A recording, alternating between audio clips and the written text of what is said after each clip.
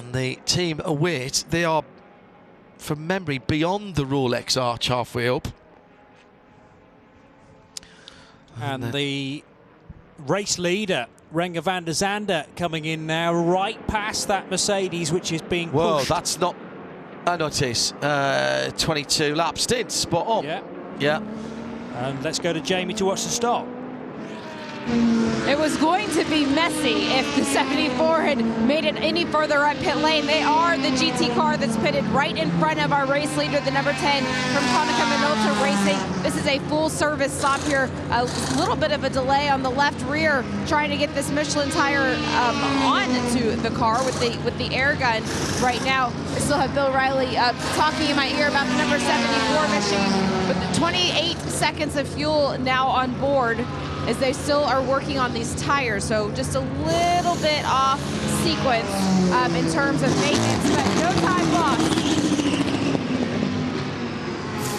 That was unbelievable work by the rear tyre changer. They have a tyre changer that does, one tyre changer that does the front gun and one on the back.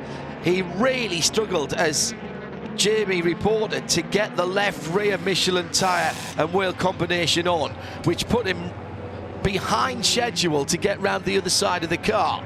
Now, we've said before that the controlling factor for standing still in the pit lane is how long it takes to get the fuel fill in. He went round to the other side. I've never seen anybody lift a tyre, get it on so quickly. It was a matter of maybe a couple of seconds to pick that tyre up and get it on. That was awesome work and zero time lost. As the fuel hose came out, the car dropped off the tracks and the wheel good was coming off the right rear all at the same time. That's just proof, isn't it, JP, that even when something's going wrong, I know I've got time, the fuel's still going in, don't panic, don't make a bad situation worse. Yeah. And in fact, no time lost at all. Yeah, incredible stuff. But about sort of, well, being able to put that out of your mind and concentrate on the muscle memory, that's why they do these pit stops over and over again. And even, you know, when some strange things happen in a pit stop, you've got to learn to work with that where possible. Now, I think this might have been a transmission problem for the 74 Riley Motorsports car. I'm not sure that they can get this car out of gear and into neutral, so I wonder if they've had to push that with the clutch depressed all the time. We might have to change the steering wheel here. Something not right for Felipe Fraga. I'm hearing that it's complete electrical shutdown Oh, for the really? Mercedes, so they're now having to try various different things. That's the tricky thing, though, Jamie, how with electrical problems, you never really know where to start and where the problem will finish. Well, they're the worst kind of issues because there are so many wires in these cars nowadays that getting to the bottom of it is a big task. Bill Riley, though, tons of experience. We talked about that earlier on over the night. The first thing they went in to do was go ahead and see if the battery had any power. There is a backup radio system in the car. They had no communication because it was complete electrical shutdown. So they're going through all of their various processes right now, using all of the experience that they have, trying to get to the root of the problem so they can hopefully minimize the time they spend on pit lane. I suppose what they were looking at there then, Jamie, was all the master switches around the steering wheel. That's what they were getting Felipe to do, cycling everything through. It still may need a new steering wheel. Ian McCarthy says, with 6 minutes before the last quarter, we were talking about the home stretch. He says, I think the home stretch when officially starts when everyone currently on track begins a stint in full daylight for a race that ends at just after 1:30 in the afternoon. That's not unreasonable. Thanks, Ian. At IMSA Radio, hashtag IMSA Radio D24. Tim Gray back in London, having taken over from Kes Cobb a wee while ago. Rob Lomas, part of the team as well. Thanks to them for their hard work. They're already into the afternoon back at HQ in London.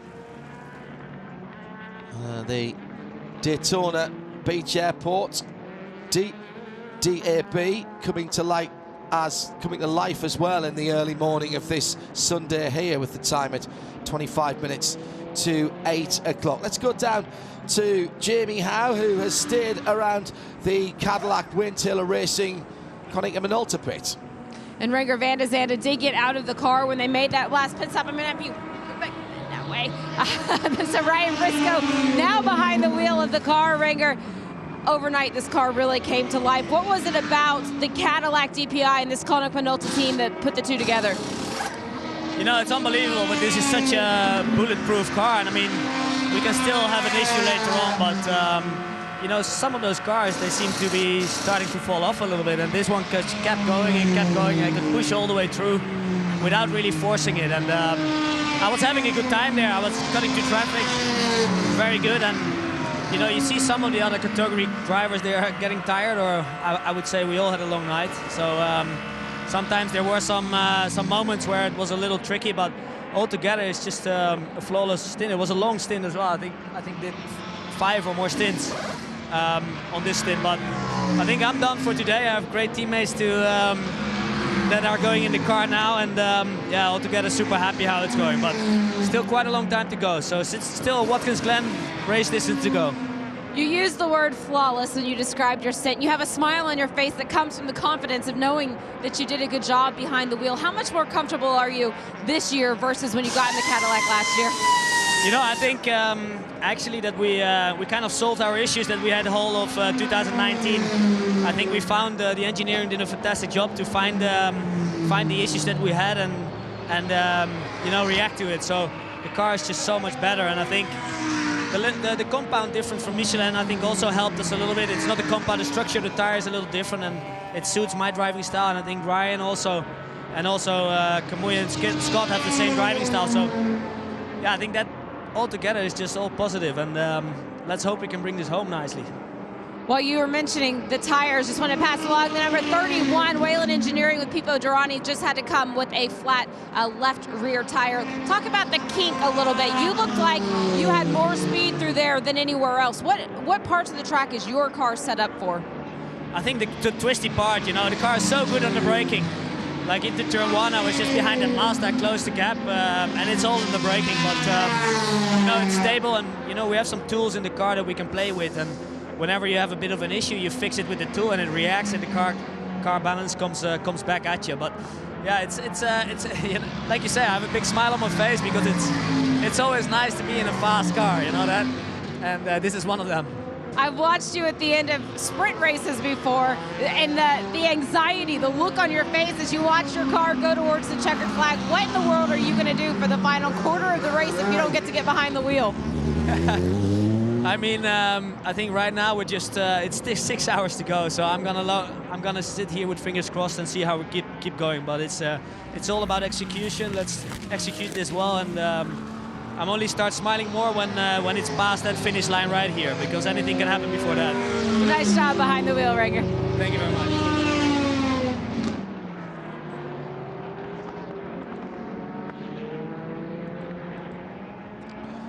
Jamie Howe down in the pit lane with Renger van der Zande. 6 hours to go. And we're heading into the final quarter. I've got to tell you that Renger was just so positive in that last stint. Remarkable driving. Absolutely remarkable driving. Just 3 full course cautions, 16 laps and 56 minutes in total. We continue to extend the green flag record that we broke back on lap 6:02. We're now working lap 6:30. That was 245 laps. So what have we got up to now? 255, 253 at the moment, 252. So well over 250 laps, 270 laps rather. Outstanding stuff from these drivers. Okay, there's fewer cars here this year, but nobody left stranded on the track. I mean, it's absolutely extraordinary, the reliability that we've had. The Whelen car, by the way, in and out. And it was Pipo Derani who stayed in. We just had a penalty for the race leader, Jamie, because was that the 10 that's come through the pit? Sorry, I was looking away at the timing screen there, and I've just looked up and I can see is that the 10 or the 5 that's come through the pits? That was the 10. It was the 10 that came down pit lane, but the crew was ready for him up on the wall, and he kept driving on by. So there's some shoulder shrugging happening at the Konica Minolta pit. I'll get you an answer. Thank you very much indeed. Jamie Howe down there in the pit lane. Can't see that they've been assessed a penalty there. Hang on a second, there's something on the bottom of a timing screen. It's just disappeared. Well, Jamie Howe has got the answer for the and by the way, thank you very much to all the teams for allowing our reporters to ask sometimes quite difficult questions and giving us very honest answers. What was the problem, Jamie? For the number 10 car for Ryan Briscoe, it was the power steering, the breaker triggered, and as he came down pit lane, the team was ready for him, but he just cycled the system and it got it back going again. So no need to stop, no need to waste more time coming to a stop in the pit box. Everything seems to be back to working order. Okay, Jamie, thank you. 107.9 FM at the track, RS2 IMSA radio across the USA and around the world, and here in the US on Sirius 216 and XM 202. Live from trackside at Daytona International Speedway. The next hour of the Rolex 24 Daytona starts now.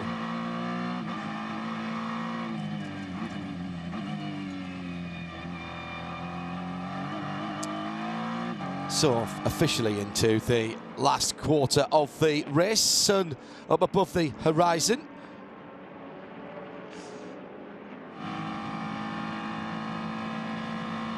Sun above the horizon for half an hour now, officially. And air traffic beginning at DAB. A few light aircraft taking off, heading westerly for the takeoff today from Daytona Beach Airport, where the runway runs parallel, main runway runs parallel to the back straight. And there's that great picture, isn't there? If you think back down through the years of Air Force One, when it was the 707 coming into land while the NASCAR race was going on there, bringing the president.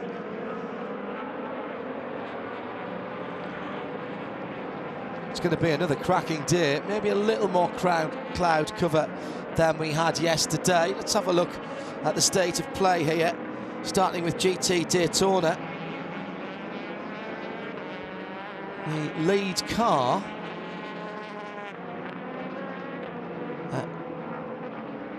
was the 48 with Madison Snow behind the wheel of the Paul Miller Racing Lamborghini. Just 8 seconds back now, the Audi R8. Where's the Paul Miller car? Is that just pitted? Yes, it must have. The timing just lost it for a moment, maybe. Bortolotti back behind the wheel of the WRT Speedstar Audi Sport number 88. GRT Magnus in third with Andy Lally.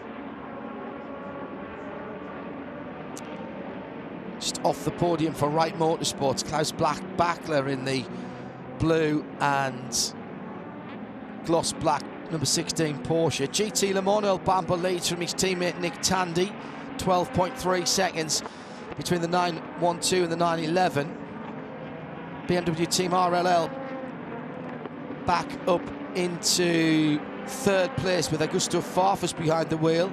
That's because Jordan Taylor has just come into the pits in the number 3 Chevy Corvette. That's the yellow car, and that car rolling again. Another one of the cars that has one of the headlights go out, or the daytime running lights go out when it's on the pit lane. And at the top of the show in DPI, Ryan Briscoe now behind the wheel of the Konica Minolta Cadillac DPI V Racing team. 17.2 seconds the gap back to Loic Duval in the Mustang Sampling Racing JDC Miller car. Mazda Team Yours 77 in third. Tristan Nunez is in the pits for a new set of Michelin tyres. That was a very quick tyre change. Around about 26 seconds for all four. So well inside the amount of time for the fuel fill.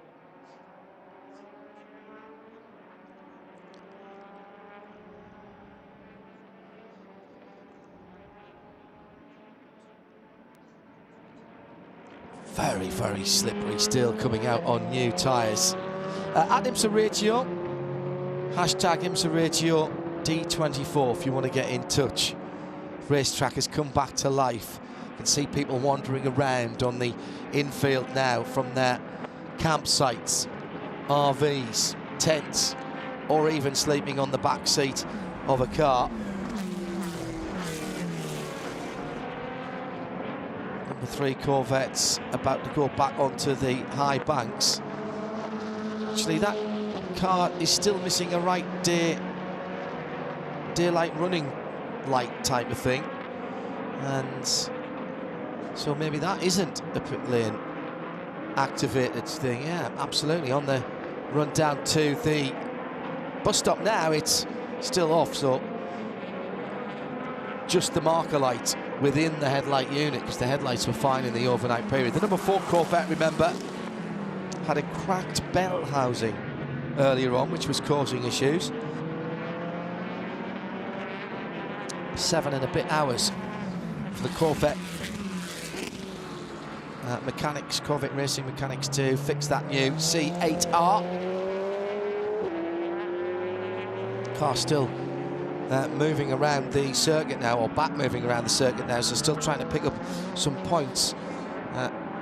You'll remember earlier on, crash damage for the number 7 Acura Team Penske car. Helio Castroneves is in that car again now. He's worked his way all the way back up to 10th position, but he's made no ground whatsoever. In fact, he's lost an extra couple of laps to the leading DPI, so still in 8th position. Still looking at a new distance record as well, 841. So as it stands at the moment, we've got just over 200 laps to go, and the 4 Corvette is in the pit lane. Looking a little more clean and tidy than its sister car, due to the fact, of course, that A, it's done 7.5 hours fewer on the circuit, and B, it was probably given a good wipe down before it went back out in the first place. Good pit stop by the 4 team, as in comes the 2nd place car from GT Le Mans, now with 2 streaks of carbon visible at the front as the white wrap has peeled from the front valance. Full set of 4 tyres, and no sign of Nick Tandy getting out of that car. How long's Nick been in that? That's extraordinary. I'll have to have a quick look at that, just making sure there's no problems first of all. Cars come down, mechanic on the nose of the car to take off a tear off from the windscreen. Fire it up and send it. So I reckon Tandy's still in that car. He lives just outside of Bedford, right in the middle of England.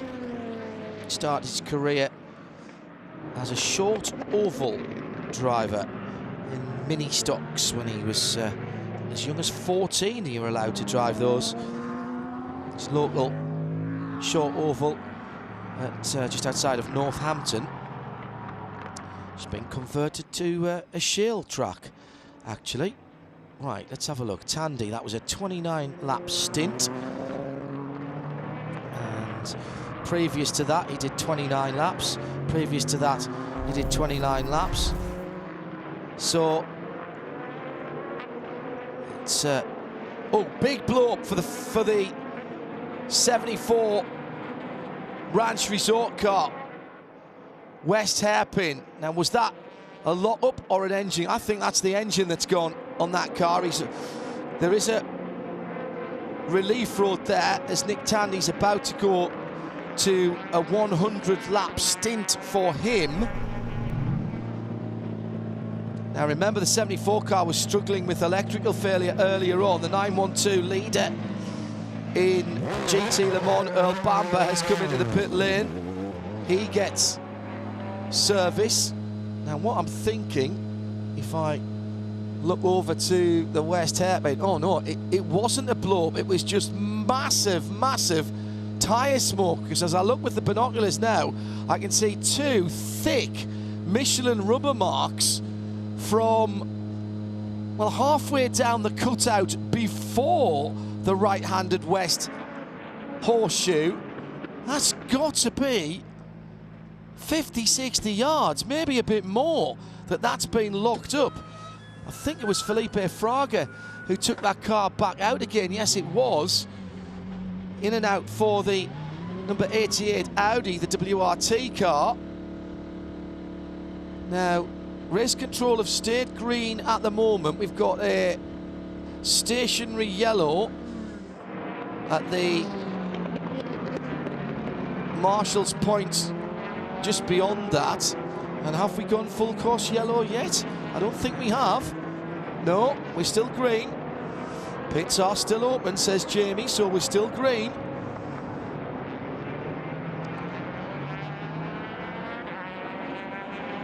There is... Wow. Well, there are vehicles there. And we've got full course yellow. They've got full course yellow. And Jamie Howe, the leading GT Daytona car from Paul Miller Racing, were in nanoseconds before the pits were closed. They barely made it in. The biggest sigh of relief, you saw the weight of the world lift off of the crew members' shoulders as they were up on the wall waiting for their pit stop to happen. Madison Snow brought the car to a stop. They had been out for 50 minutes of running time without any caution, so they needed this stop. Otherwise, it could have gotten to a state where they would have to come in for emergency service, and that would just shuffle them right on back. Corey Lewis now getting belted into the car. Madison and Corey, even though Madison didn't drive it all last year, those two have a ton of experience together. They raced a season of Super Trofeo together back in 2018. They won that championship. Corey's been with this team for 3 years now. This is his third season. He filled in with them when Ryan Hardwick injured himself last year and has a ton of experience. It was a very clean pit stop, just in the nick of time. We are now under the 4th full course caution. We are, and adding a 17th lap of full course caution to the 16. I think Felipe Fraga, well, I don't know, but I'm guessing he had another electrical failure on that car. That's what happened before, so that's why he's not been able to start the car, and it may have been then that everything died on him and just locked up the rears. He couldn't then select neutral, so he just got on the brakes and pressed them as hard as he could, and everything has locked up then. That's my guess there. Particularly as he... Oh no, he has got the car going again, but the headlights, well, they're off, they're on. No, he's opened the door. He's calling for assistance from the IMSA safety team who are on site. And that car needs to be, I think, pulled back through the gate. Yeah. Shh. We've got Jamie listening to the team communications here. I doubt, I mean, it's barely a quarter of the way around the track. This will be very frustrating for Felipe Fraga, but I'm not sure it's worth trying to get that car around the track, Jamie. No, and Bill Riley doesn't think so either. He's on the radio with Felipe telling him, just do as they tell you to do. Let them pull you back out of there. Don't try to fire it again. They're trying to get you out of there as quickly as possible. Race Control's ultimate goal is always to go back to green as soon as they possibly can. First, they have to get disabled vehicles out of the way. And so Bill is very calmly trying to say, just listen to them. They'll get you out of there. It's Jamie Howe down in the pits. John Hindhaugh in the booth in the early morning hours, coming up to 8 o'clock.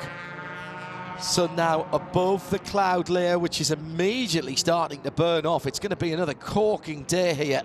And well done to the safety crew. The AMR Porsche Cayenne on the scene very, very quickly indeed. Know those guys are listening in on 107.9 here at the track. Our rapid response team and track services crew, always good to know we've got such a dedicated team of professionals there. And we always hope that those guys don't get any work at all this weekend, and this is only the 4th time they've been called into action. 4th time for the safety car driver as well. Let's stay with this story down in the pit lane of the Paul Miller Racing Lamborghini, because they were so close, Jamie Howe, to, well, they would have lost the lead of class if they hadn't got in. Madison Snow was behind the wheel there, 29 laps. That's as long as that car has gone in this race.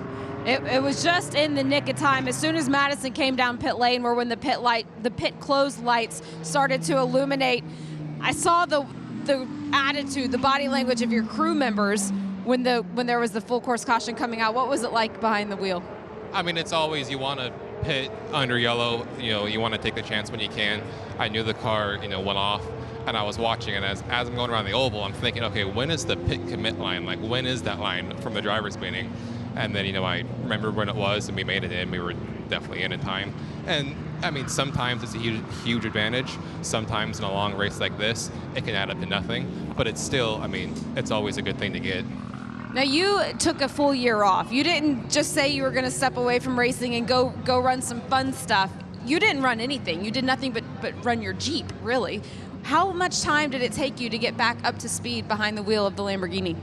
I mean, I did a couple of test days with Paul Miller Racing, but I feel like you're never actually, at least I was never confident that I was up and ready until I was in the race around other people and seeing exactly how I was doing. With the driver lineup that you have yourself, you have Corey, you have Brian Sellers, where are the strengths, where are the weaknesses?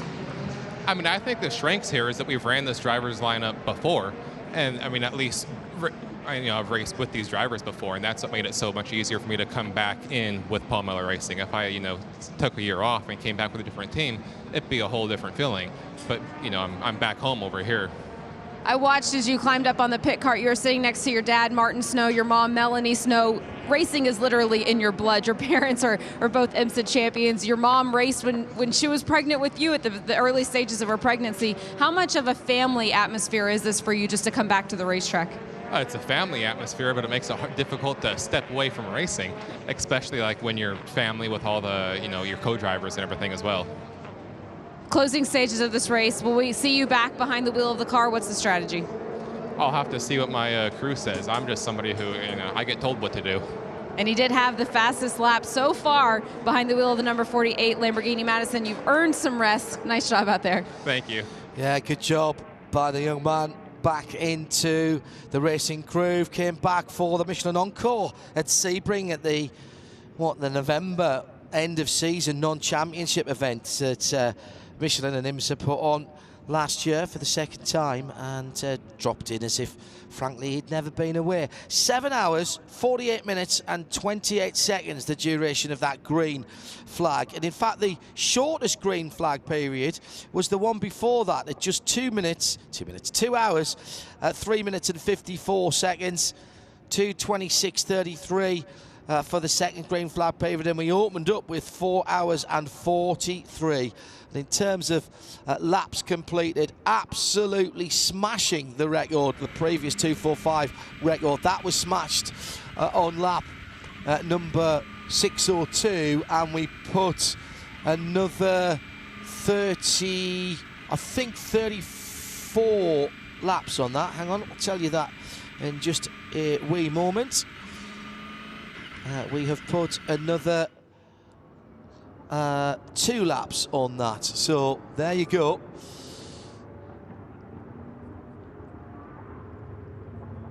Timing screen's a very long way away from my eyes. I almost need a pair of binoculars to see it on the other side of our studio. 6:38, that's 6:36. From 6:02, that's another 34 laps. 2:45, 2:75, 2:81, I reckon that is. Unofficially. In for the leading prototypes, Jamie Howe is watching the Konica Minolta Wayne Taylor racing car. And it is right side tires only for Ryan Briscoe. A very quick pit stop. He came into pit lane in the lead of the prototype class. It was him and the number 5 for Mustang Sampling, and he left in that same order. Yeah, those two cars, of course, now back together on the racetrack. All of that hard work from Gregor van der Zande to try and pull out a gap. Loic Duval has been in that car, in the 5 car, sitting behind Ryan Briscoe, by the way, in the leading DPI for Konica Minolta. Loic Duval, I think, on his 3rd stint in that car. Loic got in way back in time.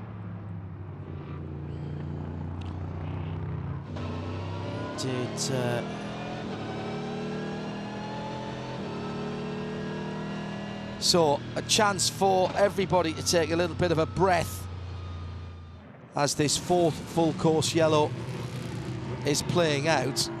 The number 74 Riley AMG, the Ranch Resort car, has been removed, so now it's just a question of finishing off the yellow flag period, getting the GT cars that want to pit into the pit lane, forming up the field. Any wave bys required, and then we can get back to racing. Alan Prosser, the man who is undoubtedly king of the screenshots, he's gone back through some of the footage there. He says it looks almost as if the throttle stuck open on the 74 car because the rear wheels were still turning as the fronts were fully locked up. That's very interesting. I'm sure Jamie will get a word with the team once they get that car back. What a scary moment for Felipe Fraga either way. Remember, that car had been into the pits not so long before with a complete electrical failure as it came in the pit lane. The pit crew had to run down to the number 74 Riley AMG GT3 and push that car to its pit box. They recycled everything out. It went. It's only a couple of laps, you know, since it had been into the pit lane. Coincidence, maybe. Not a big fan of coincidences when race cars are going wrong. Going very well for that car. Ben Keating had a problem with the other car that he's driving a couple of laps before that with a right rear toe link on the prototype, the LMP2 car that he's been driving as well. Ben doing double duty, 2 cars, 2 different classes for that machine.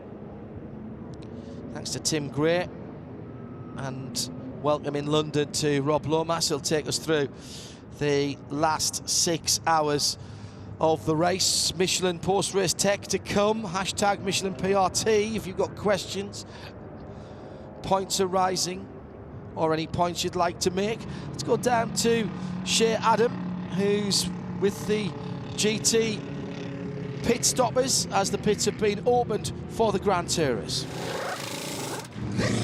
I think you meant Jamie. What did I say? You said Shea, but I'm going to go. I'm really sorry. I am really sorry, Jamie. That's all right. The number 24, Augusto Farfus, behind the wheel of the BMW Team RLL M8. John Edwards was up on the wall, helmet on, suit zipped at the ready to switch out the data stick. So Augusto will stay behind the wheel as they still wait on the fuel. 4 new Michelin tires. It was very clean. He is out.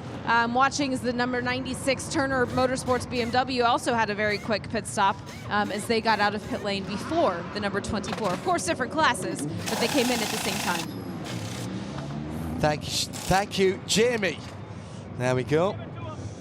Now, the rain line says. I've just looked at it, and he said looked like the rears on that 74 AMG were initially locked up, almost had wheel hop from the onboard. I have to say that's what I thought. That was a brake change as well for the number 3 Chevrolet Corvette. Just going back to the incident that's brought out this 4th full course yellow. The car had a complete electrical failure at some stage, a big cutout on pit lane.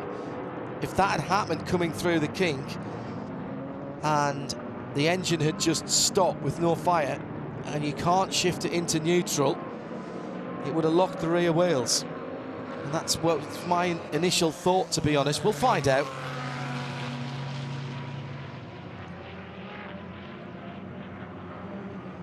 Sun in the sky now and causing the drivers 1 or 2 problems.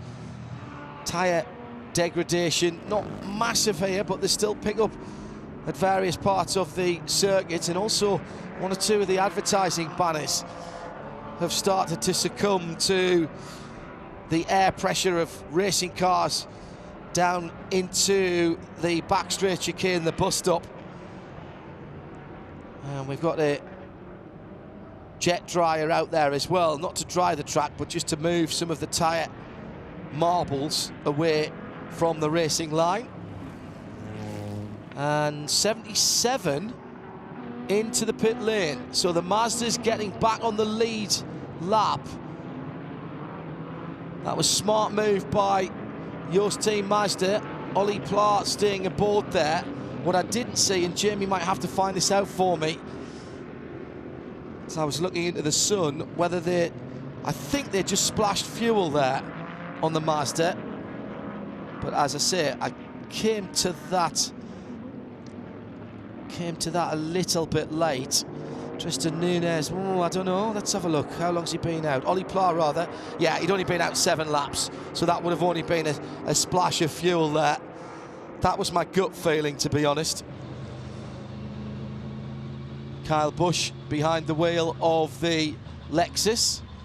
We're still looking at 834 laps as it stands right now, so we're under 200 laps to go. But this is a timed race. It will be checkered flag when the leader crosses the line after the 24 hours has elapsed.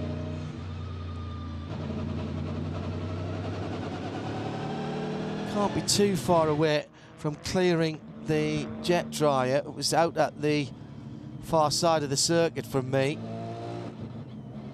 And I think it's really hard to look across Lake Lloyd. I'm getting sun in the eyes from the sky and then the reflection from the water as well. Double trouble from a visibility point of view. Can't see the jet dryer though on the far side of the circuit. It's scanning round back towards NASCAR Turn 4. So we're packing up behind the Audi safety car. And we'll start the wave by, I would think, if there is one to come in a moment or two's time. What a beautiful morning. What a beautiful morning. So on this stop, the leader did come into the pit lane. Ryan Briscoe had only been out 9 laps. There was a discussion on @IMSA Radio's Twitter feed about whether they might strategically stay out and stop that number 77 Mazda getting its lap back. They didn't. I suppose what they didn't want to do is potentially give up tactical advantage to the Mustang sampling JDC car in second. There was a short stint for Ryan Briscoe, Jamie. When Renger got out, he drove down the pit lane for no apparent reason. That was right, and it was the reset of the power steering. See, if I think hard enough, I can remember these things with a little help of Jamie Howe. Jamie Howe, that would be, in the pit lane. Sorry, Jamie, about that. Time for another cup of coffee shortly.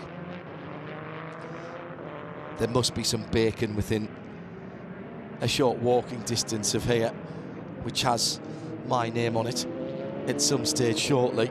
5.5 hours to go then, if you're just rejoining us here. 107.9 at the track.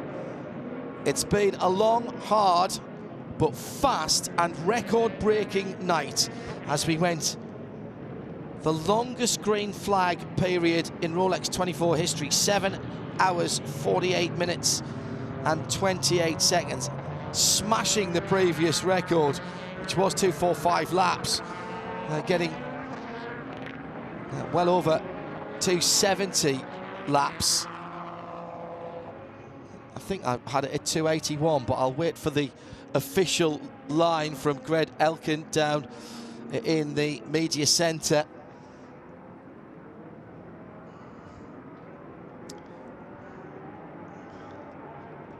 The Audi safety car is down on the apron. Speed is picking up, and it'll be Ryan Briscoe who brings them back to green flag after just the 4th full course yellow of the 2020 Rolex 24 Daytona. Good start by Briscoe. Super move down the inside in traffic by, now I think that was the Mazda, yes it was, trying to get up the inside of the JDC car, which is trying to get a lap back. The number 85 sitting out of line. It's Briscoe to foul, Pla, Tinknell, Durrani, Montoya in the 6 and Tristan Vautier in the mix there, but effectively off the lead lap. And Ollie Pla wants to deal with that car as quickly as he can. Big lock up from Montoya in the West Horseshoe. Oh, squeeze to the outside. That's a bit naughty from Vautier. Didn't give Pla room round the outside coming out of the West Horseshoe. Great restart from Briscoe. He's gone. That Konica Minolta Cadillac has been in such good form. Renger van der Zande with a marathon Ironman stint in the darkness hours, just relishing the handling and performance capabilities of the gloss black machine. Into the bus stop after the restart. Cadillac, then the lap car, then the first of the Mazdas. Magnificent stuff from Ryan Briscoe. Headlights still ablaze, although the sun is beating down now. Temperatures will start to come up very quickly indeed. We added 5 more laps to the full course caution count in that last sortie out of its parking area for the Audi safety car. What about GT Le Mans? That'll be Porsche.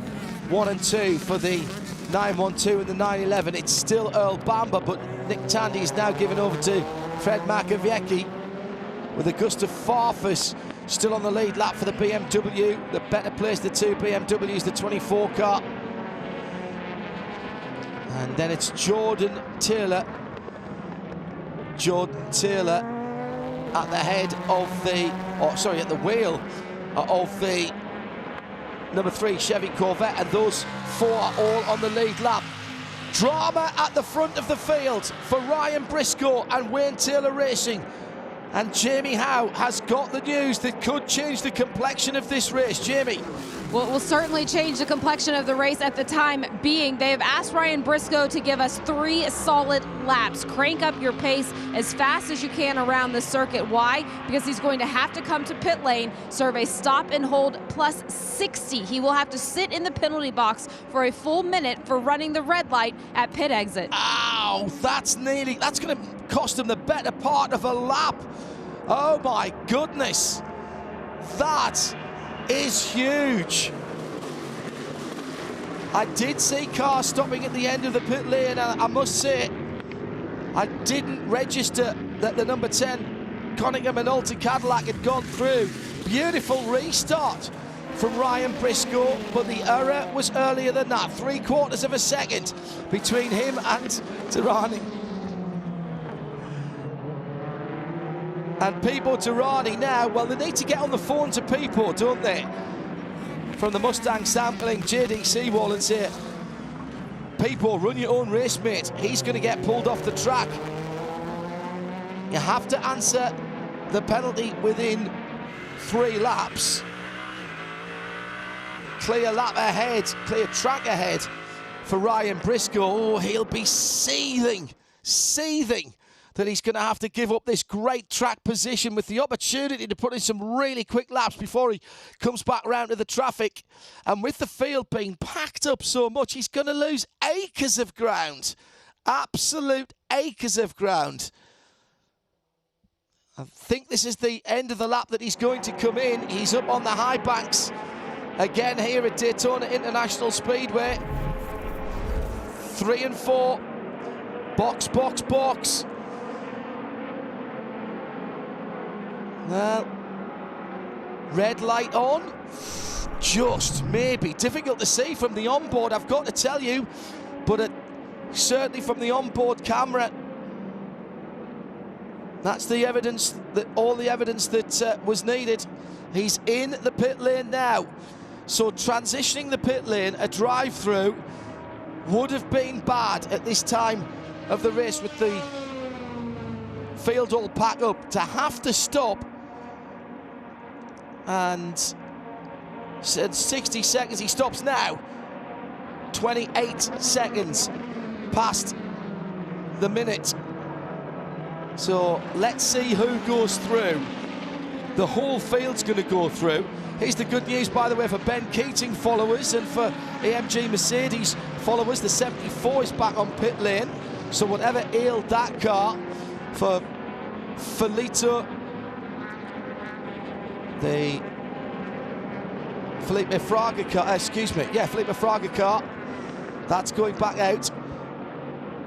Jamie, did they dare tell Ryan what he was being pulled back in for?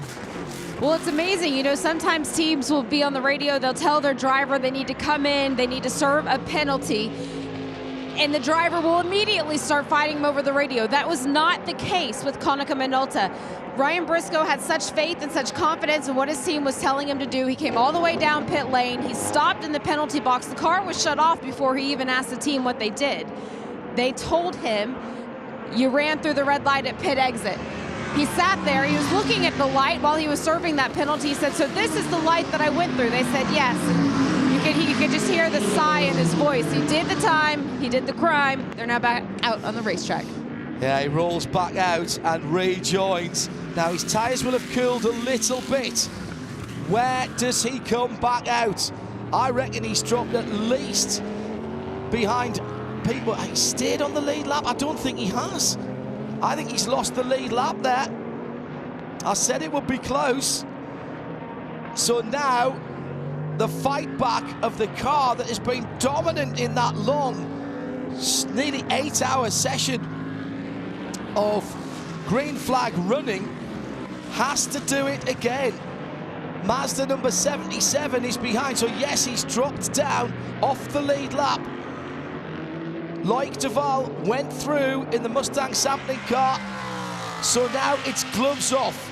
Turn it up to 11, and Ryan Briscoe has to find the pace and hope against hope, that the strategy, the cunning, and the pace of the car can get him back on the lead lap. But we've had such long green flag laps, you've got to say he's going to have to chase down Loic Duval and get somewhere near him in case a flag comes out again. Let's see where Loic Duval is on the track. Is that him going into turn 1? Yes, it is. Let's wait for him to come. It's not that far. It isn't that far. I think it's only about 6 seconds between Loic Duval and Ryan Briscoe getting his lap back. Duval coming out of the international horseshoe through the kink now. Let me find another timing point. 2, 3, 4, 4.5 seconds, I'm going to say. And that's what we're talking about, fine margins.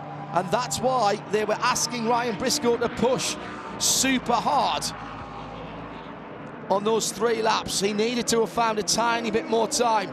This is huge, absolutely huge. Meantime, in GTD, battle for the lead, right underneath us now to the high side. The WRT Audi goes around the Paul Miller Racing Lamborghini. Neither of them making it easy for each other. They come out of the first corner side by side through the kink. Still side by side through 2 and 2A. Almost coming together a couple of times. Great, tight, respectful racing at the outside line through turn 1 and 2 becomes the inside at the International Horseshoe. And through into the lead of class goes Dries Van Tor ahead of Corey Lewis. Those Van Tor boys know how to drive, don't they? Not backwards in coming forwards, no quarter asked or given, fabulous racing. How'd you like side by side all the way through 1, through the exit of 1-2 into 2A, and then only resolved round about the apex of the International Hairpin, Horseshoe, excuse me. Thank you very much indeed, gentlemen.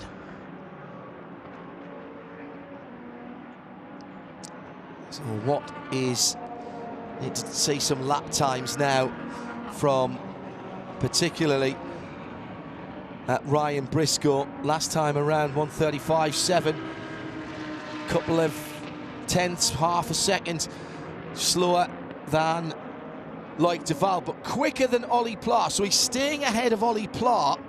So he's not lost a lap to the second place car, but he's not at the moment closing up on the leader. Meantime, the battle for GT Daytona, the GT3 formula, comes to the line again. And Dries Van Tor now with a couple of 3/10 it looked to me as they went across the line, down into turn 1. Corey Lewis hanging on. Good stuff from the Lamborghini man in second place.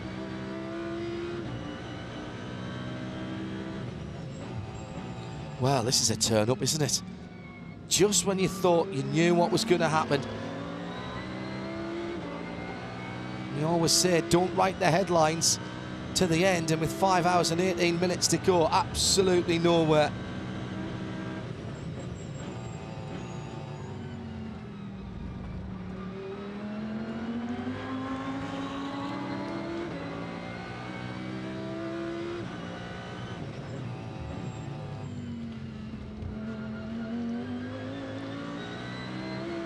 A tortured Audi V10 engine, the soundtrack to Sunday morning from Daytona International Speedway.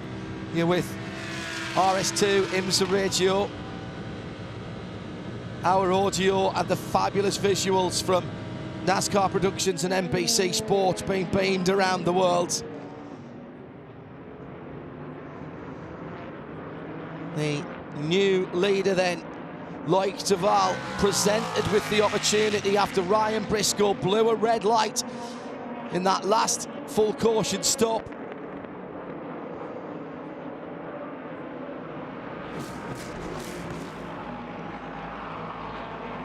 Ryan Briscoe must think that pit exits are not his friend. Think back to 2009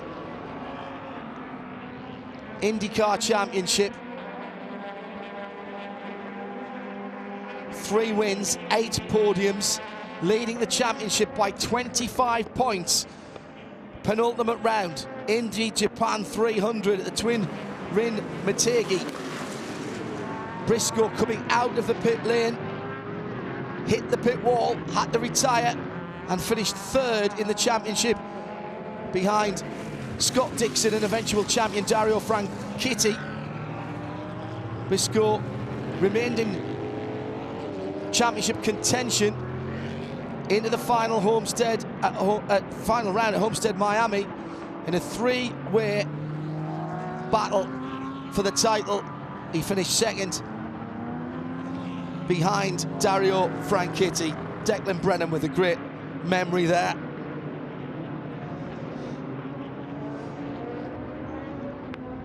So Briscoe now needs the drive of his life to try and close the gap on the leader. He sits in 4th position and off the lead lap on the timing and scoring monitor.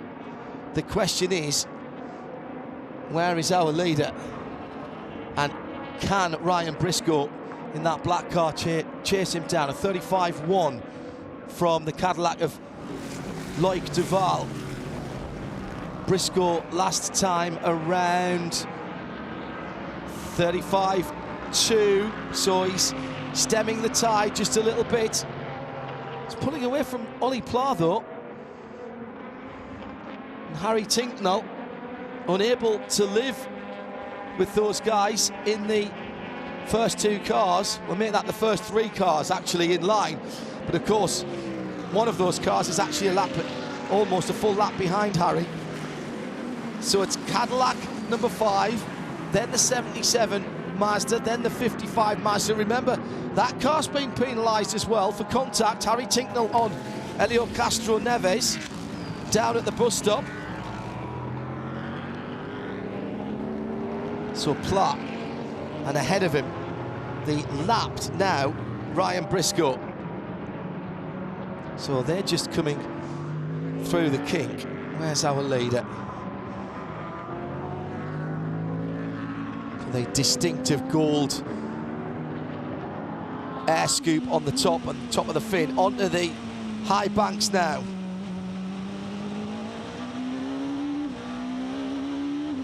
And I reckon that's gone out to about 6 seconds, you know, now for Ryan Briscoe.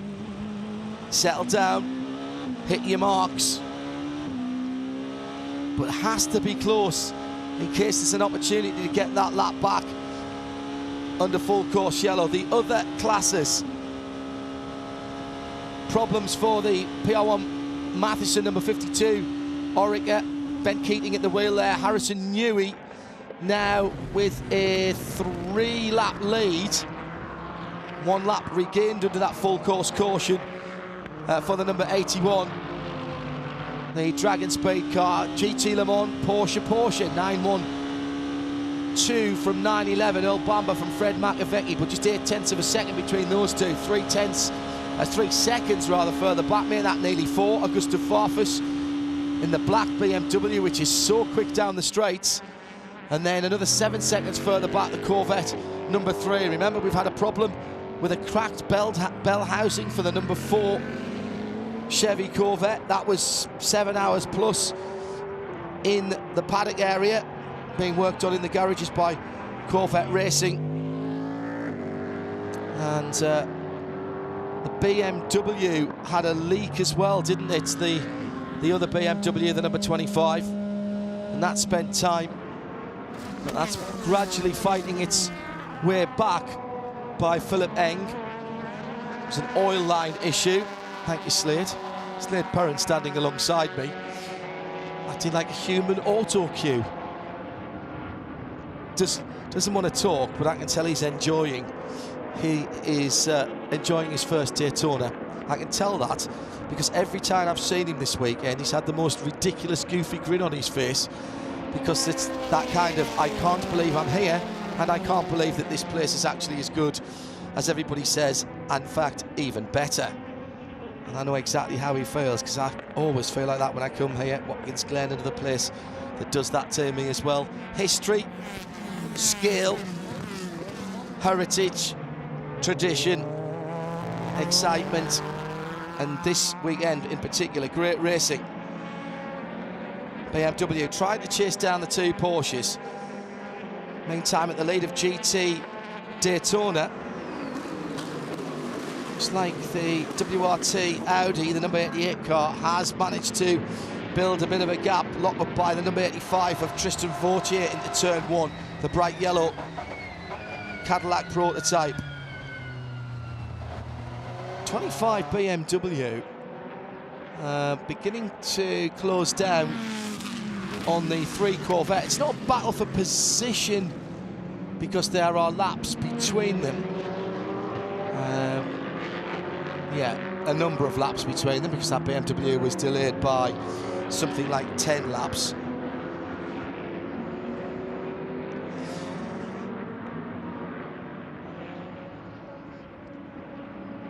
So still over 5 hours remaining. Our Porsche keys to the race we haven't mentioned for a wee while, but we said that we expected a lot of green flag racing. We've had the most green flag racing, the longest green flag racing period in history of the Rolex 24 here at Daytona.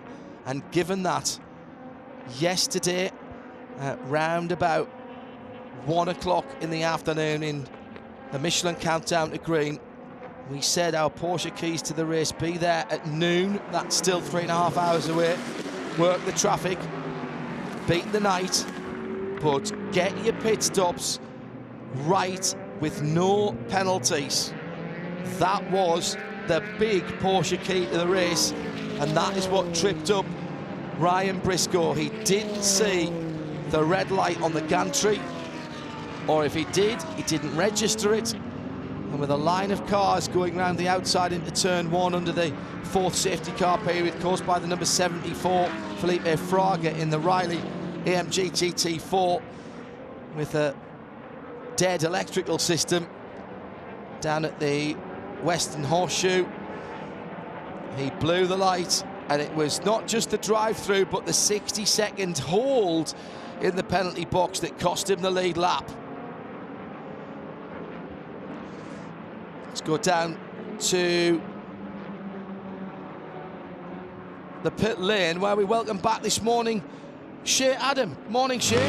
Good morning, John. Yeah, I was sitting with Mr. Roger Bailey this morning at breakfast at Marianne's when you said you were coming down to me in the pit lane, and it was actually Jamie, but this time it is me. It was fuel, tires. Are you sure it's you? No, I'm not actually completely sure about that. So I have that feeling too. I've no clue who I am at the moment. Actually, very good sleep in the back of the Ford rental car. It was a pit complete service. 31 Whalen Engineering Cadillac, as Pipo Duran has finally gotten out of the car, and it is now Philippe Albuquerque on cold, brand new tires. Thank you, Shea. See, the problem is, Shea, that we've got Jeremy, Johnny, Joe, John, Jamie, and then Shea and Diana. I really think we should have just changed your names for the weekend and everybody had been J's, to be honest. A couple of people reminding me that Ryan Briscoe's pit lane wars also extended to driving into Danica Patrick, leaving the pits in the Indy 500 1 year in the past. I'd forgotten about that one. And he'll be fuming in that car. How's his lap times in that number 10? 136.5 last time around, 136.4. He's pulling away from Pla and Tinknell, the second and third place car. So if you think of the race as a single line of cars, which clearly it isn't, everybody's mixed up. But if you said you'd lined them up, Loic Duval is on the road first. Then behind about 6 seconds is the 4th place car. That's Ryan Briscoe. Behind him by about 3 seconds is the 2nd place car. That's Ollie Pla, the first of the Mazdas. And then 15 seconds further back, Harry Tinknell not able to live with the pace of those 3 cars ahead of him. Now, in fairness, that car did take a bang early on, so it may not be exactly as it came out of the race shop earlier on this week.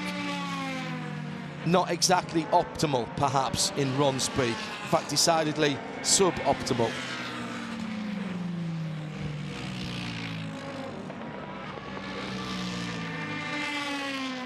So coming down to 7 minutes away from 5 hours to go. What a race. Now, we've got movement in the pit lane. Shea Adam, which team is that I can see running back behind the wall? 31 Whalen Engineering car. Oh. They've just run back to their tail are done. They're driving back to the garage. There is a pit cart with 7 crew members. This is not good. Albuquerque is going back to the garage area, back behind the wall. Shea already on her way there. I could tell by the tone of her voice there that she was heading back.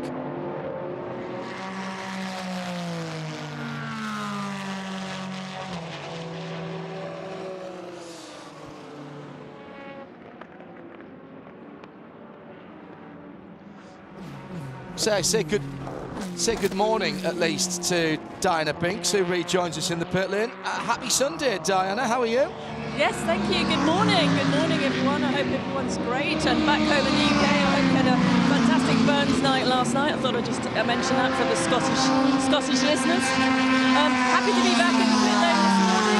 Obviously, lots going on not so much going on during the night, but we're ready for the action to hot up now at this point of the race. Well, it's been turned upside down at the head of the field. Johnny Palmer steps away, and it's like pulling the pin from a hand grenade. JP. Was I the problem in all of this, do you think? Hashtag blame Palmer. Everyone was comfortably in their rhythm when I was around, and you get on the desk and on a shift and all hell breaks loose. I've been paying close attention, though, a couple of doors down, and obviously saw the mistake for Briscoe, saw him come in for the penalty as well, and yeah, a lap down now for the long leading number 10 Konica Minolta Cadillac. So all switched around. What it presents us with, and is an incredibly close fight now at the head of the order. Loic Duval with only an 8-second cushion over Olivier Pla, and then a further 16 seconds back, Pla to Tinknor between the two masters. Very, very tight also. But as we've been saying, actually the battle between Duval is not with Pla at the moment, it's with Ryan Briscoe, who's about 6 seconds behind the leader. That means 6 seconds away from getting back on the overall lead lap of the race after that mistake coming out of the pits. And their lap times, oh, there it is. Ryan Briscoe, 1:36.10, still not quick enough. 1:35.4 for Duval. Duval knows that he's got to keep ahead, I think, Johnny, of that gloss black Konica Minolta team car, and that keeps a major rival off the lead lap. He's pushing probably harder than they thought they would have to. Yeah, that's why it's so important. Excuse me, when we get to a caution, you want as fewer cars rather off the lead lap as possible. So we're potentially going to see some rather unconventional defensive work here to hold back a car that is trying to get one lap back. So they aren't racing for position, but Briscoe desperate to overtake the current race leader so that it can be back in the fight if there's another caution. Juan Pablo Montoya peeling off meanwhile in the better of the two Acuras. Remember, one was heavily delayed with damage down at the bus stop when that 7 car clashed with the 55 Mazda, and the 6 car in, and by the looks of things, out already. It's the voice of Johnny Palmer, and it's Diana and Shea in the pit lane. In fact, Shea isn't in the pit lane. Shea's gone to the garage area to see what ails the 31 Whelen Cadillac. Oh, I'm looking at a new gear cluster that has been readied. Perhaps that would be the issue for this car. It's already up on the hijacks, but much like what happened last night with the Penske organization, I just wish to give you a little hint into the sound of the Action Express process. No panic here. No. Silence, and the guy's going to work. You just can't. Not if you want to win races and championships, and that's something that this team knows very well how to do. So they are working as a team. There's no carpet underneath the car. That's the difference from Penske and last night. But this crew is going to work, and they are working around the front and the back of the car. So clearly there's little concern under the front axle, actually. They're looking at some of the bodywork underneath there, and yeah, getting to work on putting a new gear cluster in this car. Right. Okay. News from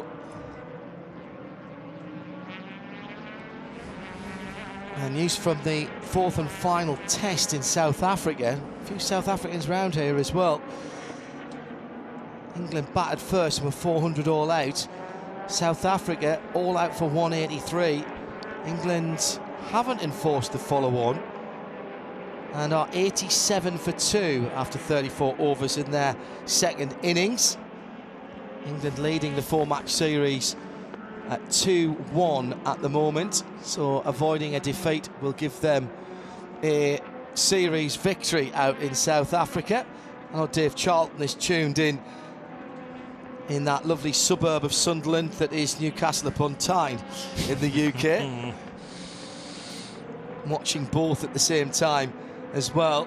What a series that's been in South Africa.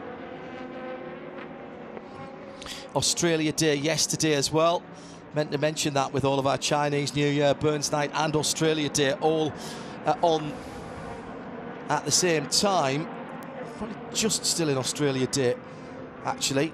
And good to see the Adelaide Oval with a cricket match on a traditional fixture at weekend. It was Big Bash, but great to see that. Let's hope that is something that is reinstated on a more permanent basis. JP.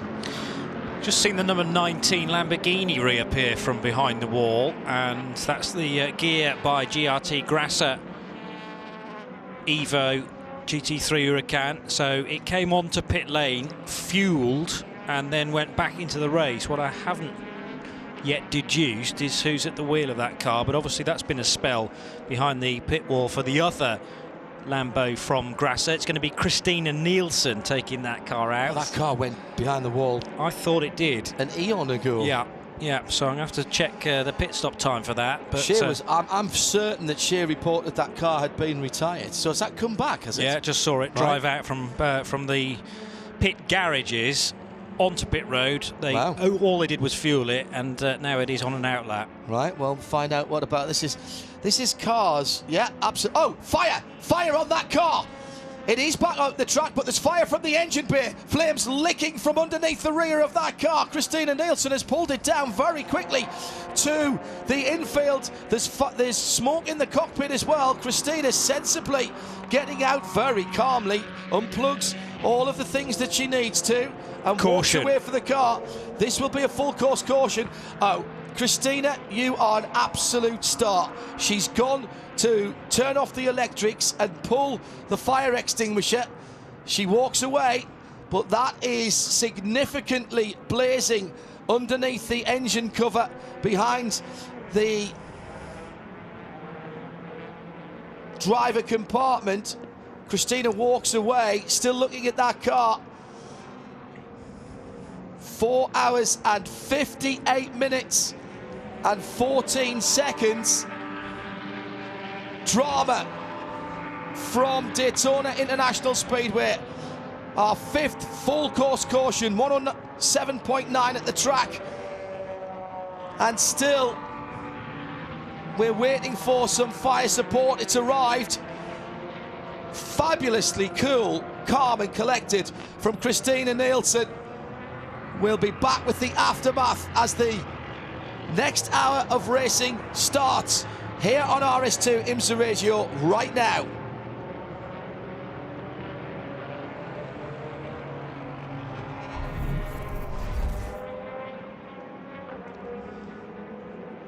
Well, we're in our 5th full course caution as we complete another race hour. The Ghia Lamborghini, having been in the pits for a very long time, returning to track action with Christina Nielsen behind the wheel, and gets round onto the high banking, and all of a sudden thick black smoke from the inside and flames licking out from underneath the engine bay cover. Christina Nielsen doesn't bail out. She opens the door, unfastens everything she needs to, including her comms, then goes to the front and makes sure the electrical kill switch is pulled and the fire extinguisher.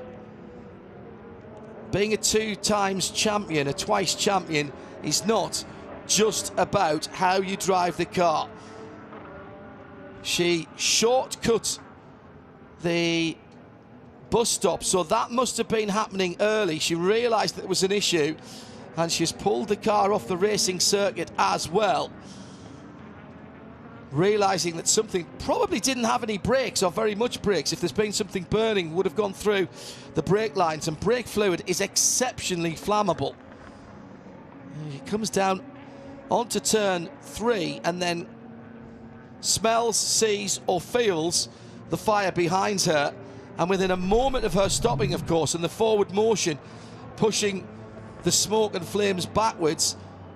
The interior of the car is engulfed in thick, black, impenetrable smoke. And she still had the presence of mind to calmly unfasten her seatbelts, unfasten her communications, and then shut the car off, go to the front and pull the electrical kill switch and the fire extinguisher. Outstanding conduct and bravery from Christina Nielsen. The engine cover has been removed. It's been melted, I think. And the clean-up begins. Johnny Palmer. Scary moment there for Christina. Yeah, horrendous moment. Nobody likes to see a car basically bursting into flames out on the racetrack, and Christina doing a tremendous job to get it off the track so it doesn't affect anybody else, but also as close to the marshals as she can do, with also wanting to bail out. I remember that car had one or two issues from the off where one or two people were reporting that it was spewing some oil. It had to be topped up, I think, after an early stop. Good point, I remember seeing that, yeah. I don't think it's been right from the start, to be honest. Now, whether that was an oil-related fire, tough to tell from this distance. I'm just trying to tot up how long it was in the pits. I've got a 2-hour stop and a 1-hour stop separated by 23 seconds, bizarrely. So I think that's just a glitch of the system. You can't really do a 23-second lap time round here. So when you bolt the two together, 3 hours they've taken to repair that car, and on the outlap, it goes and does that. Ryan Briscoe now then, right in behind the leader. Now, who's going to come down pit lane? It looks like Mazda number 77 is coming. The 55 Mazda stays out. The 6 Acura comes out. No, the 6 Acura throws the dummy. Well, that's a bit naughty. They may get a penalty for that. Mazda 77 in with Shea. The 77 Mazda comes in. This is a fuel-only stop for this car. Also up on the wall was the number 81 crew, ready to receive the Dragon Speed LMP2 car. But since nobody else from that class looked like they were going to come in, they did not come through that time around. Montoya actually was supposed to blend back in at the end of the line as per the drivers' meeting yesterday. He most certainly did not do that. Jeremy Shaw, good morning. Welcome back to the land of the living. Yeah, well, arguable. But thank you very much indeed. Yeah, nice couple of hour break there, which is good. Needed that, definitely. Well, you've missed a bit of drama, mate. Yeah, well, yeah, I've seen this. I've been here for the last sort of 20 minutes or so, having a bite to eat and get myself organised. Ryan Briscoe blowing the red light. Yes, quite, yes. What did we say in Porsche camp, Michelin countdown, a green Porsche? But I gather it was very close. He was a little bit unlucky. I mean, there's no question he earned the penalty because he blew the red light. But I guess it came on just as he was coming up to it, and he probably looked at it, saw it was green, and then his focus on going, and then by the time he just really unfortunate timing for Ryan Briscoe. The light came on just as he was kind of already made. Okay, fine, it's all good. I can go. I'm not questioning the decision. When I say this, but in his defence, there's no amber light first to tell you that it's going red like there is on a road. So he goes down. It wasn't. I don't think it was green for quite a time because the safety car was going around, so it had been red for quite a time as he came up to it. His only defence might have been that it was difficult to see with the low sun reflecting on it. No, I think he'd probably looked at it, figured saw it was green. No, it was red. Well, it had always been red because the safety car was out. So it was red. Okay, beg your pardon. I thought just all I thought he said that it went red as he was kind of approaching it. The GTD train was still going past, so it had been red for a while. Got it. Right. Yeah. Got it. In that case, that's certainly how I read the situation. Yeah, right. Fair enough. Yeah, thank you. I certainly didn't see it. I think when it's green to red, then further mitigating circumstances can come in. It's a question of how much time you've actually got to react to it. But yes, they will have reviewed.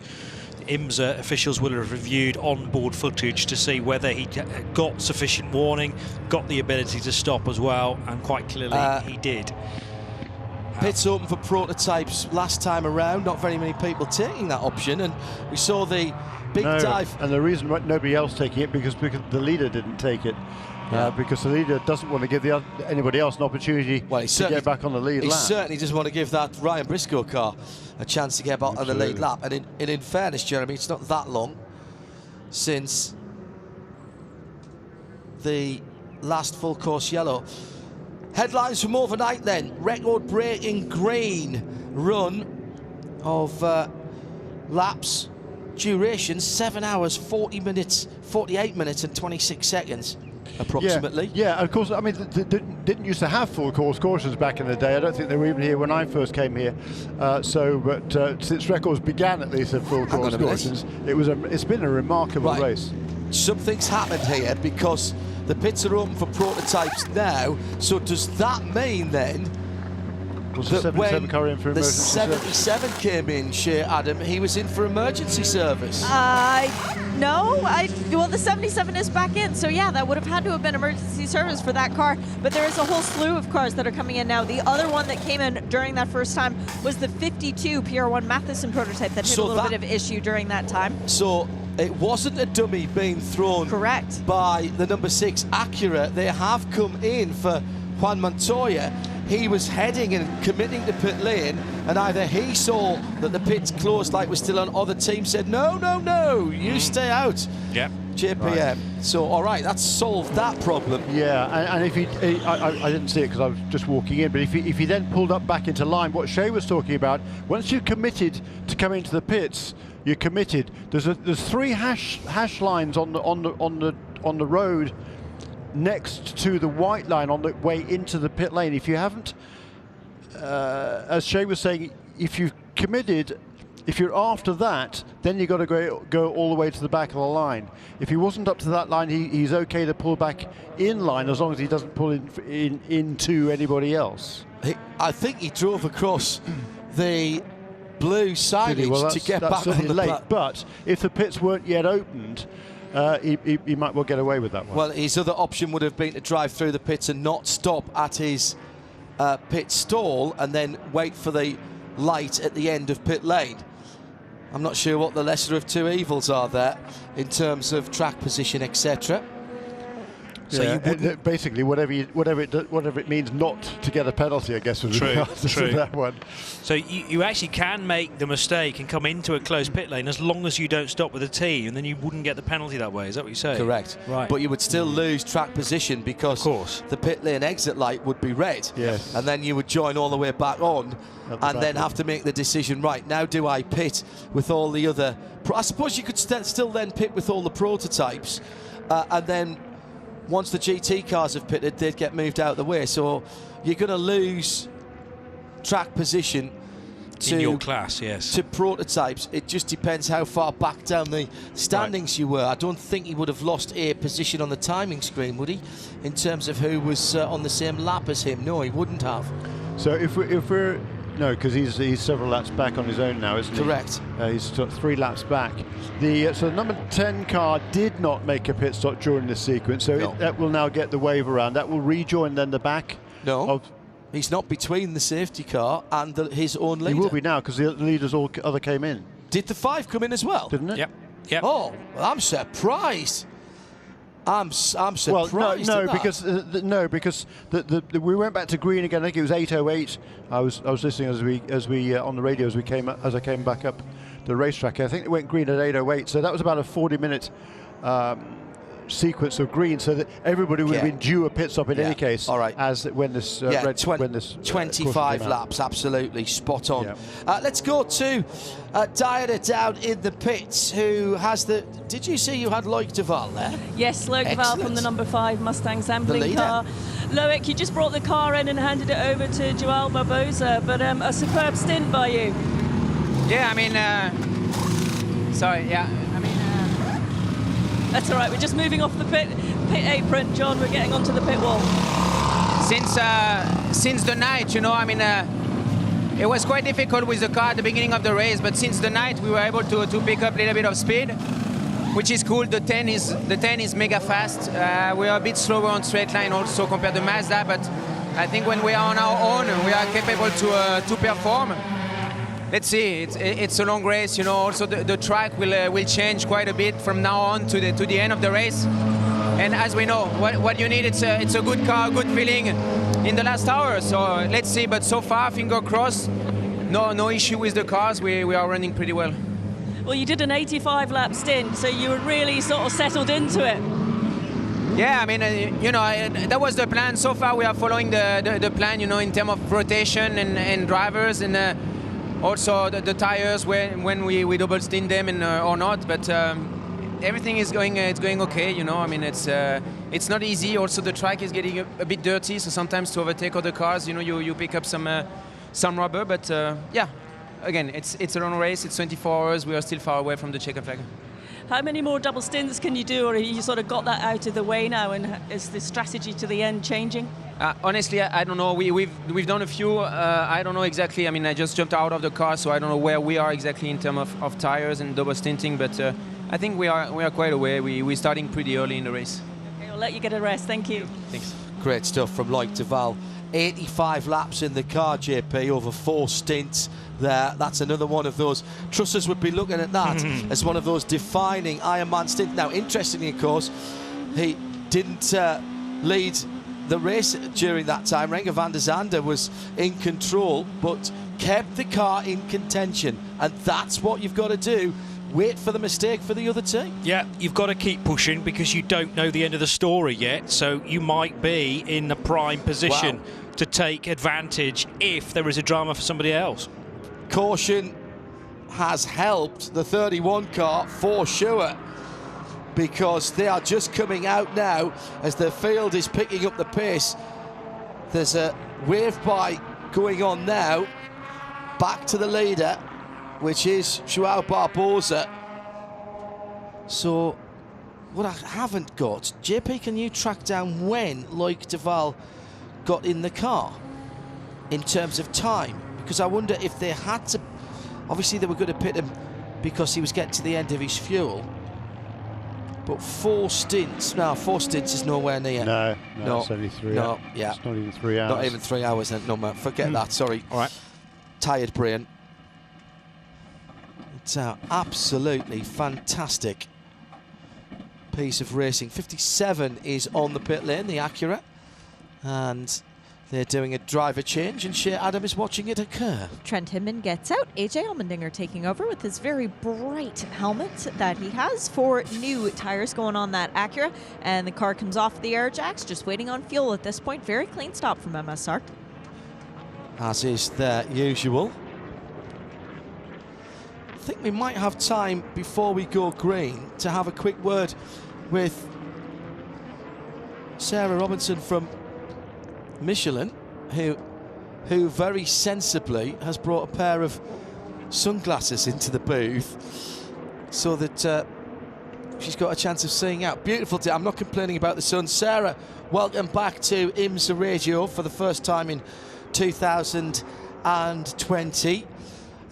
Challenges of a different type to what we saw last year. It was all about the rain tyres this year. Last year, rather. This year, it's been about long green flag running. 7 hours and 40 odd minutes of green flag running, and the teams having to double stint because of the tyre allocation. That's been the big challenge at the front of the field.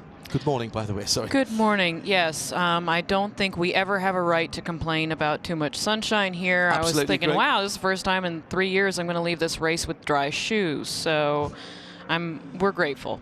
So I was talking to some of the guys down. You know, admittedly, I took a couple of cat naps, but a lot of our guys have been up all night, so I kind of caught up with them on some of the details. So yeah, you're right. In DPI, they've been double stinting, you know, left side and doing a couple of things. Not the allocation would get them there if they had single stinted everything, but really I think they're probably just keeping a little bit on reserve. Even using the practice days as well. What, just using 1 set per session during practice and qualifying? You think they could have got them there? Yeah. We've already made 34 pit stops. Yeah. So it would have been. Yeah, it's tight. And then GTD, they're just running single stint, just running hellbent for glory. So a lot of very tight. complementary words from drivers in DPI. Slight change in the tyre for the DPI this year on this, what you call the IMSA medium? Correct. So slightly different from that last year, just a little bit more optimization for North America. And then the GTLM complement, they're working with the new WEC spec. Not new for WEC, because they've been running on it already for half a season. Yes, in September. Correct. So that's completely aligned now, and that's quite important, given the announcement about convergence that we heard earlier on this week, because you have a foot in both of those camps as Michelin as well. Correct. So we view it as a positive move. We think it's going to be a good thing for fans, for manufacturers, for partners like Michelin, and we like everyone else, will be staying closely posted with IMSA and ACO to see how the technical regulations shake out and see how we can best serve and how it'll all come together. This is, as far as IMSA is concerned, a unique challenge for you as the sole tyre supplier for not one but two championships here, with the 4 hours of the Michelin Pilot Challenge yesterday and 24 hours here. That's the longest amount of racing for the WeatherTech Championship. So there's a big logistical challenge for you. We add the WEC to the already 12-hour race, 8 hours for them, plus support series, including Michelin Pilot Challenge at Sebring. Last year, you built a small town on the airfield at Sebring. How's plans going for that? And what did you learn from doing these races last year? So I think from the standpoint, particularly of supply chain, how we send the signal to France, because as you know, all of these tires are coming from France. Do we want to watch something happen here? Just going to go back to green flag, so hold that thought for the moment, Sarah, and let's hope that yellows don't breed yellows. We're still on for a record lap distance if it doesn't go too much more yellow in the next 4 hours, 38 minutes. Johnny Palmer's found a cracking place to watch because he's got under the desk and he's out of the sunshine. That's fantastic. Well done, JP. So a good restart then by Joao Barbosa, leading for Mustang Sampling. A penalty for the Starworks number 8. This is the Tower car. That says pit lane speeding over there, but it's just a drive-through. Just a drive-through for that car. So good restart at the front of the field. Now Ryan Briscoe has to make hay. Sits in 4th position and is now back on the lead lap. He's only 1.1 seconds off the lead. So that blowing of the red light has not been terminal for their chances of a podium or even a victory. Down towards the back straight chicane, the bus stop as it's known here at Daytona International Speedway. Guys riding the curbs in GT Le Mans. It's been Porsche versus BMW right the way through the night, and the BMW M8 GTE of John Edwards is between the two Porsches now. It's still Mathieu Jaminet, Jam as his teammates call him, who's leading, with Fred Magovecki in 3rd place, Nicky Katzberg right there in 4th, the better placed of the two GM Chevy Corvettes. Then the Ferrari still in there as well, Daniel Serra still on the lead lap. And that GT Le Mans battle, it looks like will go all the way to the end. I think that Ferrari got the wave around during that caution period and was able to get back on the lead lap. So, wow, that's game on again fully in GTLM. Well, I respect sunglasses have been deployed here in the booth. Our partners back in the UK, good morning to Jonathan Van Blerk. Some news from him in a moment. If you are following along at home, Sarah Robertson here from Michelin. We were talking there about the logistics of here and Sebring. In terms of, all right, slightly fewer hours of racing at Sebring, but 2 different championships plus the Michelin Pilot. Are we talking, roughly speaking, the same amount of tyres from here to there? No, it's more due to the complexity at Sebring, because recall at Sebring, GTLM isn't the only open tire category there. So with the WEC, we still are bringing so many more compounds and constructions.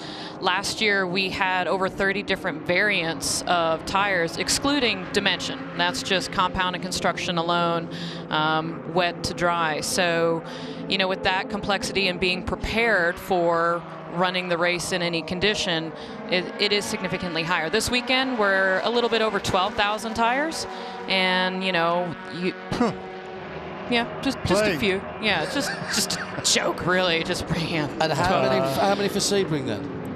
Jeez, I have to look. I don't even remember what this was last year. Yes. Yeah. So with that regard, you know, we often remind people, as we did with Daytona last year. Well, we haven't run a wet race lap, so the wet allocation or the wet allowance that we brought could pretty much get us through the rest of the season if we run most of the season raining, you know, because of the preparation we had to do here. But in terms of what we learned last year, I mean, it was a lot. Aside from just the optimization and working with the teams on the different chassis to make sure they were getting things up to speed, there was a lot in supply chain as well. Top 4 in GTLM are together through the kink and down towards the West Horseshoe. It's still Porsche, BMW, Porsche and Chevy Corvette in line astern. We know how quick that 24 BMW is. Yes. Jeremy, we've seen it before. It's not a slam dunk to just drag past the Porsche. There's got to be a bit of planning and scheming here. Slow car on the infield, on the apron, excuse me, and that, I think that was an Acura. It is an Acura. It's got back up to pace now and is on the bottom of the high banks, but that car was crawling out of turn number 5 and 6, and now down to the hairpin. It's a defensive turn in from the middle of the road from Matthew Jaminet and the Porsche that leads. Now he's got to get a really, really good run out of the bus stop, which he does. What he doesn't want to see is any traffic ahead of him as they come round NASCAR 3 and 4. Here comes the BMW into the gap being made by the Porsche. Goes down and below the yellow lines. That's going to be a pass for the lead, but below the yellow lines and advances his position. If this was the 500, that would be being looked at. He wasn't fully under. Was he fully underneath? Yeah, that's close. I'm not sure what the exactly what the determination is there. Whether you're allowed to put 2 wheels on there, whether you're forced out underneath there, whether you go there of your own volition. I think the double yellows only apply for Cup racing, NASCAR racing. Here, the track's the track, and Jaminet hasn't given it up. This rubbing. Well, we've gone full NASCAR now, down below the yellows, and rubbing is racing as they go to the kink, and almost another coming together there. Jaminet clearly wasn't very happy there as he came out of the International Horseshoe. He got a tiny bit of overlap, and right in behind him is the Acura that was slow earlier on the previous lap. Now, big hit of the curb on the inside at turn 6 from the BMW, but we've seen it do that and still Jeremy being able to pull away. Yes, remarkable, isn't it? But what a battle this has been in GTLM, and now with the Ferrari back on the lead lap as well. It's a little bit further back in the train because having got the wave around, I think it took on service as well. So it would have been, in any case, it would have been at the back of the pack of cars, so it's got to work its way through the traffic of GTD to get back into contention with the other 4 cars that are dying for the lead in GTLM. But meanwhile, in the prototype ranks, here's a replay. Like, go down. This was at the earlier part of this lap. Jaminet comes all the way around the outside, and actually for a moment got alongside, but knows not in front. Obviously, it's a shorter distance on the inside, and he's still got the overlap. There was a little touch there, and the reason I know there's a touch is because it's blurred the Michelin decal on the side of the left rear tyre on the BMW. But the BMW, he left him enough room on the exit. He didn't push him onto the grass. That's a critical thing there, that was as far as what fair. the stewards are concerned. Very fair. And then he kind of crowded him into the kink. That's no problem, as long as he doesn't push him off the road. So that meant that Jaminet was on a compromised line going into that corner, so had to back off. So that gave the BMW a bit of an edge going into turn 5. Great racing. Remember that BMW had what we believe was an unscheduled brake change, which cost it the lead earlier on in the night. and put the car behind. There'd been a great battle with, it was Lawrence Vanter who was chasing that car for at least a couple of stints. They came into the pits on pretty much the same lap every time, and then the BMW dived in a couple of laps early, had the brake change, and that was the end of the fun. It was outstanding stuff. Talking of fun, on board here with number 10 car, which is now up into third position. So over the last couple of laps, number 77 car has moved ahead of its sister car, number 55, as has the number 10.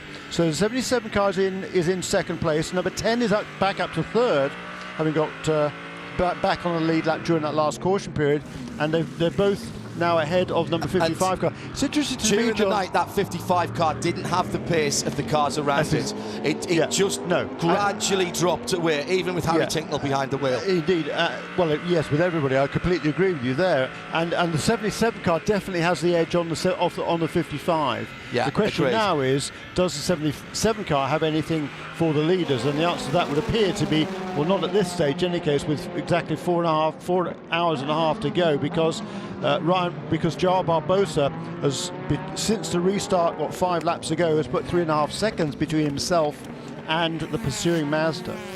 Hi to Kev Hamilton, glued to the race in the UK. I've been watching since the start yesterday, and I can't tear myself away. Sleepers for the week. These battles are incredible, especially GT, LM, Porsche or BMW for the win. Well, add Corvette and possibly even Ferrari now as well. Got Sarah Robinson here from Michelin. Take you away from the racing for just a moment. Yesterday, which seems like a week ago now, I drove a Porsche Taycan, the all-electric, the EV car, with your tyres on it, low rolling resistance and incredibly low noise, because there's no engine to hide any of those squeaks, rattles, bumps or roars that come from any of the trim parts or the tyres. Is that a new challenge for Michelin? I know you've always tried to make quiet tyres, but now even quieter. Well, it's just the balance that all of the performances that used to exist for different consumers and different people, now they're all converging into one vehicle, because you got a silent vehicle, you got a vehicle that has insta-torque, lots of power, still has to handle like you expect a Porsche to handle. Very taut car. And to where it used to be that you'd think, oh, well, you know, the luxury barges or the family Camrys, those are the ones that care about noise and comfort, so they can focus on that and not worry about this. Now it's all converging into one place where we've always prided ourselves that's, you know, it's easy to do one thing very well at a time, but we've always tried to get the entire package, and now it's just becoming so much more critical to excel at it. And it's quite a heavy car as well, although the centre of gravity is lower than any other Porsche, I learned whilst I was out on the track. That's a fun little factoid, I didn't know that. Taycan, lower C of G than a 911. And I guess all the battery's low. Yeah. Very, very low. Super stiff chassis, C above answer. And the aerodynamic efficiency also better than a 911, because they designed it from scratch to be an EV. Brilliant stuff.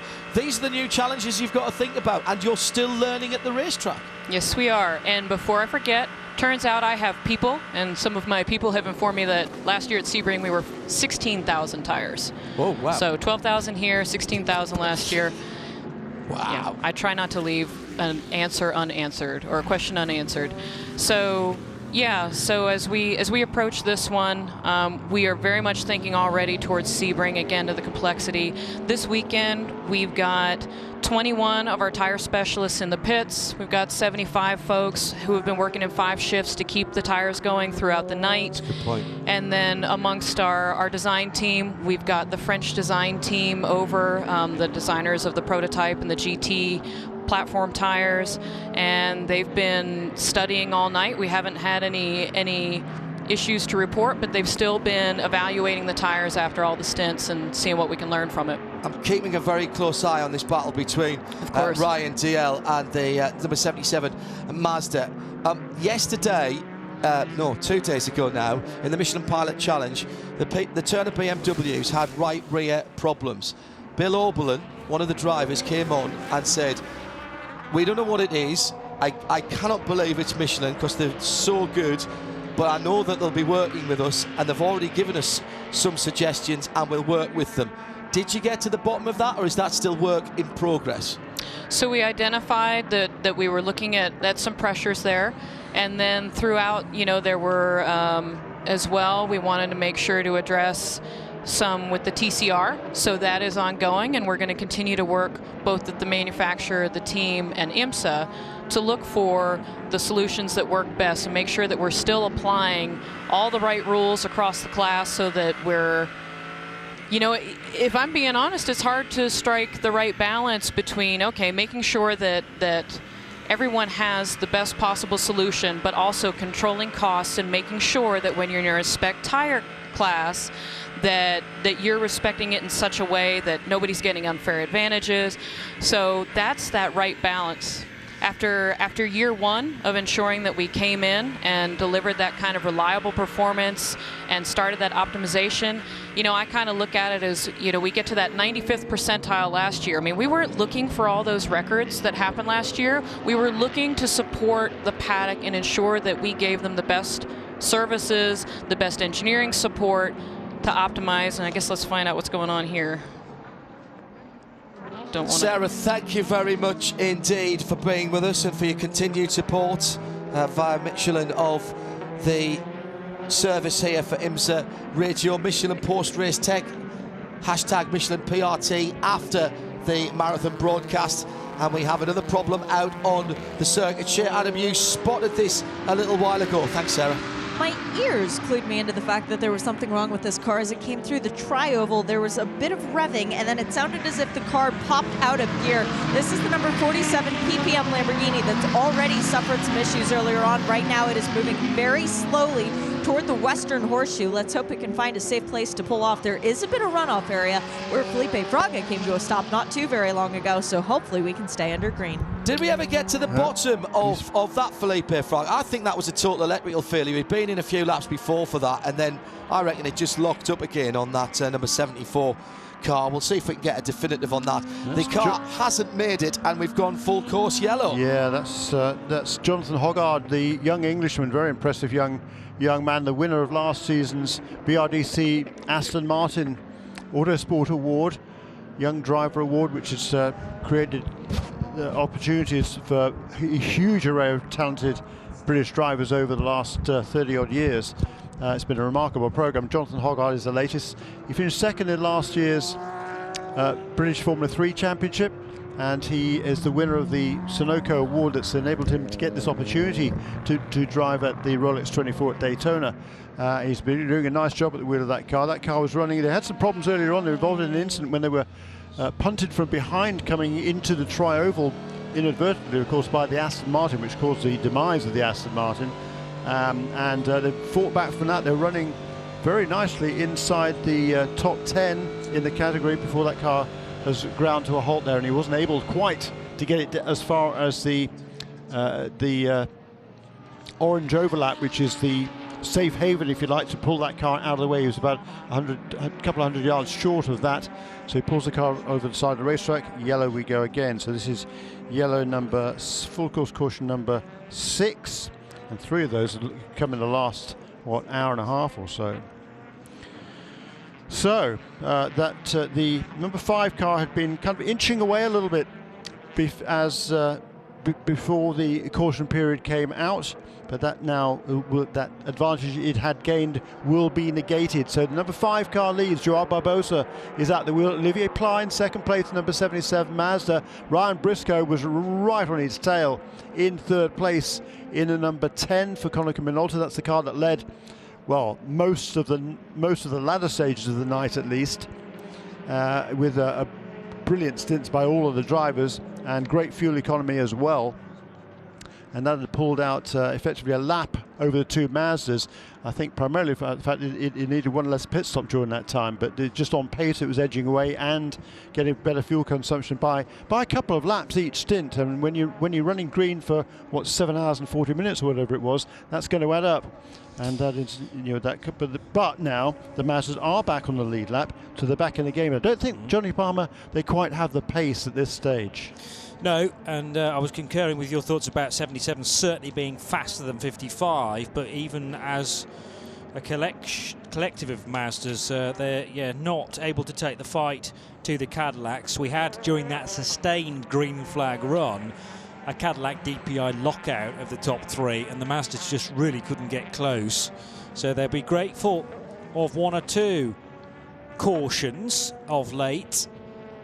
And this one being brought out, as we've mentioned, by the Lamborghini. So yeah, and the other Lamborghinis perhaps needed that caution period, because the Lamborghinis in GT Daytona were leading at the last green flag, which is what 9:02, so only just over 15 minutes ago. Not sure how long was this that period of green flag. Was it 15 minutes? No, it's a short yellow, so it's just less than 14 minutes by a few seconds, I think. So this is a short yellow, so we will not have the pit stop opening and closing procedures. The pits will remain closed through this caution period. We'll just get that number 47 car out of the way. We'll reset the field in case anybody was trapped in between the safety car and the class leader, and that is indeed the case for several cars that are now coming around to take up positions at the back of the pack. But other than that, it would be what they call the term a short yellow. But as I was talking about in GTD, the Lamborghinis led at the last restart, but they were passed. Both of them were passed. Number 44 and 48 were overtaken by Dries Van Toor in the Audi car number 88, and he was edging away from the Lamborghinis in the lead of the class before this latest caution period came out. The number 16 Porsche is the fourth car and of only four that are on the lead lap, and I think that got the wave around during the previous caution period when the other leaders came into the pits. He was able to get back onto the lead lap because of that. So we've got now four cars on the lead lap in GT Daytona. One lap down in GTD are the numbers 96, 57, 54 and 63, and shortly before we went to yellow again now, Bill Oberlin in that number 96 Turner Motorsport BMW, he was able to sneak past the number 57 Acura of AJ Allmendinger. So in fifth place then is number 96, behind him is the 57, then the 54, and the 63 also is just one lap down. Those 8 cars then in GTD are all within one lap of the leader. Everybody else is at least 3 or 4 laps behind that, led by Kyle Busch in car number 14. So we had a record-breaking amount of green, which lasted 7 hours and 48 minutes. But now, since 7:51, we have had 3 doses of yellow flags. It's now local time 9:22. So basically, well, the green between, let's go 3 cautions back. We had 30 minutes of green running and then another caution of about 20 minutes and only 15 minutes of green before this latest caution. So they're all stacking up now and breeding as cautions tend to do. And we're about halfway through a stint for the prototype cars, so if the pits had been open, they probably would have come in, but it isn't, so they won't. They can't. Shay Adams saying to me off air that the crew at Dragon Speed are kind of up on the wall waiting to accept a car, and she suggests they may be needing to be on top of the rule book here. Now, thankfully, the car didn't come in whilst the pits were closed, and it leads the LMP2 class. They can't follow the safety car in either at the end of this yellow flag. So just needing to be cautious about Henrik Hedman and wanting to make a stop, but not doing it before the regulations allow.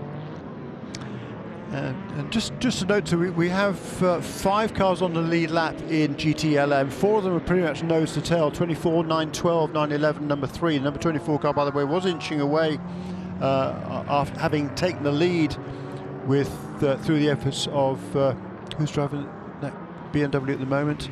It is John Edwards, right? He'd taken the lead and was edging away a little bit from the Porsches. The number 62 car, Daniel Serra, he'd been trapped behind some GTD traffic at the previous restart.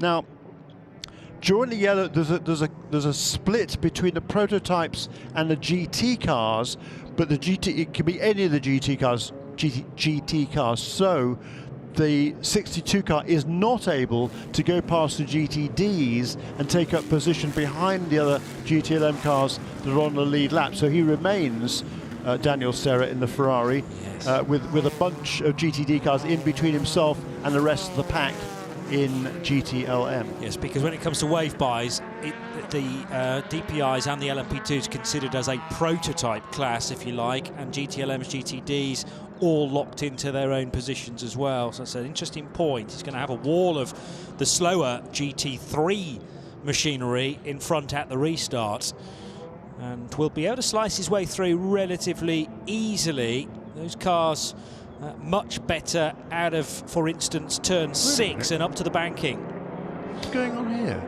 So the safety car out. is in. Yes. The number 5 There's a car peeling off, Jeremy, and isn't that what Shea said you couldn't do? Following, they are allowed to now. And okay. that was bizarre. Was the 31 car? The 31 car is kind of running a. Well, it seemed like it was running a block there. Number 5 car went way early in any case, coming off the final corner, which you're not supposed to do, I don't think. Yeah. And number 31 car, well, it wasn't as if there were other cars nailed to its bumper and it was just sort of, holding them up, obviously. But all of a sudden, for some oddly, the number 5 car had a huge lead as he came across the line, almost 4 seconds. I actually confused it briefly for the pace car, for the safety car, and then realised that the Audi was already in the pit lane. So a possible jump start there when you should be at a prescribed speed until you see the green flag. Whether the green was flying at that point, difficult to tell. Already, though, the jostling for position now with an LMP2 car trying to get ahead of the number 3 Corvette of Nicky Katzberg. So that was 52. Simon Trummer trying to get by. Will be able to now on the high banks, but yeah, monstrous lead. Like you say, 4 seconds for Joao Barbosa over Ollie Pla in the Mazda. And the number 31 car, which incidentally we went behind a wall a little while ago. It came out again also a little while ago, so I'm not sure how long it was in the pits, but it's now, the 31 car is, it's awfully difficult to choose. It's now 11 laps back, so it lost about seven laps or so, 7 or 8 laps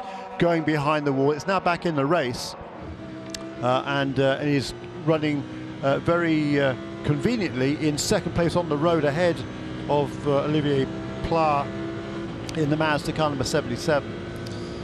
Helped out hugely by the caution for Christina Nielsen's Lamborghini Huracan, which came back. I don't know whether the number 5 car driver number 5 car, Joao Barbosa, I don't know whether he felt guilty, but he lost a second of the 4 second lead he had on that last lap around. Okay. Keep an eye on that one. Have a look. Yeah, it was through the final sector. Well, the middle sector as well, actually. Lost a couple of tenths. And slower as well through the sector, despite the good getaway. It was almost like, as you say, he was trying to give some of that time back again. We can head down to the pits now to Diana Binks. Who have you got, Di? I've got Ryan Lewis from the number 18 Era Motorsport team. Ryan, I've sort of been trying to catch up with you all of the race so far, but every time I've come to get you, you've been in the car putting in great performances. Yeah, bad timing, I guess, Diana. Sorry about that. They've been trying to keep me busy. So yeah, done a couple of trickles during the night, and I'm going to be jumping back in at some point this morning. And hopefully, I'm pretty confident in the car. You know, the Era guys have done such a good job. The car's been faultless. It's been flawless the whole time. So it's really just up to me, Kyle, and Nick now. Well, we spoke to Nicholas during the night, and obviously we know that this deal all came together quite last minute. So it's credit to everyone that you've got this good team together, and you're putting in the performances that you have. Yeah, it's amazing. I mean, really, this whole deal's it's really only 2 months old. Bringing everyone together, everyone working so well together. Putting everything together this late, I never thought we'd be able to pull it off and be able to have this kind of performance. So I'm so impressed with everyone. It's made me want to raise my hand as best as I can, really, to pay tribute to everyone, really. How would you describe this event here at Daytona? This one has definitely been way more green running than I've ever experienced. So Certainly the traffic's not been quite as frantic, not as busy. I think one of my teammates must have upset most of the GT field at some point, because it seems like most of the GT field are trying to kill me at any opportunity. Maybe I don't believe that. Well, maybe I've upset them. How they would know it's me in the car, I don't know. But you know, there's such a high standard of drivers in the field right now, and the manufacturing involvement. The pace is, you know, just so high. So yeah, it's been really challenging. Fantastic test. It's always, you get to this point in the day and you start thinking that it's all worth it again. About 5 o'clock in the morning, normally you've had enough. Good to be back behind the wheel? Yeah, absolutely. Yeah, it's good to be here. Obviously, I've been here on and off for the past 10 years or so. A lot of the time I've been spent coaching other drivers and helping other people. But yeah, fantastic to come here and be racing in one of the best series in the world and one of the fastest cars in the world. Ryan, thank you so much. I think the team are getting ready to receive the car, so I'll let you go for the moment. Thank you. All right, thanks, Diana. Ryan Lewis with Diana Binks. Ryan hailing from Hertfordshire in the UK. Last took part in the Daytona 24 Hours 4 years ago in what was then the PC category for Bar 1 Motorsports. But has done that this race a few times before that as well, including in the GT class back in 2011 and a regular in the American Le Mans series, as he alluded to. Been some shuffling in the GTD class, lest you be surprised. Kind of 48 has retaken the lead. That's Corey Lewis, has got past Dries Van Thor shortly after the restart, is under intense pressure now as they head toward turn 1. The number 44 Lamborghini is in 3rd place. Number 16, the other car on the lead lap, that was one of the 2 cars that ducked onto pit lane as we went back to green. Anthony Imperato had been driving that car. He's handed it over now to Patrick Long, who's quite a long way behind the other 3 cars that are on the lead lap, but he is still on the lead lap. So it's Patrick Long at the wheel of the number 16 Wright Motorsports Porsche. Dries Van Thor just 0.7 of a second off the back of the GTD leader, Corey Lewis, for Lamborghini Huracan, and the Evo spec of that GT3 car. 57, meanwhile, is another GTD car down in 7th position for AJ Allmendinger for Heinricha Racing, and that car, well, has a couple of machines just in front, a battle basically for 5th position. Bill Oberlin in the BMW, and the Turner Motorsport car ahead of Jeroen Bleekemolen for Black Swan in the green and black Porsche, and then it is the blue, principally blue Acura of Allmendinger 7th. Yeah, and we had a change of 2nd place on that last lap as they came, excuse me, as they came up to the line. Ryan Briscoe was able to get past Olivier Pla, so we're now back to a Cadillac 1-2, 3.7 seconds between them as they came across the line to complete lap 683. And number 5 car still leads 135.7 last time around for Joao Barbosa, and he's turning consistent laps around about that pace. Just heading out of the left-hander at turn 6 then, those cars, as down through the gears goes Juan Pablo Montoya in the 5th placed Acura, car number 6. Trying to get some ground back then, well, on any of the 4 cars up ahead, but 2 laps down is Juan Pablo Montoya on the next car, Harry Tinknell in his Mazda. Very tight indeed between Nicky Katzberg in 4th in GTLM and Fred Makovici 3rd. So that's a Corvette versus Porsche battle. Porsche with the advantage, hanging on to 3rd spot in the 911 car. In fact, they're all in a queue, aren't they? Jaminet's there as well, 912, 1.3 seconds back the 911, and then the number 3. Yeah, there's not much to choose between any of those cars. So Ferrari, Daniel Serra, he's kind of hanging on the best he can. Don't think he's perhaps quite got the pace of the others, but then there's still 4 hours to go. So who knows? That car's been... It seemed to struggle early on. It was fast overnight. I think the Ferrari certainly seems to be working better in the cooler conditions. It's still pretty cool out there. It's only, I'm not sure what the temperature is, maybe low 50s, is it? Something like that. It was 48 as I came in back to track about an hour or so ago. So it's certainly fairly cool. The sun is beating down though, so the track temperature is going to be fairly high. Yeah, 52 degrees Fahrenheit right now. Thank you, Preston Lerner. and so I think these conditions are perhaps playing into the favour of number 62 car a bit. Whether that's enough, well, we'll have to wait and see. 52 Fahrenheit, that's about 11 degrees Celsius, and in Shea Adam a tyre measurement scale, 5 layers, I'm told. So that from the Floridian, based in Fort Lauderdale, and requiring a few extra layers on top of the fire suit. Going to warm up a little bit later on, I'm sure, and the sun very high in the sky now, with blue sky all around. Oh, rather bleak outlook from Shea Adam, saying it's not going to get much warmer than 52, 53. A high of 60, okay, well, that's a slight increase. Not as warm as it was yesterday when we started the race, though, admittedly. 3.3 seconds, an advantage over Joao Barbosa, so we're about back to where we were at the restart, when maybe he got away a little too early. Nothing yet on the screen to indicate that race control were unhappy with that, though. No.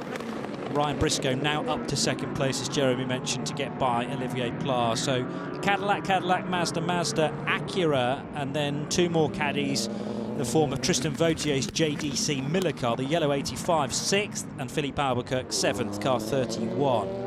And the number 81 car there, the Dragon Speed USA entry, chasing Juan Pablo Montoya in number 6 car, not for position, of course. Harrison Newey is driving the number 81 car at the moment, and that car has a 1 lap. No, it doesn't have a 1 lap lead anymore, does it? No, because during the previous caution period, the number 52 car able to get back on terms, so just 15 seconds separates the number 81 Orica for the Dragon Speed team from the PR1 Matheson Motorsports entry of car number 52 that has Simon Trummer at the wheel. So that's been a fantastic battle in LMP2 just between those 2 cars for most of the distance now, but it has been a great battle back and forth. Side by side through the kink between the BMW. That was a lead change in GTLM. Mathieu Jaminet getting ahead. They're all ganging up on the BMW now. I thought contact was made, but it's very tricky to actually see our race feed screen in the commentary box because of the angle of the sun. But if Jaminet sneaked through there without any contact, that was a great overtake. They must have left the International Horseshoe absolutely level. And now the BMW is struggling off turn 6 and might be a sitting duck, with Fred McAveeky and Nicky Katzberg ganging up behind him. That's right, what a great battle this is, and we've seen this all the way through the race. The BMW very strong early in the stints, and then not so much later on. It's, I think, with that prodigious power that it has, is kind of chewing up the rear tyres just a little bit on acceleration coming out of the corners. That's something the drivers definitely have to manage, but the Corvette there still running right with those other 2. Let's have another replay of see what happened here. The BMW is leading through the kink down into the International Horseshoe, and once again the Porsche tries to go around the outside line. Well, it gave it the inside line for the kink because Jaminet stayed there then, and it meant that the BMW couldn't turn in. Was there contact? No, nice clean move. Saw it from another angle, and inside Jaminet had track position, got the left-hand element to the kink, and into the lead of GTLM he went. Brilliant racing between those 2. Total respect. I mean, once again, Jaminet was allowed just about a car width of room on the exit of the International Horseshoe. That's all he needed. He was just able to get alongside with the momentum around the outside and hold that edge into the kink this time. He wasn't able to do that last time. This time he was, and the back into the lead goes the number 912 Porsche. I love that sort of motor racing where you're actually thinking 2 or 3 corners ahead. Where do I need to be at the kink? Well, ideally on the left side of the BMW, so I'll go round the outside at the International Horseshoe, and as long as I can stay there and get better drive off the corner, the BMW, as Jeremy said, is struggling, it seems, off the slower speed corners, but also maybe off turn 6 as well. Pit stop for number 77 out of 3rd position. So Shea Adam watching this, does it look pretty standard to you? Very standard. Fuel tires and Ollie Jarvis being reinstalled into that car, which means that the next driver on the rotation should be Tristan Nunez, and then potentially Olivier Pla to finish it out.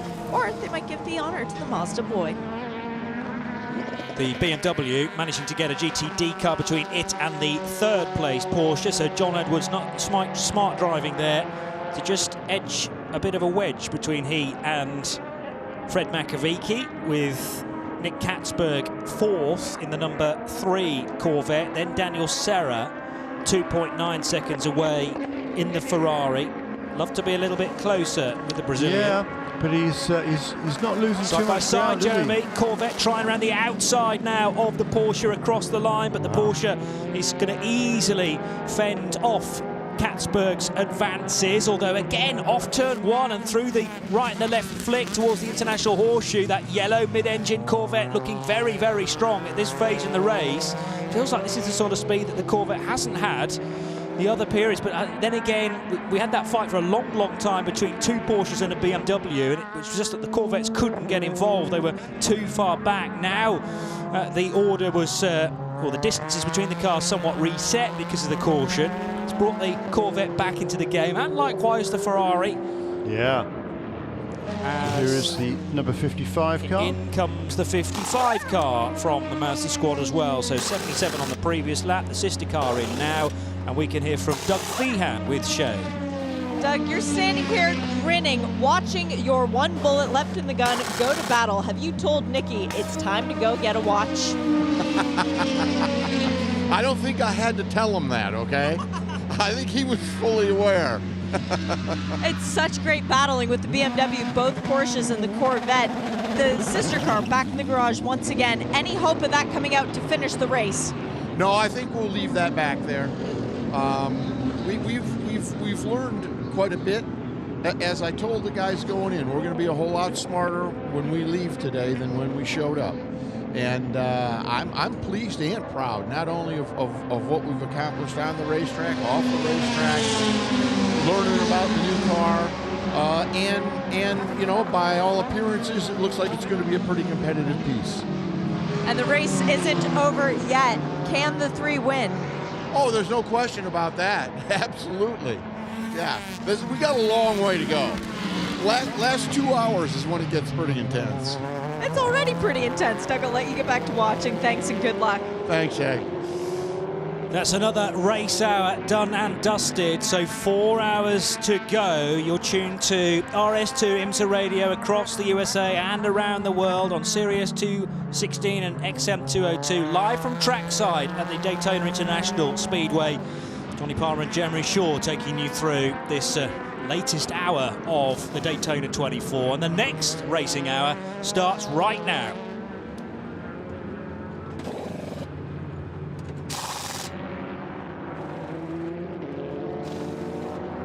So let's start this 21st hour of the race down in the pits with Joe Bradley, and a pit stop for the number 10 car, Joe. Yeah, I've been trapped in the number 10 garage now. The Konica Minolta Cadillac is into the pits for tyres and fuel only. Now, we're getting to what Doug Feehan's just mentioned there about, as that's the number 10 car finishing its pit stop. Doug Feehan mentioned there the intensity starts about now. We've got 4 hours of this race remaining, and this is a pure team sport, isn't it? Every single member of this Konica Minolta team has to work and operate at absolute 100%. And just a fumble in the pits, 10 seconds extra in the pit stop is an absolute mountain climb out there getting that back on the track. All right. In IMSA racing, you've got the full course caution that can come to you, but the way this race has gone, that's not a guarantee with 4 hours remaining. Joe, did you see? Joe, driver change there or not? So, yeah, no driver change, guys, driver just fuel and change. tyres. Okay, Yep. thank you. Okay. You're right, Jeremy. You were whispering to me whilst Joe was giving us that message that the 10 was out ahead. You're quite right. Ryan Briscoe leading by 3.6 seconds over Joao Barbosa. So, was that a bit of short fuel for the Konica Minolta car? Don't think there was a fluff from the 5, and in order to give it track position, they've just given it slightly less blast of fuel. So it's now inches its way out of turn 6 and up onto the high banks. Could be. We'll have to wait. We won't really know I'm sure they're not going to tell us. So we'll have to wait and see until the next round of pit stops, which will be expected to be around about 23 laps time. Once again, the Cadillac's running a little bit longer than the Mazdas. That's been critical all the way through this race. And with 4 hours to go, it'll certainly help if you can go longer. You'll need to take on less fuel at your final stop, so that'll be a benefit. But it's an intriguing battle between these two Cadillacs. and the Mazda's hanging in there as best they can. But that was a great pit stop or strategy, whichever it happens to be, for the number 10 team. They had the advantage in the race, they lost it, and now they gained it back again. As they come across the line, it's a pretty handy advantage for the number 10. It's Ryan Briscoe then leads the race. No driver changes in either of the top two cars, and a 3.2 second advantage for number 5 has been turned into a 3.3 second deficit as they come across the line to complete lap 690. Porsche, BMW, Porsche, Corvette, the order in GTLM. Mathieu Jaminet breaking away at the front, but only to the tune of a second over John Edwards in the black BMW. There's then a bit of a gap back to Fred Makovici, but it's only 0.6, much tighter then from Mako back to Katzberg. And Daniel Serra a bit further adrift now, further second. That gap has opened up to the Risi Competizione Ferrari. Lead for Ryan Briscoe is 3.5 seconds, I have it as, over Joao Barbosa, so that is considerable when they come through the tri-oval. Yeah, there was a 6-second swing there during that pit stop sequence in favour of the number 10. Yeah, I can't think that that JDC made that much of an error, although it doesn't take much to lose 6 seconds on pit road, but surely maybe a lap less worth of fuel gone into the number 10 machine, as right over the curbs at the bus stop goes Fred Makovici with Nicky Katzberg all over the back of the 911 numbered Porsche. They're both going to be lapped now by Tristan Vautier in the yellow prototype from JDC Miller. That's the third of the Cadillacs in the order. We did have a 1, 2, 3 overnight for a long spell, but the 31, for whatever reason, dropping further and further away. That's the Whelen Engineering entry, virtually side by side across the line in GTLM for third and fourth. The Corvette is going to go wide on entry. It's going to go wide on the exit of that corner as well and lose a considerable amount of time. So Katzberg trying to brake as late as he could, but he got nowhere near the apex in his battle with the Porsche, and that will give Fred Makovici just that edge of breathing space for the next half a lap or so before the Corvette catches it up again. And if it can latch onto the back of the 55 Mazda that now wants past through the kink on the infield, then that will suck it along as well as they reach the Speedway Turn 1. Yeah, it's incredible how closely matched those GTLM cars seem to be. Again, once more, hats off to the IMSA technical team in this brand new Corvette. It's certainly fast. I don't think it did have, I think maybe still does have the fastest lap of the race in GTLM, so it's a pretty potent weapon coming right out of the box, but I don't think it's got much of a margin in hand of everything else. The BMW certainly is a little bit fleeter on the straights, or at least onto the straights under acceleration, but the Porsche working magnificently through the infield in particular, and the Corvette, well, that seems to be pretty effective everywhere just now. It's a great battle, and it's good to see. I mean, different cars, they're making their speed in slightly different places, but overall, not much to choose between them, and the Ferrari's right there as well. It certainly doesn't have the straight line speed of its major competitors, but it again has great fleet of foot through the infield. I think that's what James Collado said earlier on, actually. We are good through the corners, the tighter, slower corners. Now the inside line maybe for Katzberg. Couldn't make it. Fred Makovici chops across the nose. He was perfectly within his rights to do that. That's the natural racing line. And the 911 refuses to go side by side with the Corvette. But that is, I reckon, Katzberg's best opportunity around the lap into the first corner. That double apex left-hander, which gets tighter and tighter.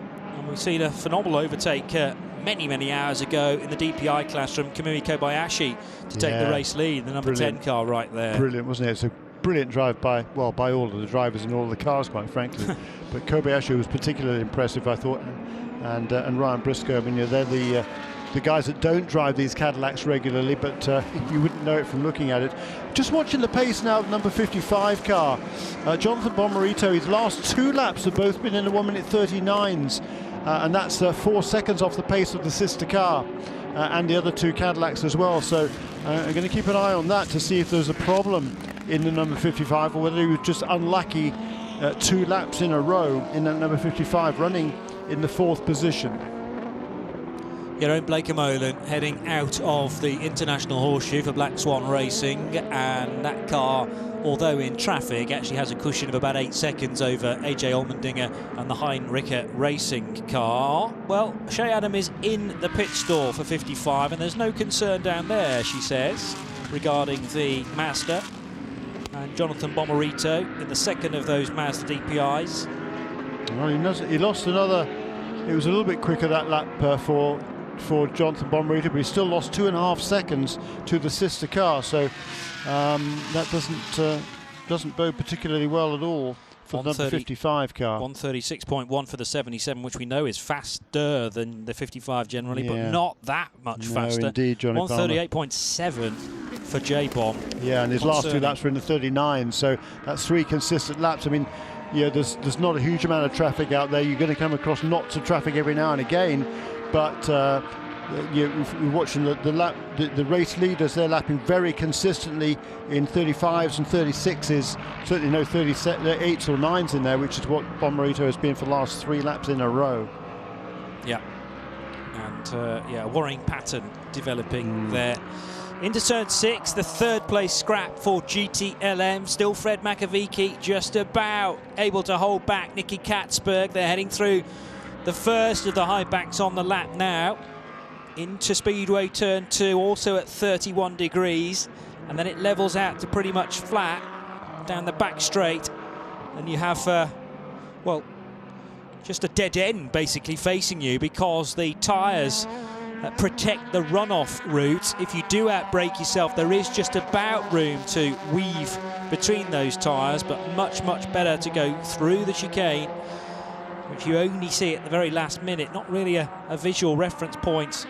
There's certainly no floppy markers there at the start of the race, and you've just got to remember where to brake with the reference point on the wall, no doubt. Pitch the car in and over those very new curbs, which seem to have stood up to the test so far.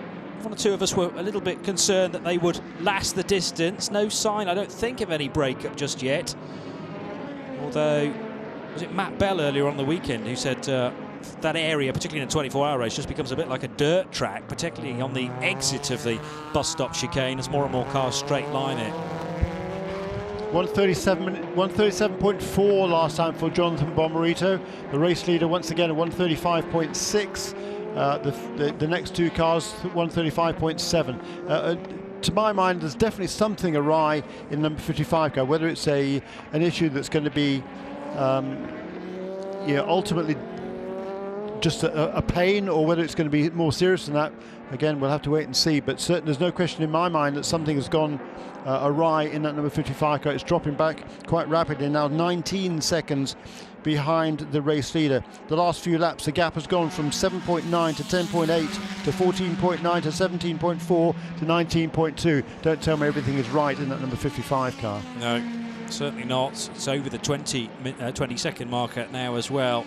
Those Mazdas have been there or thereabouts on speed all race, but the 77, after its brilliant qualifying performance on Thursday, we knew that car was fast. Yeah. Although not quite as fast as last year's Oliver Jarvis time. Yeah, by a gnat's whisker. And I think if he'd put it all together, if you added all the split times, he might have been just able to edge it.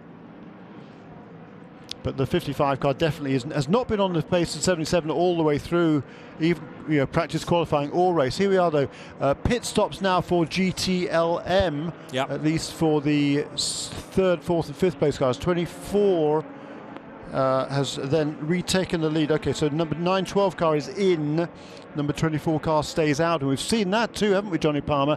Number 24 car is able to go a little bit longer than the other contenders in GTLM. Yeah, true. So the pace that it's losing there and here and there, maybe on the rear tyres, it does pick up in fuel economy, it would seem. So Shea Adam watching these GT stops for us. Fuel and tyres only for both the number 3 Corvette and the 912 Porsche, which, by the way, looks properly filthy as it's revved to a minute inch of its life by Matt.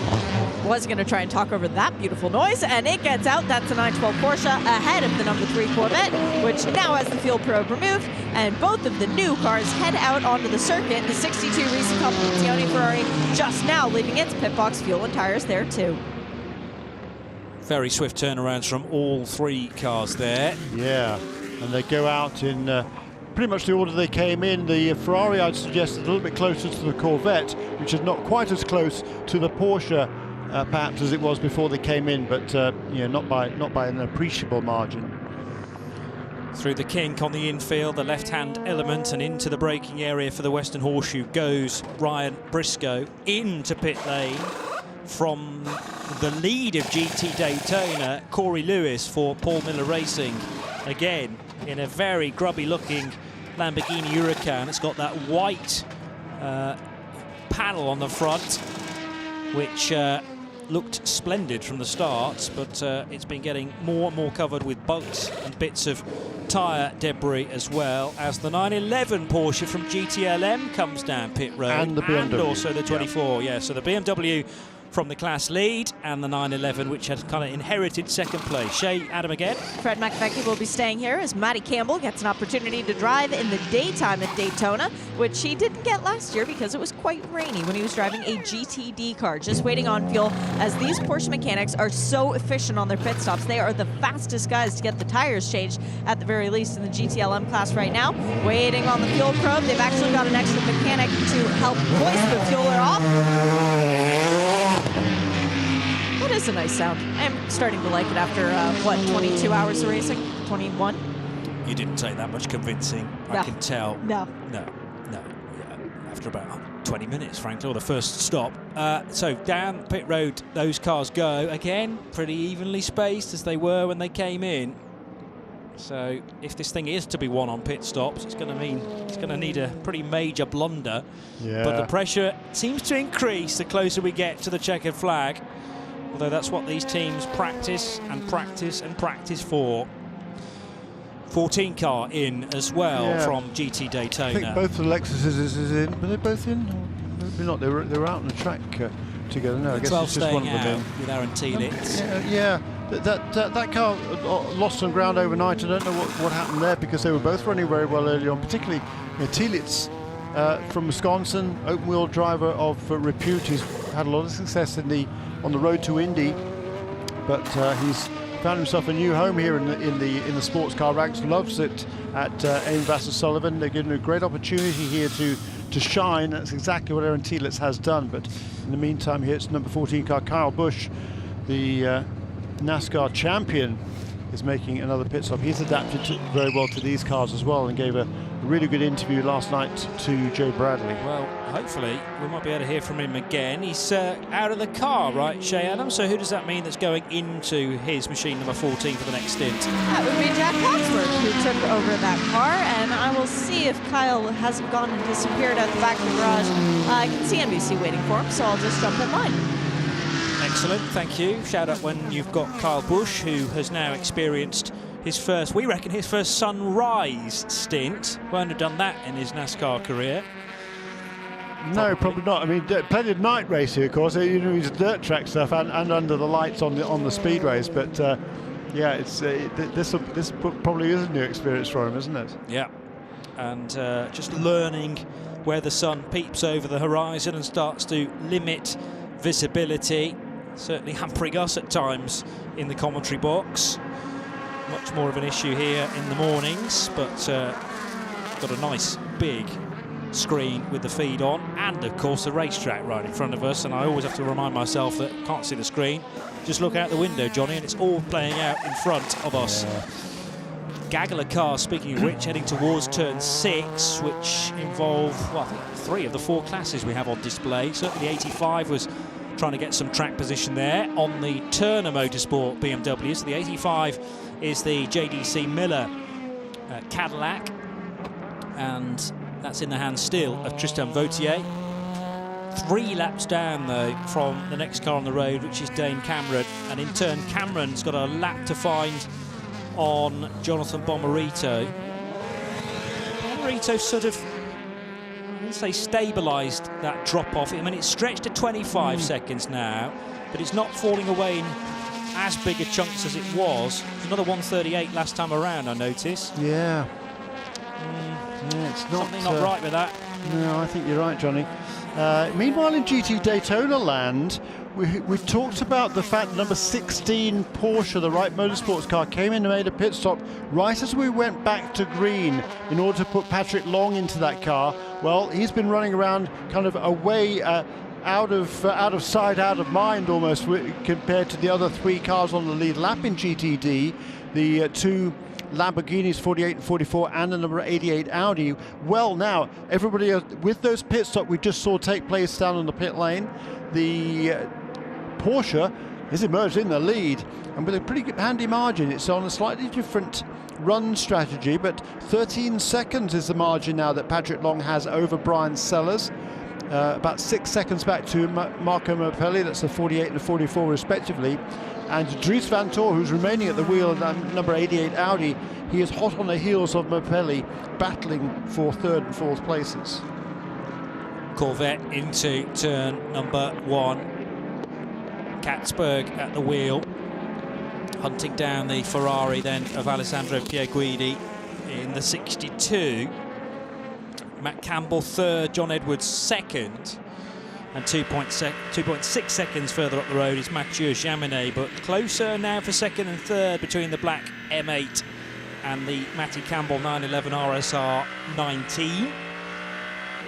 As once again Ryan Briscoe has clear road in front of him, leaving turn 2. And that deep, throaty Cadillac makes its way out of the International Horseshoe. So Ryan potentially going to get a good lap in here, because I can't see much traffic at all ahead of him here on the infield. Let's get a quick word from Joe Bradley in the pit lane now with another update. I've just had the number 9 Porsche in. It's the Pfaff Motorsport entry. Patrick Pilet has gotten out the car. I didn't quite see who got in, but I did notice that that car, after being our GTD leader and certainly in contention, seems to have fallen down the order somewhat. And I'm not sure what happened to the number 9 guys. What's the update? I can tell you, it was a drive shaft, Joe. Drive shaft went overnight, and that put them behind the wall for 90 minutes. That's a shame. Those guys were going really well. I suppose it's a recovery drive now. Unfortunately, yes, but as you say, Pfaff Motorsport's a long-time leader in the GTD category, and Dennis Olsen's not going to be hanging around now, but it did take a good while to fit brand new drive shafts onto that Porsche GT3 car. There's a problem on that last lap for Nicky Katzberg, a number 3 Corvette. He was, you remember, after the pit stops, which was only, what, 3 laps ago, he came out ahead of the number 62 Ferrari. Well, now the Ferrari's ahead by a full 10 seconds. It was not this last lap, but the lap before. The lap time for the Nicky Katzberg Corvette was way down. He lost all that 10 seconds or more on one lap. So don't know whether he had a spin, whether an incident of some sort, however, has dropped that number 3 Corvette back into the 5th position in GTLM. Yeah, that was weird, and I'd spotted that as I did the rundown and thought you probably missed something there. What we can't do, well, I probably can if I choose the right screen, is track back through each individual lap for Nicky Katzberg. I'm sure there'll be an erroneous one somewhere. It was 2 laps ago. It was just 2 laps ago. Yeah, but I've got access to, I think, all lap times in the race so far, but I've just got to find the right screen. What it wouldn't tell us, though, is what exactly happened. So right. no real use. But yes, so 11 seconds now. If we had the sectors, it might help. Potentially. 11 seconds adrift, though, now for that car. And yeah, and I think he must have had a bit of an off. His last lap time was a 43.9. All the other leaders in GTLM did 43.1, basically. So that would suggest to me that perhaps he had a bit of an off and got some dirt on his tyres, Johnny. Let's take a listen to Kyle Busch now, who is chatting to Shea Adam. Well, for Kyle Busch, this is a totally different experience. Driving Daytona as the sun's coming up just whet your appetite even more for endurance racing. Yeah, it was a little bit different than what I'm accustomed to. Normally on-track time is 9 or 10 o'clock for us. That's the earliest we'll ever see it, but today was pretty early. But yeah, just getting some more feel, getting some more seat time, and just making sure that we keep the car on the track. And I don't know, it's kind of numb right now. You know, you're stuck in a spot, and there's not much you're going to be able to do about it from where we're at right now. So you just finish the race and go home, work on it, come back again. Were you able to actually get any sleep last night? Yeah, I did. I got a couple hours. I did go down. I did fall asleep, and they tried waking us up, so then they had to start beating on the doors. So must have been out pretty good. Well, hey, if you like this racing in the early morning thing, you can always come with us. There's a group of us going down to do the 12 Hours of Bathurst next week in Sydney. Yeah, I think I'm good. Let me get a break for a little while before we do the next endurance. Tell you what, see you in June. How about that? Okay. Carl Busch with Shea Adam, and let's stay in the pits and Joe Bradley. Yeah, let's have a word with Jerome Bleekemolen, who's just gotten out of the Black Swan Porsche car 54. It's a bit of a fairy tale, this one. Jerome, great to see you. I've got to say, this week of the Daytona 24 Hours for the Black Swan team, it's been a bit of a Black Swan Lake kind of fairy tale, hasn't it? You know, with you wrote the car, well, you didn't write the car off, I believe, but the car was written off, and then the new car had to be got. Can you give us a little bit of a précis as to what the week's been like for Black Swan? Yeah, with a lot of ups and downs and a lot of emotions. I think Thursday when we had the incident, we tried to find a solution, and at some point we thought it was over. We actually, some of us changed their flights already to go home early. And then everybody stuck together, all the people from Porsche and the Wright Motorsport helped us out as well. And of course the Black Swan team had to work really hard for it to get everything done, but they've given us a really good car. We have a little bit of floor damage from the beginning already, I think, so the car is a little bit oversteery, but yeah, maybe makes it more fun to fight. But yeah, we're almost back in it. We've had some small setbacks, but nothing big. But it's such a tough race this year. The pace is so strong. It's such a hard field, so you have to go flat out all the way. And we're almost back. I was behind the leader the whole hour, and it was already like it was the last hour. Everybody was cutting corners, two wheels in the grass and everything. So you can tell it's getting closer to the end. It's an incredible story, Jerome, and I'm pretty sure, you know, you hear of a team losing a session. You guys lost a car. You thought you were going home. Does that kind of put you on the back foot where you go into the game with the chess pieces not quite where you wanted them to be, and you have to then get there before you even start? Oh yeah, big time. I mean, first of all, we couldn't work on setup, but the boys did a really good base setup on the car. But also Trenton didn't really drive this car yet. Me neither. It's also my first race in the Porsche GT3R, in the new one. So I'm also still kind of learning the car. I don't even know where all the switches are. And then Sven, who's in the car now, didn't even get any laps in the dry. So we're still kind of developing ourselves, but we're getting stronger and stronger. What's your thoughts, Jerome, on the Porsche GT3 in comparison to other GT3 cars, like the Mercedes AMG, for instance? It's a great car. I've driven a lot of GT3 cars, and I think all the cars are coming closer now. They're all getting more and more aero, and they're all pretty similar now to drive. And also this new GT3R, I mean, it's not completely new since last year, but it's a really nice car to drive. I'm going to race it a lot this year, so I'm looking forward to that.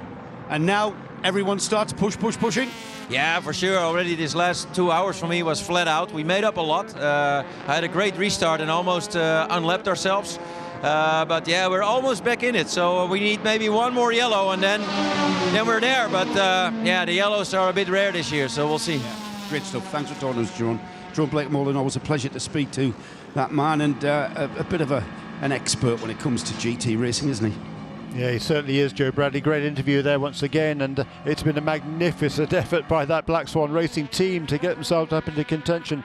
As we heard there, just still just one lap down, but very much, yes, there is another caution. They're going to have an opportunity perhaps to get that back. Back to the overall, 704 laps completed now by our race leader. A bit of traffic on that lap, I think, for Ryan Briscoe, but the gap back to second place now over 10 seconds back to Joao Barbosa. And Oliver Jarvis is now closing in again in the number 77 car, but the number 55, definitely not good news. That car continuing to slip on back. It's now fallen 48 seconds behind in number 55 car. That's in the last 15 laps, it's lost over 40 seconds. And that's on a pretty regular basis. 139.1 again last time around for J-Bomb. So clearly something is awry with number 55. Nicky Katzberg I've got a good lap on 6:59, which was a 1:44. Lap 660 took him 1 minute and 55 seconds. Yeah. And then after that, we've been 1:43, 1:43, 1:43. So that's the problem lap, 660. Exactly. I can't tell you what sector it happened in. No. And I can't tell you what happened, but he's lost about... Yeah. Lost about 12 seconds. 12 seconds. Probably. So Yeah. that's a spin, isn't it? Exactly. Somewhere. Yeah, no, and a absolutely. recovery. Yeah. So he's now back on track, literally and figuratively. Yes. Turning lap times, as you say, Johnny Palmer, the same as the leader. Zeger's number 55 are clearly not up to speed on the front straight. He's braking deep, and the car looks fine under braking, and there's no smoke or anything emanating from the back of it, but it's not anywhere near the pace it should be. Lost another 3 seconds on that lap. That's gone to the 55 in 4th position. And we'll try and get you some answers regarding the Corvette and the lack of pace from the 55. Jonathan Bomarito, over a minute now, down on Ryan Briscoe in terms of pace. Hanging on to the lead lap, but only just. Yeah. He's about half a lap behind, isn't he? Yeah, you're right. About 3/4 of a lap now. Yeah. It's 51 seconds.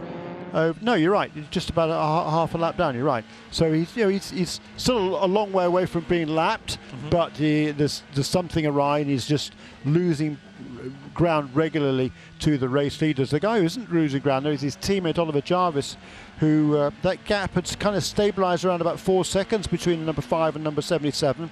Well, that's whittled down gradually over the last half dozen laps or so. And as number 5 car's fallen away from Ryan Briscoe, that gap 9 seconds last time around, the gap between the 5 and the 77 has come down, just 1.4 between them last time across the stripe. Into pit lane is the number 38 car, which is the 5th placed LMP2 machine. And Joe Bradley can spot a driver change there for that P2 machine. Yeah, it's Masson getting in to the 38. LMP2, it's kind of a proper endurance race, isn't it? You know, we've had attrition, we've had problem. This number 38, it's the Performance Net Motorsport Oreca, showing signs of battle scars. It's got a nose section that is completely carbon. It hasn't even been liveried, so the brand new nose had to be put on the car sometime during the race because of an issue. And it's still anybody's race in LMP2. This car currently 5th. And just getting the work. Now the car won't start. He would go. This is proper stuff, like I said. So the fueling's done, the tyres are good. We've got the new driver already bolted in the form of Robert Masson. And I think it was Robert Masson. It might be. Robert brought it in. So Ricardo Masson, who's taking charge. If he had Masson on his belt, yeah. They're a father and son team, aren't they? Correct. That's right. Yeah, Dad, Dr. Robert, he's a renowned back surgeon. They're from the Orlando area. Sentinel Spine is his business, and he does a lot of great work, a lot of research work, and surgical procedures. And I know he's helped out quite a few people in the IMSA paddock here as well.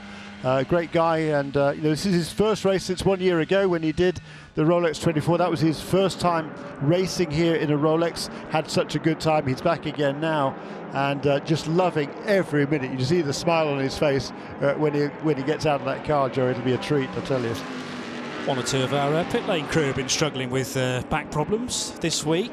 Should have sent them in the direction of Robert. Yes, should actually. I'm sure that will be a rather long queue, though, somehow. You need to check in with an appointment and book it several days in advance. Let's go back to Joe for a quick word with Robert Masson, and then we can go Shea Adam for an update on the 55 Mazda. Robert, I've just been saying that the LMP2 class here, it's a proper endurance race, isn't it? Everybody's had problems. Every time I look at the field, it's different. You've just brought the car in, handed it over to your son, and you've got a big smile. Jeremy said you would have a big smile on your face. Yeah, Jeremy was right. I definitely love being here. I'm grateful to IMSA and Performance Tech for having me back. Yeah, no, what an incredibly talented field in LMP2. You know, it's a little tricky with 3 bronze drivers to compete against superstars in motorsports, but you know, we've hung in there. Our goal right now, as we look here, is no matter what, let's finish this race. Let's be smart. We're really excited, and it's been an incredible 2-day experience already. And long-distance sports car race, it's all about the team, isn't it? It's a big team effort, and these guys have not put a foot wrong. Every piece of adversity they've reacted to and done the job. Oh, absolutely. We've got an incredible group of people working for Brent O'Neill, and everybody's part of one clique. We know how we work, and it's all for one for all. We love it. And Robert, is that your Daytona 24 hours over now? Is that your last stint, or will you get back in the car? I'm not sure yet. That's up to Brent. I'm always willing to get back in the car, though. Yeah, you're just a light bulb, aren't you? You're just a driver. Robert, great to talk to you, and fingers crossed, still a bit to go. I can go anywhere in the LMP2. Oh, absolutely. Thanks, man. Cheers. Let's just stay in the pit lane, because as I say, Shea Adams been down to the Mazda Team Yost outfit to see if she can find an answer about the 55's lack of speed. Shea? It's a boost issue, Johnny, and it's nothing that they can fix, which is why they're leaving Jonathan Bomarito out, just having to soldier on through with that car. So that is what's plaguing that car, but also another DPI with a little bit of an issue. The number 6 Acura Team Penske, a new nose up on the wall for that car, as well as new Michelin. So a pit stop imminent for Dane Cameron, and he's getting a little bit of rhinoplasty. Well, he's not, the car is.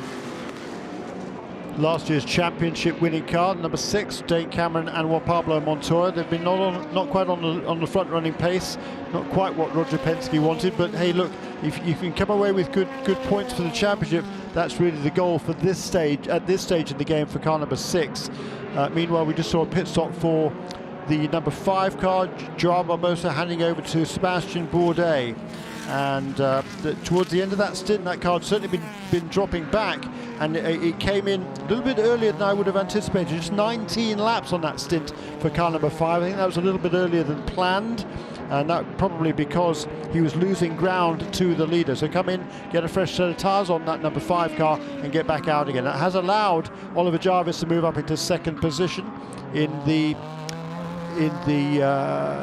number 77 Mazda. That car is now on pit lane.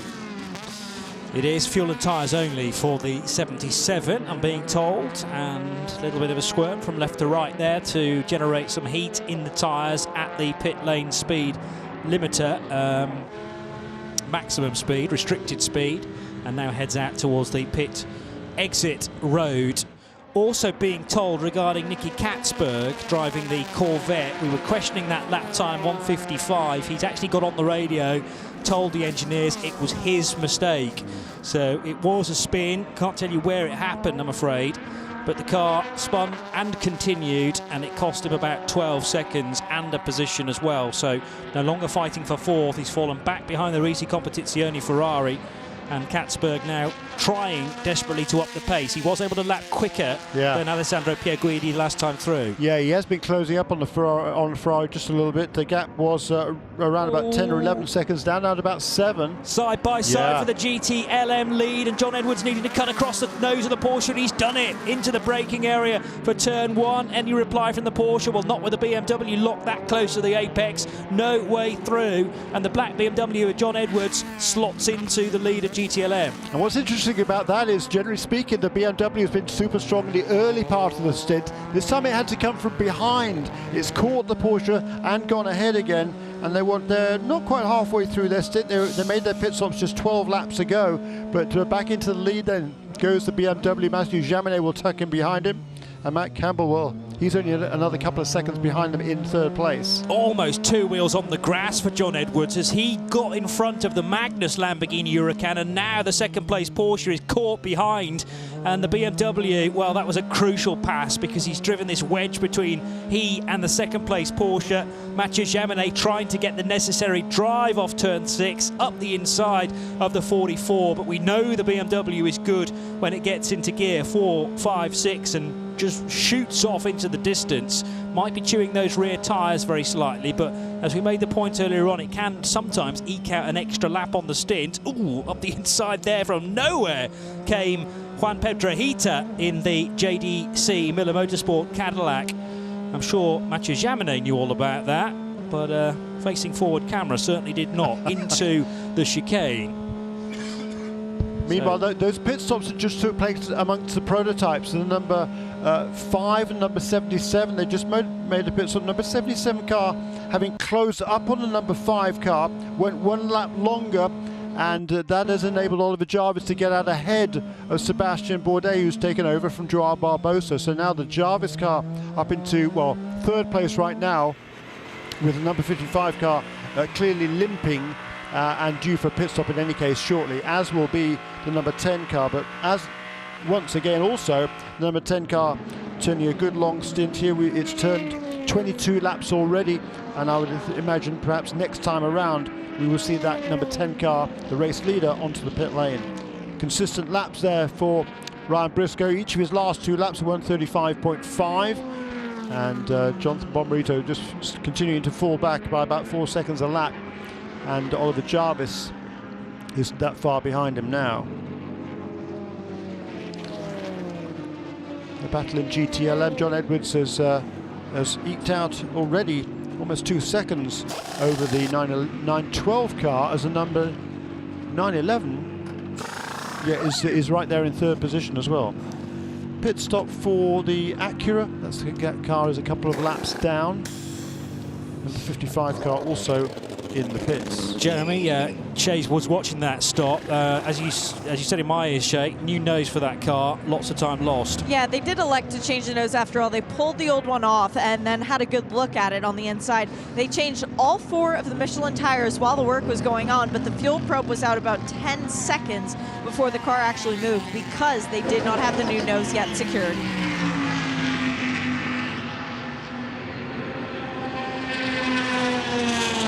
That number 6 car just they're kind of going through the motions, just going to keep up a good pace, see what they can learn. It's kind of a test session now. They, unless there's a caution period, they're not going to have an opportunity to get back onto the lead lap. And they're 2 laps behind in any case, so it's going to take 2 more caution periods. We really had 5 through the entire race. 6, I guess, 3 of which came within a 1 hour period about a couple of hours ago. Here, though, is the number 10 car weaving around us a little bit as it came onto the pit lane, maybe just looking to pick up the last vestiges of fuel. Where is it? No, it's out on the racetrack, isn't it? No, it's going out. It's a biggie pardon. Sorry about the scare there. Number 10 car, regular service there.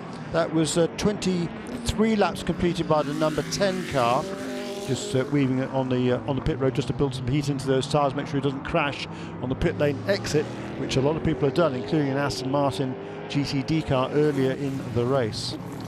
If we keep going at this pace, Jeremy, we will likely as not have a new race distance record.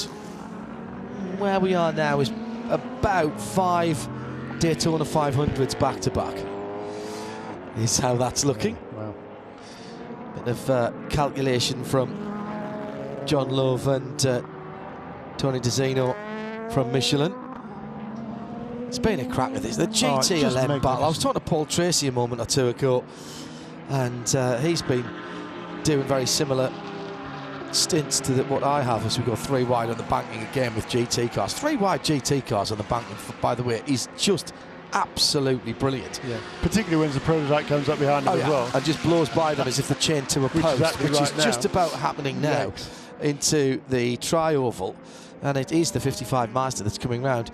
And PT said, how about this battle for GT Le Mans between Porsche and BMW? It's been outstanding, hasn't it? Really has, absolutely tremendous. And all of the classes, I mean, even LMP2, it's kind of the butt of people's jokes for many, many years, really, with reliability problems. But Joe Bradley was saying, it's constantly changing. Well, what isn't changing is the fact number 81 car and number 52, they've been trading the lead. I don't think of any serious problems at all through the race. 52 had to have a rear toe link replaced earlier on because it pushed the wall, and it dropped a couple of laps.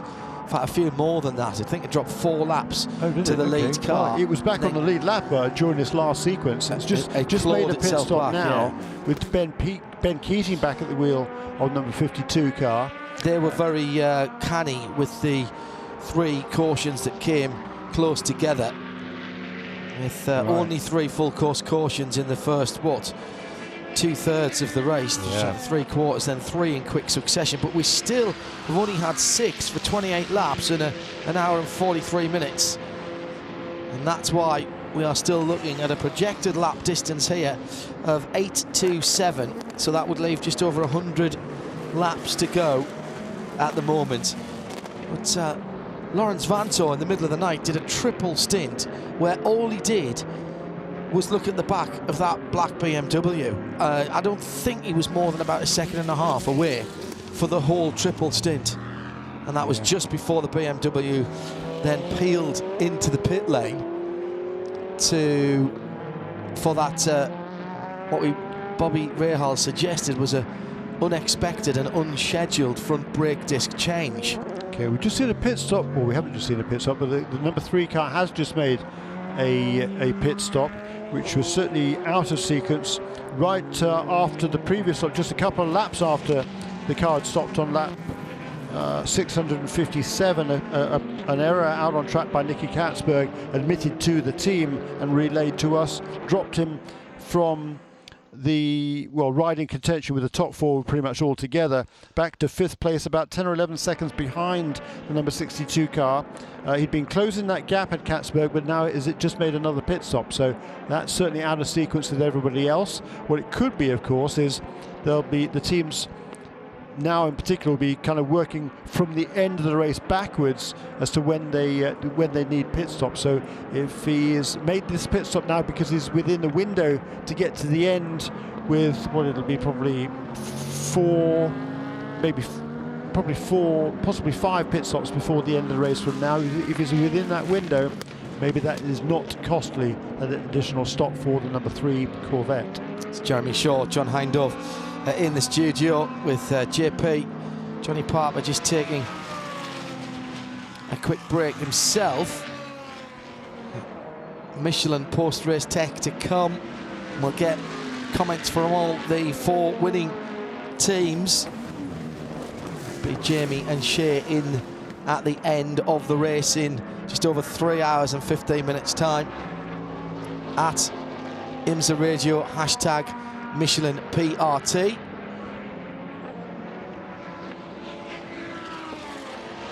A lot to talk about here, I feel.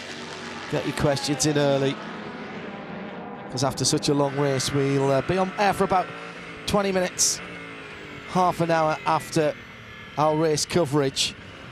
Sirius 216 XM 202, and around the world and across the USA on RS2 IMSA Radio, all live and free, as we will be for every moment of the IMSA WeatherTech Sports Car Championship.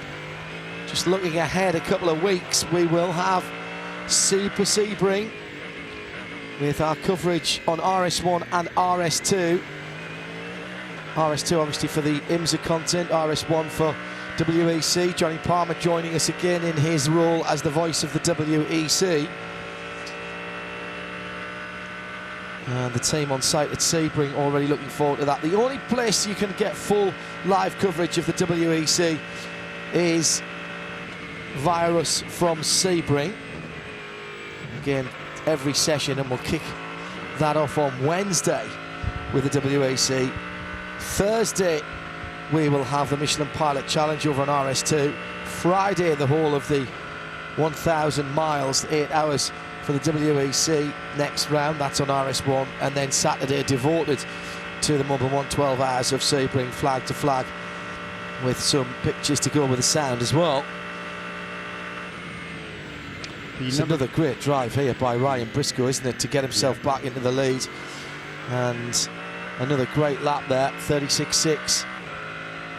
Yeah, super consistent, 36.3, 36.7, 36.6, the last 3 laps for Ryan Briscoe. And that gap back to the number 77 Mazda, out to 13.5 seconds now. And he's just a couple of seconds ahead of Sebastian Bourdais. Meanwhile, Jonathan Bomarito, he will go a lap down within the next couple probably of laps in number 55. He's just doesn't have the straight line speed. That car down on boost, we heard from that a little while ago.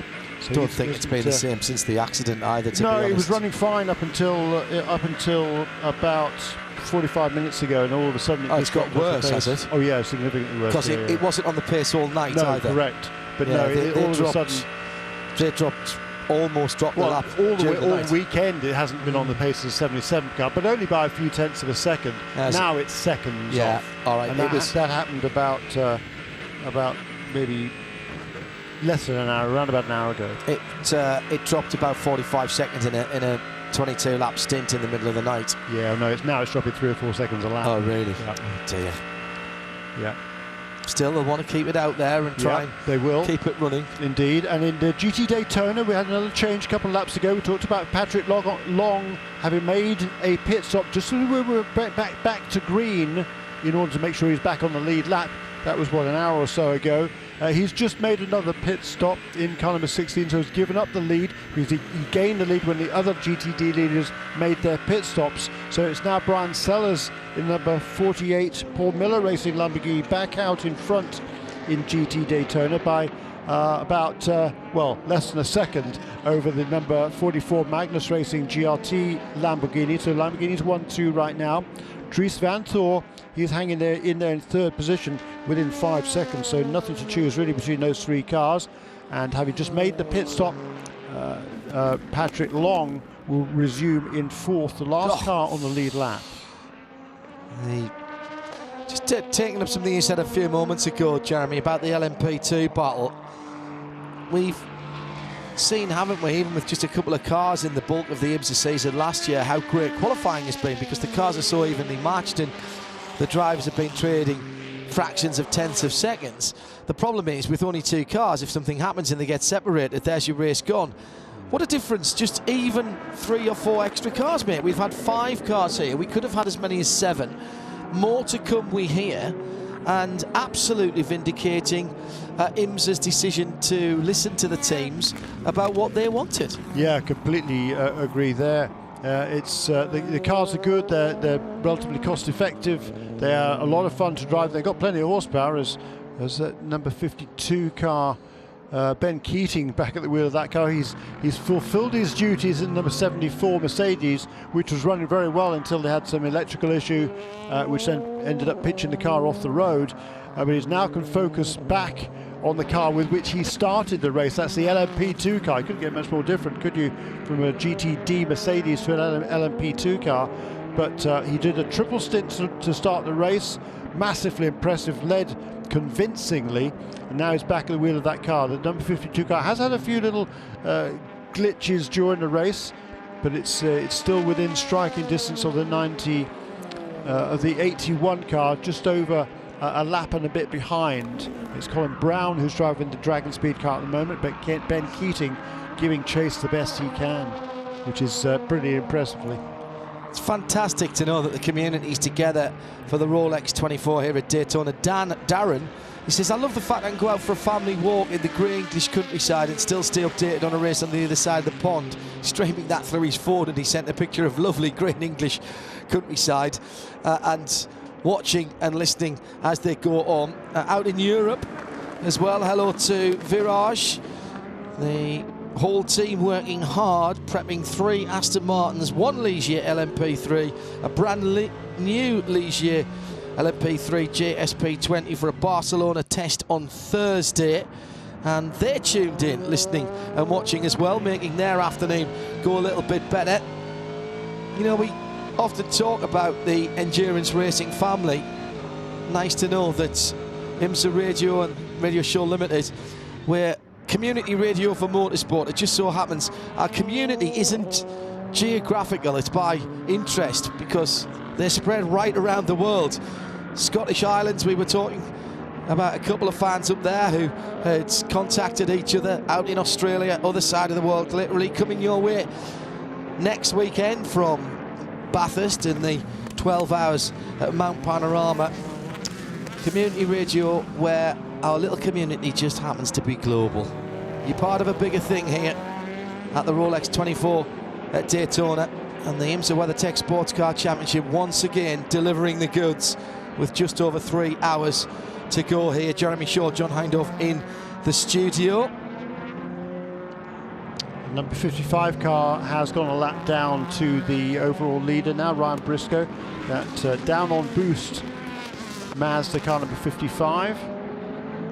We're just over 3 hours remaining now, 3 hours and 7 minutes remaining in this race, so still longer than a regular IMSA WeatherTech Sports Car Championship event. So anything can happen yet, that's for sure. But it's Ryan Briscoe who's certainly got a stranglehold on the race at the moment for the Konica Minolta Cadillac team, looking to win the second in a row potentially for that team. We've got a 16-second margin now over second place, and that gap has been stretching out by maybe half a second a lap over Oliver Jarvis during this latest stint by Ryan Briscoe. Let's go down to Joe Bradley, who's in the pit lane. Sunshine, little high cloud today, but Joseph, we can't complain at this weather. I thought I'd give you guys a bit of an update as to what the weather's doing, and even though the sun was shining this morning, really chilly with a very low ambient. However, that ambient is now climbing, and if the ambient's climbing, you know the track temperature's going to climb. So we're going to see maybe a bit of tyre management starting to come in. Let's add in the fact that we've got a limited amount of sets, and getting towards the last 3 hours of this race, we're getting towards the bottom of the pile of the used tyres, aren't we? Or the new tyres, I should say. So, yeah, it's getting quite warm now, and I'm not sure what the forecast says, but I think the forecast did say into the 70s, towards 80 degrees, by the time that we're looking towards a checkered flag. So, yeah, definitely a change in the weather, and definitely a change in track temperature. Wishful thinking, I think, Joe. No, I think it's going to remain fairly cool today. We're only going to get, I think, low 60s at best. Before the end of the day, although it's going to feel warmer with the sun shining brightly here. But you know, to your point there about the tyres, it's a very good one. Yes, they are getting towards the end of the race and the end of their tyre allocations.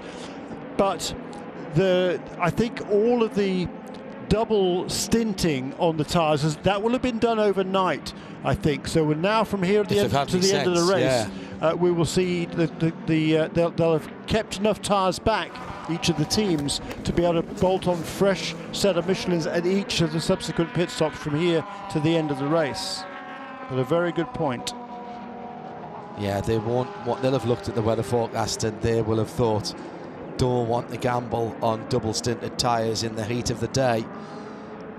Just after 10:30, we're coming to the end of another race hour here. All of a sudden, that gap from first to second, 20 seconds. Yeah, it was 12, 13, 14. All of a sudden, the last 3 or 4 laps, it's gone out to 20 seconds. But that's mainly because of the pace that Ryan Briscoe is running. Regular 35, 1 minute 35s, 1 minute 35.7, 35.2, 35.3, 35.2. That'll do it. The fastest lap of the race was a 34.6. So half a second off that ultimate pace for Ryan Briscoe. I mean, that's stellar, absolutely stellar. And nobody can match that pace and consistency. And that's exactly what Renger van der Zande did during the night when he reeled off a triple.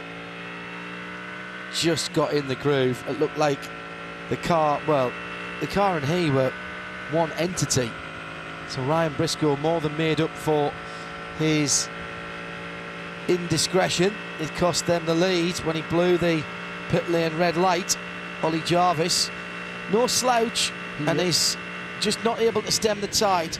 Got a 10th back that time around, the Englishman in the 77 Mazda. Yeah, had a bit of a break with the full course caution, able to get back on the lead lap, and since then Ryan Briscoe has said, sorry guys, I need to make this up, and that's exactly what he's done. But these are super laps, and there's another lap, 135.5 this time around for Ryan Briscoe. Just superb, really impressive for Ryan. It's been a while since he's driven a prototype car, of course, been part of the Ford Jeep Ganassi GT program for the last 3 or 4 years, but stepping back into a prototype as if it was yesterday. Because that's what he does. That's what all of these guys do. How many times have we heard drivers, Jeremy, just say, look, it's got a steering wheel, it's got pedals, it's got a wheel at each corner, it's a car. Yeah. I'll get on with it. And, you know, that's easy for them to say, and we sort of laugh at that. They're actually doing themselves down, aren't they? Because all of these different cars have little nuances, more than little nuances. The racing series are different as well. Multi-class racing is a skill in its own self, whichever category you're in. I think that is one big advantage that Scott Dixon and Ryan Briscoe, joining in with that number 10 Konica Minolta team, have had. They have done multi-class racing very recently, and it really doesn't matter what class you are in. It's the fact that there are other categories around you. You can only learn multi-class racing by doing multi-class racing. You've heard me say that before. Just 3.7 seconds between Sebastian Bourdais now and Ollie Jarvis, though those two are still pretty close together, although Bourdais just dropped back a little bit that time around. Lost about 1.7 seconds. Traffic giveth, traffic taketh away. Ollie Jarvis pushing through to turn 1 in that white and red. But not from Brian Briscoe, apparently. Another 1 minute 35.2 last time around. He's obviously just got a button on the steering wheel that just, you know, drives him round. That's it. Massively impressive. Super good. Second place, 77 Mazda currently with Ollie Jarvis on board. Let's go down to Diana, who has Tristan Nunez, who's been in that car recently. Carl, first of all, let me ask you how your Daytona is going. Well, it's the most successful one I've had thus far. This is my 8th Daytona, and this is by far the most successful one. So I'm really pleased. The car's amazing. The reliability is there. I don't want to jinx myself, but you know it's looking really good for the finish. And just truly hats off to the engineering, to the Team Yost for it's really incredible stops.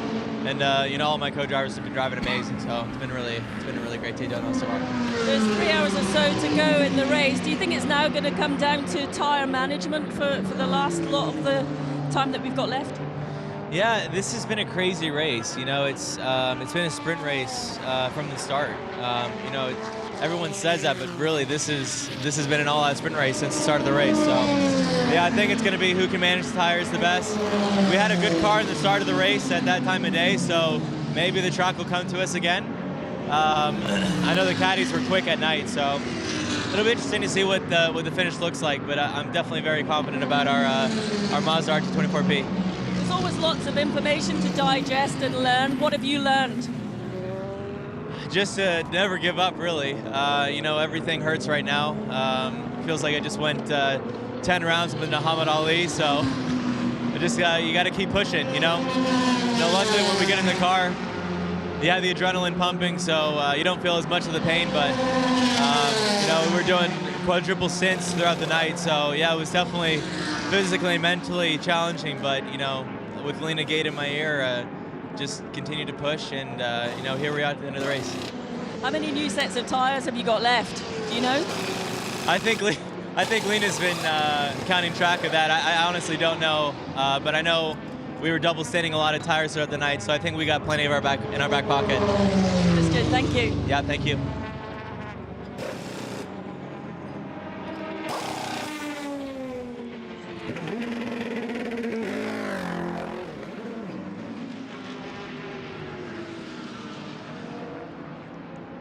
Down inside the last 3 hours, Jeremy, and people will now be counting back their pit stops. Interesting to see what happens from here on in, but frankly, we've had our fill already of excitement at the front of the field.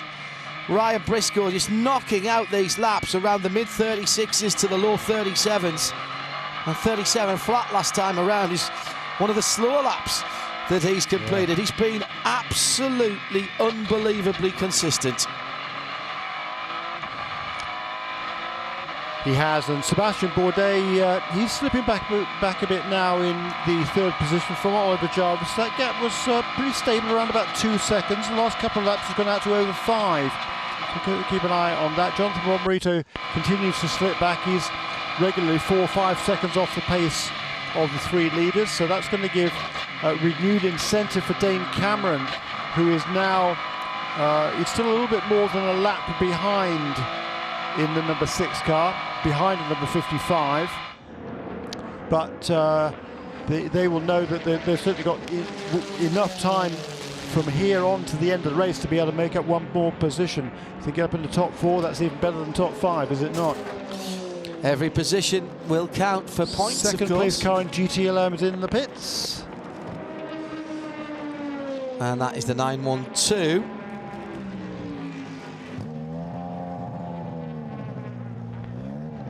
And that looks like a standard stop. Full fill of fuel, and it's out again, and that was Mathieu Jaminet. Matt Campbell is in the 911. 10.6 seconds the gap between John Edwards and Matt Campbell. What have Porsche got left? My goodness, they'll be delighted, Jeremy, at the performance of this new car to IMSA. But BMW, what a race that car has, effectively racing on its own for a very long time since that oil line issue earlier in the race. But RLL have kept that car going. They did the brake change, which took them out of contention for a little while, but it's so strong on the fast parts of the circuit. They've been able to overtake. Welcome back to the pit lane to Jamie Howe, and it is Jamie Howe this time. It is the number 88 from WRT Speedstar, the Audi R8, pitted from the second position in the GT Daytona class. They've already executed a driver change. Mirko Bortolotti climbed aboard. Dries Vanthoor got out waiting on fuel. There are 40 seconds of fuel. They have a sticker set of Michelin, and they are sending it. Oh, that sounded gorgeous. Thank you, Jamie. It's interesting how the pit stop strategies have diverged in GTLM over the course of the last hour or so. The number 44 car was in maybe half a dozen laps or so ago. The number 16 car was in about 4 laps before in GT Daytona, yes, absolutely. In GT Daytona, and number 48 car, I'm sure we'll see that on to pit lane fairly soon now. But Brian Sellers continues to lead in the Paul Miller Racing Lamborghini.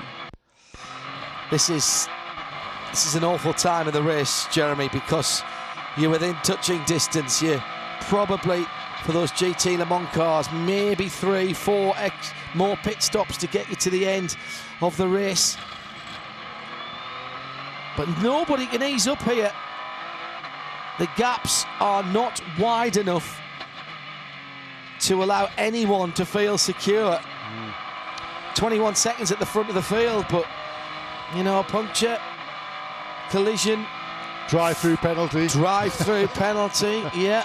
And that can happen passing other cars, Jeremy, as well, you know. Let's be honest, you've got to give everyone respect. Everyone's racing at the moment. The machinery is tired. The drivers are tired.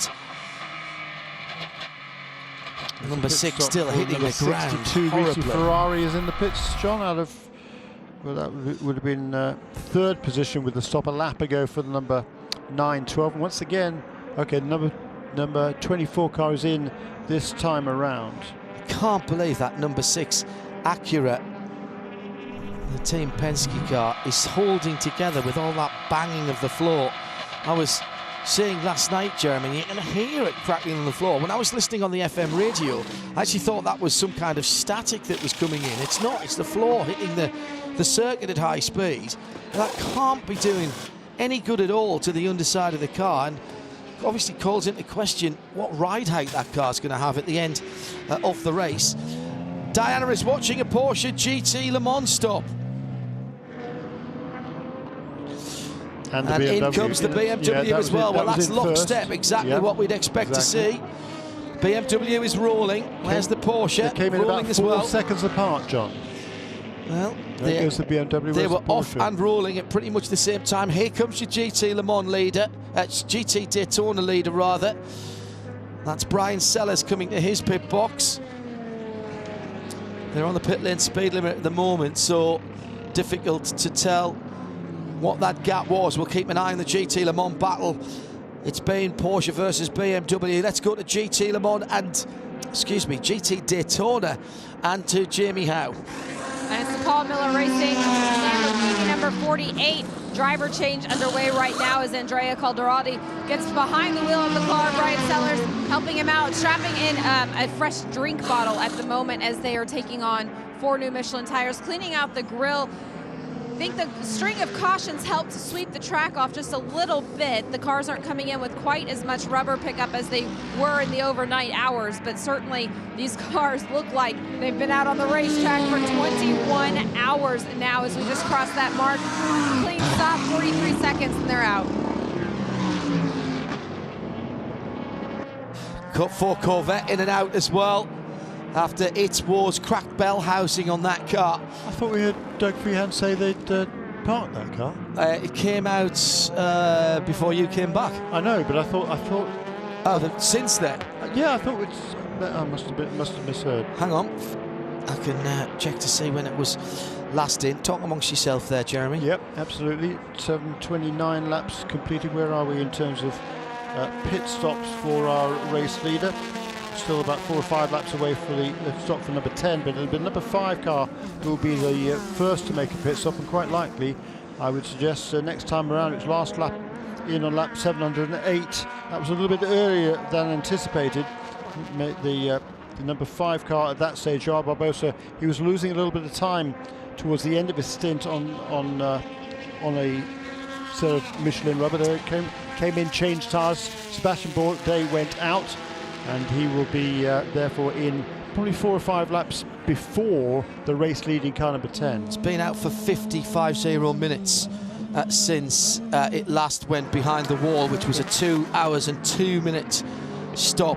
The big one, of course, was the 7.5 minute stop, and there's a change for second position in GT Le Mans, with the 912 going back a position, with Lawrence Vanthoor losing out to Nicky Katzberg. Let's keep it Porsche at the moment, and Nick Tandy is down with Diana. Nick, it's very much patience and reliability and keeping on the gas here at this Daytona, but you're very much fighting with the Porsches this weekend, with the BMWs this weekend. Well, we're fine with the Porsches as well. Yeah, I mean, it's been a long race, but a good one so far. There's been no let-up, has there, at all for you? I can't hear a word you say. Sorry, Diana, but yeah, you know, it's clear that I mean, the BMW is very difficult to keep behind if they've got pace, and when we're strong, it's really hard for us to pass them, which makes the racing pretty difficult. But I mean, kudos to Porsche. We've still got 2 cars in the race. You know, fighting at the front. There's still a few more pit stops to go and a little bit of time left. So. Well, it was never going to be easy, was it, Nick? It was never going to be easy. Well, it's not supposed to be. It's not. No, it's not supposed to be. But I mean, it's one of those races where you kind of think it's one where you settle into a 24-hour race, but it hasn't been anything like that. You know, we've been gambling on how long the green runs are, if we're going to get a yellow at any point, even stuff like when to fit in the brake changes. I think you saw the BMW had to do it under green and this sort of stuff. It's not a normal Daytona, but it's still the same prize and the same points at the end of it, of course. What's the strategy for the rest of the hours we've got left? Sorry. What's the strategy for the rest of the hours we have left? Go faster than the 62, the 24 and the 912. Right, Nick, thank you. No worries. You can hear there's certainly some fatigue there, isn't there? I mean, you know, the Porsche team, they've only got 3 drivers in that car. The BMW teams have 4. There's a driver change now for number 77 car comes in out of second place, along with number 5 car also on the pit lane. When was that last hit? That seems like 5 minutes ago. Right. Okay. In fact, number 5 car has actually stayed out a bit longer. It stayed out for 23 laps this time, 22 laps for the number 77. So once again, the Cadillac getting better fuel mileage. It's just on that the previous stint, number 5 car came in early. This time back to its regular stint length. It's been an extraordinary race, that GT Le Mans battle, and everybody was worried, weren't they, about what would happen with Ford not being here and Chip Ganassi not being here. Well, no lack of enjoyment there with the BMW. A few people saying, I wonder if BMW will reconsider their position. Well, as far as I'm aware, they've not said they're pulling out of the IMSA series. The WEC ran its course for exactly the amount of calendar time that BMW Motorsport said they would. And the press release from them that said that they were leaving the WEC did say that IMSA would continue. I wasn't aware they'd put an end date on that yet. No, I don't believe so. No, absolutely not. Andy Lally, stalwart of IMSA WeatherTech and IMSA Series Racing, is with Jamie Howe. He's also a winner of 5 Rolex washes, a 5-time winner of this event, Andy. But you're just telling me the plan right now is not to have you finish this race. Stick with Marco, who's in the car right now. When you backtrack it, where does it put you at the end of the race? Where we want to be is victory lane. That's the goal. That's what we're doing right now. Marco says he's comfortable, and he's been flying, so we're probably going to leave him in there right now. I mean, I'm still dressed and suited and helmet's on the shelf ready to go here. But if he's good to go and he's not fading, we're probably just going to let him take his momentum and keep on digging here. As it sits right now, you're pitting about 20 minutes after the other GTD class leaders, so completely different strategy in terms of windows. Where does it put you? How much more fuel will you need versus them? That's, I don't want to actually let you guys know that because I'm sure they're listening. But we changed things up a little bit just now to take a swing at it. And it looks like it's temporarily work, but we're not sure exactly what's going on. So the good thing is we saved tires all night. We double stinted a couple of times. So we're good to go where we know other guys aren't. And I know they're struggling there. So somebody's going to have to double stint along the way there unless they saved like we did. But we're in good shape. And I think just looking forward to it. While I got a second, I want to say hi to Bob Varsha. I know a lot of people there at home are pulling for him. My buddy JF also. Just hoping these guys can join us back again here soon. Yes, we certainly send all of our thoughts out to all of Bob, especially who's watching at home. You're normally the finisher of this race. I know this has to be tough for you. What are these closing 3 hours going to be like? This is tough. When we were looking at how it fell, you know, when we had a couple weird yellows that took us out of sequence, and I did the sunrise shot, and it looked like things were going to potentially go this way. So I called in. I opted to do a triple there to just extend that window so that Pumpelly and Muppelly could do their time, and it would kind of fit in just right there. So it is gut-wrenching. It's a heck of a lot easier having the weight on your shoulders and the steering wheel in your hand than it is to just look over and bother my strategist, Eric's yelling in his ear all the time with different ideas. But yeah, it's definitely tough. It's definitely nerve-wracking. This is not my normal spot. I wish you guys could see his face as he says all that. You can hear it in his voice, but he had to close his eyes and realize the fact that he will not be taking the car to the checkered flag. We'll see. By the way, Jeremy and I nodding sagely there with the sentiment about Bob Varsha. Bob, I know you'll be listening in somewhere, or somebody will tell you about this. Bob has been one of my broadcast heroes for a very, very long time, a generous man in and out of the booth, and an absolute star. Very knowledgeable about all motorsport. And Bob, we wish you well and hope you're going to be back with us soon. We're missing you here this weekend. 109 FM at the track, Sirius 216, XM 202, and across the USA and around the world, all free and uninterrupted on RS2 IMSA Radio.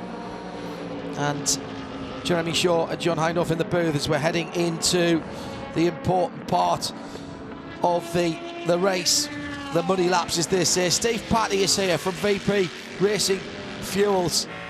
Steve, first of all, thanks for joining us. I know how busy you are. We'll keep an eye on what's going on here. being a part of IMSA here. Jeremy, go ahead. Yeah, the race leader is onto the pit lane now, right on schedule. 23 laps? This is 23 laps Yeah. again. So once again, it does an extra 1 lap more than the number 5 car, 2 laps more than the number 77 Mazda. Well, let's have a look at the stop. I think it'll be 4 Michelin tyres. Now, is there a driver change? It's going to be a driver change here, Jamie.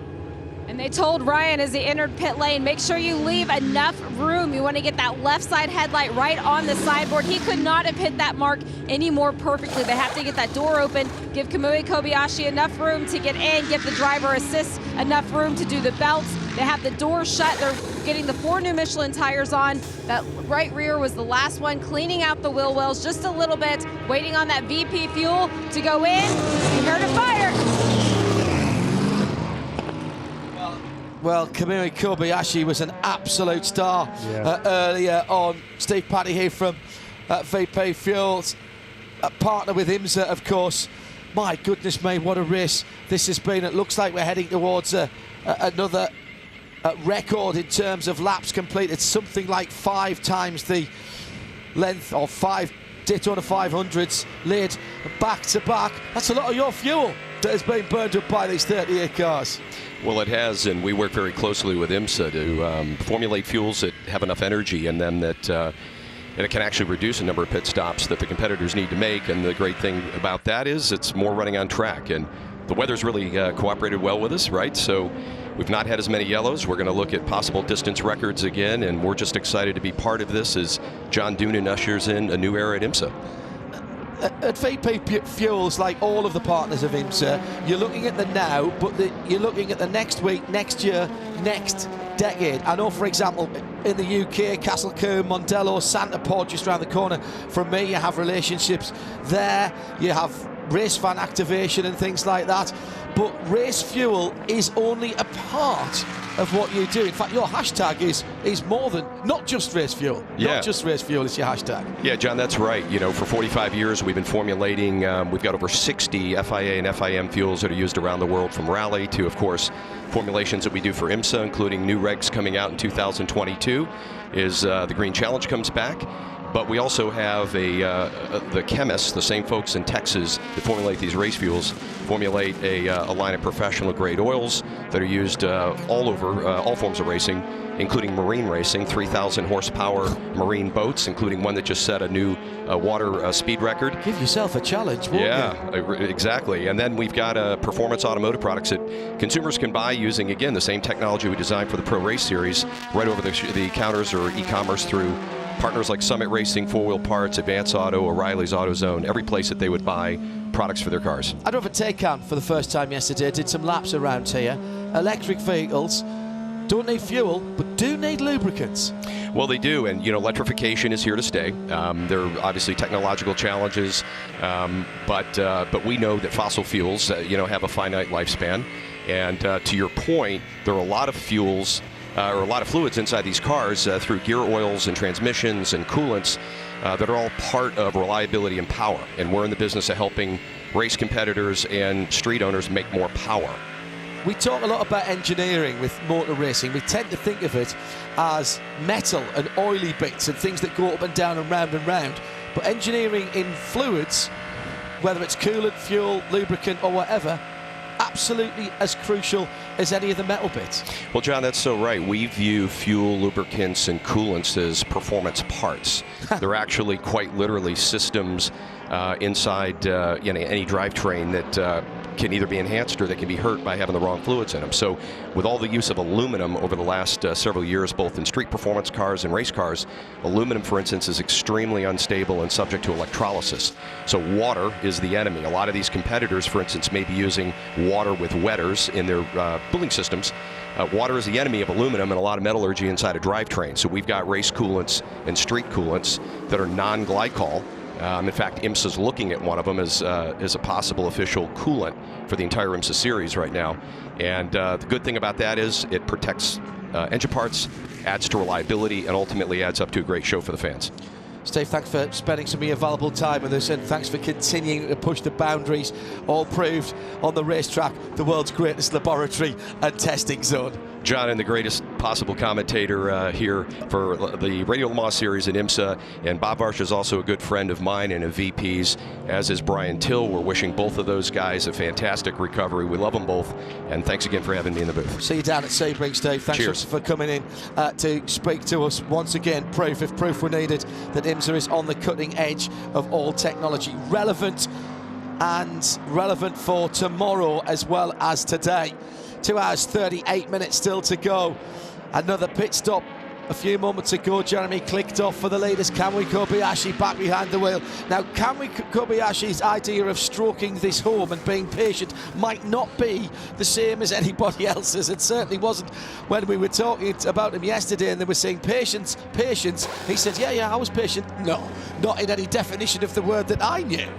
No, that's a fair point, isn't it? Here's number 55 car on pit lane in 4th position. It's got a boost problem. It's just not getting the same straight line speed it has before, but still hanging on there in the 4th position. The number 6 car was in a couple of laps ago. The number 6 car has actually lost a lap to the leading Cadillac over the recent sequence of events. So the number 55 car, it's certainly got a chance here to cling on to that position. It's about number 6 car was 2 minutes and a half behind, with 2 hours and a half to go. Can't do the maths, to be honest, but it's number 55 car. If it can keep going, it has a chance of retaining 4th place. Jeremy was just chatting about the 55, and as you were talking, Jeremy, they took the back of the car, were looking inside, giving it a bit of a check around, and now securing it back on and dropping it off the jack. So that was a bit of a delay to that stop for the 55. Well, that car just hasn't had the power.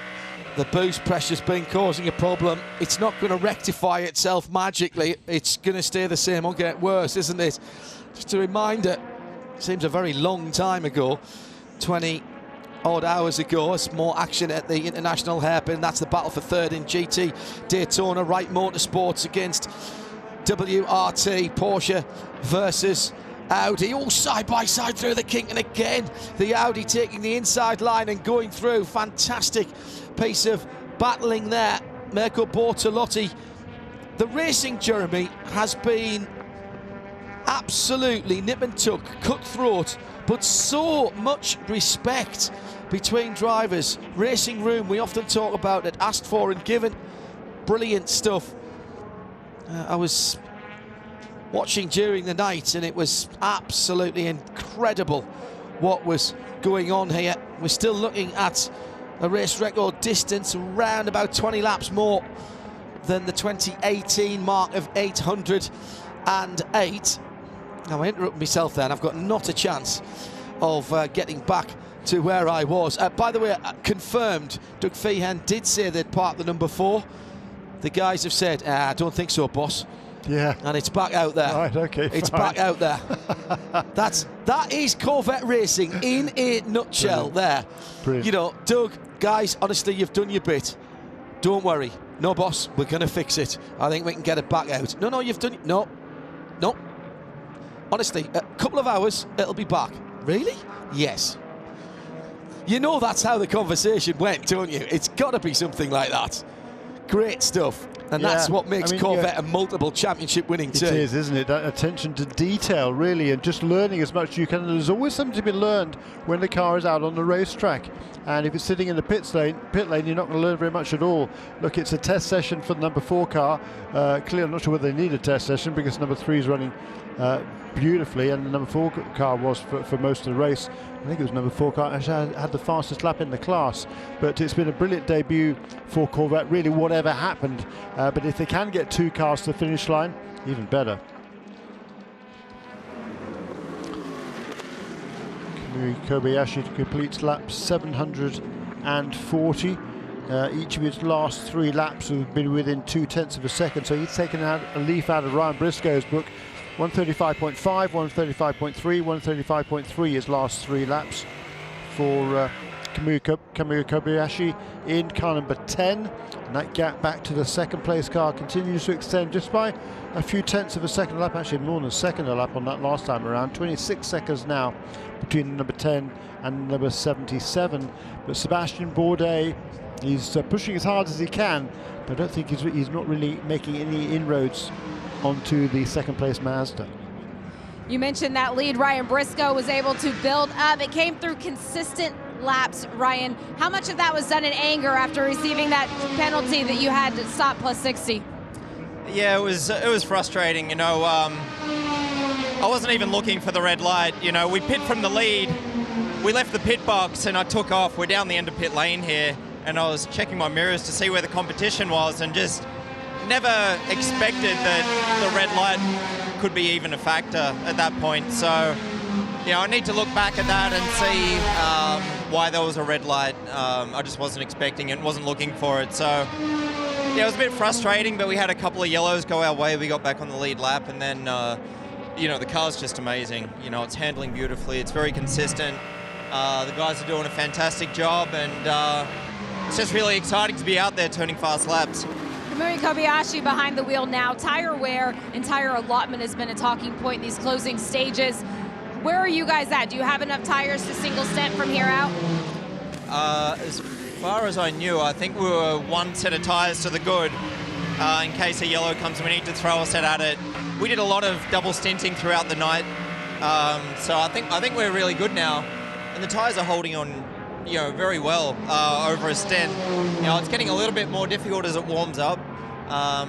You know, I felt my last stint there, the last 3 or 4 laps were starting to slide around a bit more, but you know, we got a lot of tools in the car that we can adjust to help that. But yeah, just thanks to everyone at Wayne Taylor Racing, Konica Minolta. It's such a privilege to race for them, and to be in a fast car here is very special. Renger said overnight that the car really came to life in those cool temperatures. As the sun has come up and the track has gotten a bit warmer, what's the balance of the car like now? You know, we started the race in very warm conditions, and I think we were good. It looked to me like a lot of the other cars were struggling for rear grip, and we were one of the more consistent ones, so fingers crossed, you know, the car just keeps turning laps and going fast. Do you see Kamui taking it to the checker? I think so. He's been wicked fast all weekend, so you know, as long as he's fit and good to go, which I'm sure he is, I think he'll be staying in. But Ringer's up here ready to get into, or Scott, I don't know what the plan is, but I think Kobayashi's going to go. Scott just did come back out to pit lane. He has his suit on, but all 4 of you have been blindingly fast. Nice job. Good stunt. All right, thank you. Blindingly fast and exceptionally consistent. If they can squeeze all 4 of them into the cockpit for the victory laps, they're not that far ahead, of course. Kobayashi didn't do much of the night's shift. Renger did the big 3.5 stints, and Scott Dixon was out there, and then Ryan Briscoe this morning. They've all pulled their weight. Yes. Kobayashi yesterday was outstanding. And I need to find something that's vaguely wood in here, or some kind of chipboard at least. We've looked at that car, Jeremy, and the attitude of that car in terms of how it looks on the track, how it rides the bumps, how it rides the curbs, the speed that it has. It's looked, when I say it's looked comfortable, I don't mean it's looked easy. I mean that looks like a car that is at ease with itself, even when it's been driven very quickly indeed. Yeah, and drivers who are supremely confident, they're relaxed, they just know that they've got a good car underneath them. They know that they don't need to overextend themselves or make any mistakes. You know, we heard Ryan Briscoe talk about the fact that he just wasn't looking for that red light as he exited pit lane, which is, you know, just a kind of an easy lapse of judgment at this stage in the game, because it's been so intense out there. They're all giving their all the way through this race. They've been driving hard, but not, you know, not to the limit necessarily. But it's been, you know, it's a consistent speed is one that has put the number 10 team into this position at this stage in the game, with 2.5 hours remaining in this race. And you just got to continue the same sort of thing from here on in. We're well inside the back timing from the last pit stop sort of area. 22, 23 laps for the DPIs at a lap time of around about, let's call it 1 minute 36, 35, 1 minute 35s and 6s for the number 10 car. 30, a few tenths slower than that for the number 77, and ditto for the number 5 car. We saw that extra pit stop for the number 55 the last time around. Simon Pagenaud has taken over now in 4th position in number 6 Acura. That's the Earling 55 Mazda, the Soul Red Crystal car. And that's turbo boost problem. Remember, that's the smallest engine of the DPI, 2-litre 4-cylinder turbocharged. Really relies on the forced induction to make its power. And if the turbo boost is not there, it's going to significantly hamper that car. And as I said earlier, Jeremy, it's not magically going to get better, is it? No. And keep my eye on the GTLM battle. The gap was round about just 5 seconds between the number 24 and the number 3 Corvette after the first round of pit stops. The 3 and the 912 well, the 3 got ahead of the number 912 right after the last round of pit stops. It's on a slightly different pit stop strategy than the Porsche. About 7 or 8 laps ago, the Porsche was able to get past up into 2nd place then for car number 912. That was Matthew Jamineau. Is he still driving that car? No, he handed over to Lawrence Vantour. Yeah. So it's Larry now. Lawrence Vantour is driving that car. He's got past the Corvette, and he is whittling the gap down to the race-leading BMW. 3.4 seconds it was last time around. The Corvette is slipping back, getting towards the end of its stint now, using up those Michelin tyres.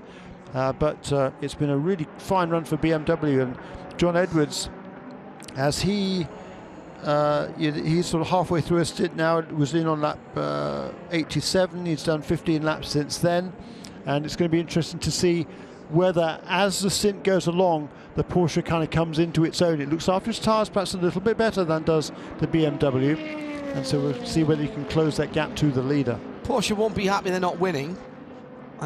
They could be by the end, but take heart, Porsche. Your 2 brand new cars for IMSA. You're the only manufacturer that has both cars still in competitive situation and haven't had problems with the other ones. Great run for the BMW number 24, the black car. And Bobby Rahal, Team RLL, and with Piers Phillips, the president of racing, they will be delighted about that car. They will find out what they can learn from the 25, which has fought its way back up the timing and scoring page, as has the Acura number 7 that had that incident earlier on when it was hit and badly damaged by the 55 Mazda. But of course, it's still well off in terms of laps, making up a position in class, but it has got up to 7th overall. It's got past all of the LMP2s. Actually, it has. No, it hasn't. It's up to 9th overall, and therefore 8th in DPI, which is where it always was. And it has cut the gap by a couple of laps by using the full course cautions that we have. It went out at 24 laps at one stage. I think it's down to around about 20 now. But no chance to make up what was effectively a full stint that it missed out there on the track, 40 minutes or thereabouts that it was being looked at by the Penske mechanics. Too good. What was that just went past? That was, let me grab the binos. It's coming out of the turn 1-2 complex. That is the tower by Starworks LMP2, Jeremy. Okay. Sounded like that might have been a broken exhaust manifold or something that certainly didn't sound as it should have when it came out of the Orica factory. No, perhaps not. Ryan Lewis last time around was at 139.6. That's pretty respectable. The race leader Ben Hanley in the number 81 car 38.6. So only a second done. Maybe I kind of misheard it, or maybe just something flapping, or I don't know. But unless he was it could be he was lifting off very early and it was just popping and banging. But that even then, that was right underneath us. That's very early. unless he's trying to hit fuel numbers. That's what the Konica Minolta race team are telling Kamui Kobayashi. It's not super important, but we kind of like to see what you can do. Not putting too much pressure on their driver. I have a strong suspicion that they might not get the fuel numbers they're looking for out of Kamui, because he's been fantastic on fuel. Oh, has he? Yeah, no, he's been absolutely, they've all been tremendous. That car, for some reason, somehow, is getting better fuel consumption than anything else out there. And so yeah, no, 23, 24 laps even sometimes. We don't get top speed numbers anymore from IMSA, because I'd quite like to see what it's been running, whether it's running particularly skinny. But then again, Jeremy, as I said earlier on, it really doesn't look like it's disadvantage on the infield. It looks pretty stable. And Ryan Lewis is on the pit lane at the moment. Not quite sure whether that is on schedule, but that car for Aero Motorsport doing a really good job to be third place in the class, and not that far, within 10 laps of the overall lead. In fourth place is the Tower Motorsport by Starworks. That is now 3 laps behind in the fourth position. That's car number 8. That's Nico Lapierre running that at the moment. The leader in that class is in with Ben Handley. Second place still running with Ben Keating. The Stars and Stripes, so the Evil Knievel stars down the front of that, the blue stripe with the white stars. They go past the Acura of Team Penske. And that's the number 7 car with Ricky Taylor bringing that car in. Still learning, still running, still solving problems. More at the point, still putting miles under the Michelin tyres of that Acura.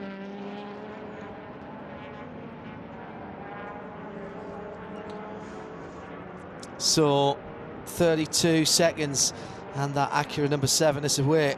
It's run pretty faultlessly since it came back after that 40-minute repair. But you just can't give up that amount of time. As we said in the Porsche keys to the race, we had a feeling we'd have a lot of green flag racing. We have, including that record-breaking 7 hours and 48.5 minute run for somewhere near 270 odd laps. Actually, I never got an official line on that. That's maybe something that I can get followed up to see exactly how many it was.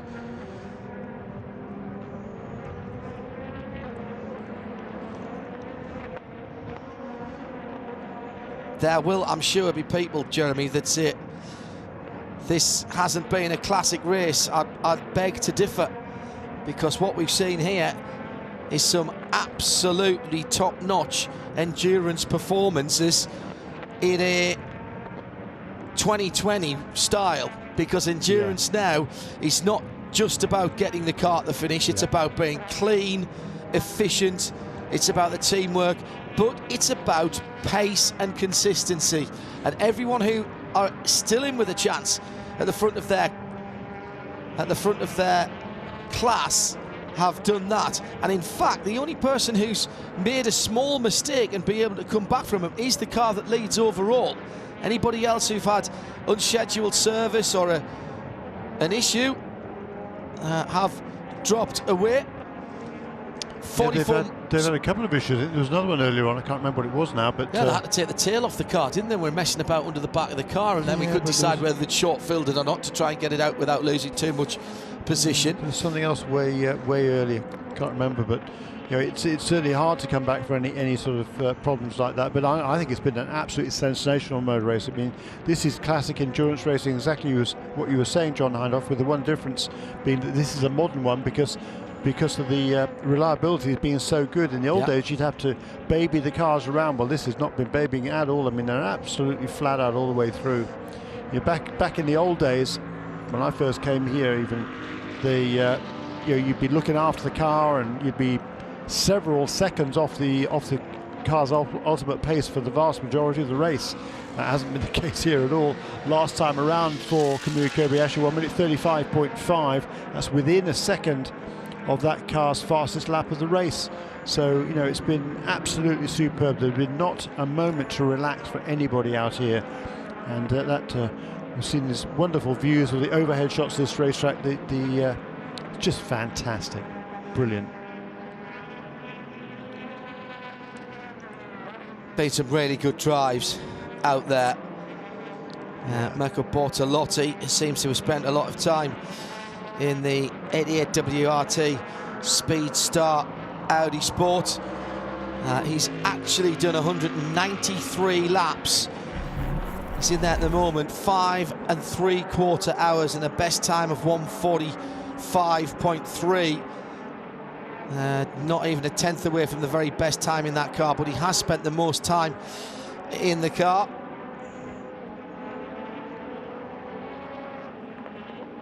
Bortolotti, 27% by time, 28% by laps. I hope that helps Quentin, who's a friend of Sarah Rigby.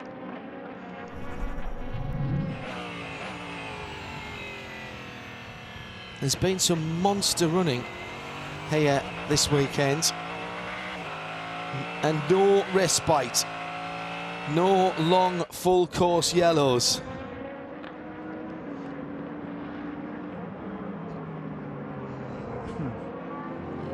No, this has been about managing the car, managing the tyres, and just trying to minimise your mistakes. Yeah, exactly absolutely. What the keys to the race you talked about when we began this show and you know what? 21.5 hours ago. You know, the interesting thing about this, Jeremy, is in point of fact, with this new Michelin tyre for this year, and with the conditions as they were in the early part of the week, nobody had any information on this.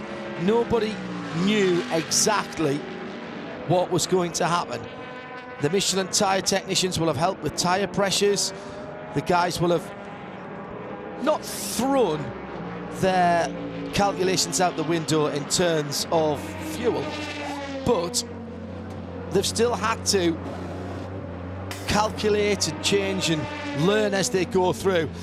Jamie, one of the things they've had to manage is this 38 sets of tyres for LMP2 and LMP2 and for DPI. That's not just for the race, that was for all the free practice and qualifying sessions as well, as the 55 Mazda has stalled on the way out, and they'll pull that car back.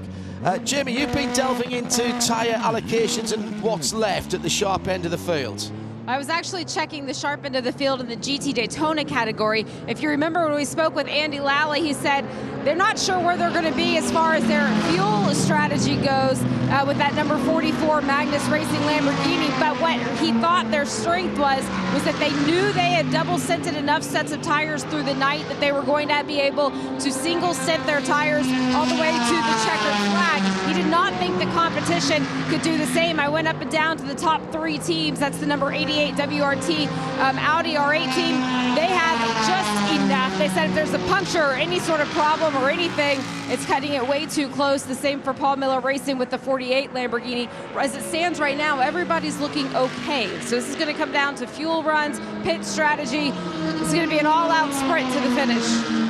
Well, we've had that before here. We've had cars running out of fuel on the last couple of laps, because this place is fast and you can't afford to get your fuel calculations wrong here, Jeremy. No, you absolutely can't. I mean, that would be absolutely the death knell to any victory hopes here of taking home that Rolex watch. And just watching over to the West Horseshoe, the number 48 GTD leader is heading in there now. He's right behind the Wright Motorsports Porsche that is battling now to stay on the lead lap in the 4th position in the class. It's Klaus Bachler who's taken over from Patrick Long at the last round of pit stops. But it's now Lamborghini, the number 44 car was leading. That came in to make a pit stop just a couple or 3 laps ago, so it is resumed in 3rd place behind the number 48 Lamborghini, Andrea Caldarelli and Mirko Bortolotti. So it's essentially 3 Italians running 1, 2, 3 at the moment. Andrea Caldarelli, number 48, the Audi of Mirko Bortolotti, drove a Lamborghini last year and won it 2 years in a row, and Marco Mappelli, having made the pit stop, he's about a minute or so behind in 3rd place. Yeah, Mirko Bortolotti and with Rolf van Eyschen and Who was the other driver? Oh, it was Ivo's son, wasn't it? Yeah, Rick Breukers. Rick Breukers, who's not here this weekend, so unable to go for the hat-trick of watches. Oh, well, he's only got 2 arms, presumably, so one for each. Like to be nice and balanced. So. Chip on both shoulders, as they used to say. Sorry, old joke. Me dad will be sitting upstairs laughing somewhere on that one. That's really pay the royalties on that one. It's so old. 2.25 hours to go. Stops, yeah, pit stops due again for the leaders. Number 77 and 5 came in on lap 731, so we've completed 21 laps since then. I would expect the probably number 77 car to be in first, and probably or possibly the number 5 Cadillac that may well be able to go 1 lap longer. To have a chat to you about the 62 Ferrari in a moment. It's in the pit lane, and Dinah Binks is down there. Yes, just arrived into the pit lane from 4th in class in the GTLM class. There has been a driver change there. 4 tyres and fuel, and off that car goes. And if you remember when I spoke to James Collada, one of the drivers, sort of at the start of the race, he was very disappointed that it was just lacking in pace. It seems like they've not solved that issue, but they're still running in the race. The 25 BMW team RLL in 8, also in pit lane. Bruno Spangler is behind the wheel of the car, and he will stay behind the wheel for at least, I think, just probably 1 more stint. Colton Herta was out at the wall. He took him a fresh drink bottle, so Bruno can have some water as the sun comes up, the temperature goes up, the pressure is high, waiting on the fuel. He already took on 4 new Michelin tires, and they'll send him off as soon as they get all of this fuel in 32 seconds worth. The Mustang sampling number 5 in as well for Cadillac, as the 77 Tristan Nunez Mazda is in and out as well. So Borde and Nunez on the same lap, and the Cadillac just putting the tyres on, cleaning off the intakes. Really important to keep the airflow through the car, I would think, with the temperatures rising. Nice job. And they are off and away in that number 5 Mustang sampling Cadillac. So I wanted to have a quick word about that number 62, and Diana sort of mentioned it. It was pointedly mentioned early on, Jeremy, about the BOP change for those guys, taking a bit of power out of it. Which car, sorry? The 62 Ferrari. It's not been a bad run for them, really. That's now a car that's not in its first flush of youth, and with all the green flag running, it would have been easy for them to drop way back, and they haven't done. I think they've had a decent run. They're back for Sebring, is what we're hearing. With possibly Daniel Serra staying with that team, although a couple of the other drivers, of course, have WEC World Endurance Championship obligations with that car. Yeah, I mean, yeah, it's been trimmed a little bit compared to last year. It's got a little bit less horsepower. 4 kilowatts, which I think is equivalent to about maybe 5.5 horsepower, and also they run a slightly taller wicker on the rear wing, so that'll certainly cost them a little bit of straight line speed, but that was the advantage it has before. I think the Ferrari hasn't quite run perhaps as well as they'd hoped it would, but it certainly hasn't been far out of the ballpark.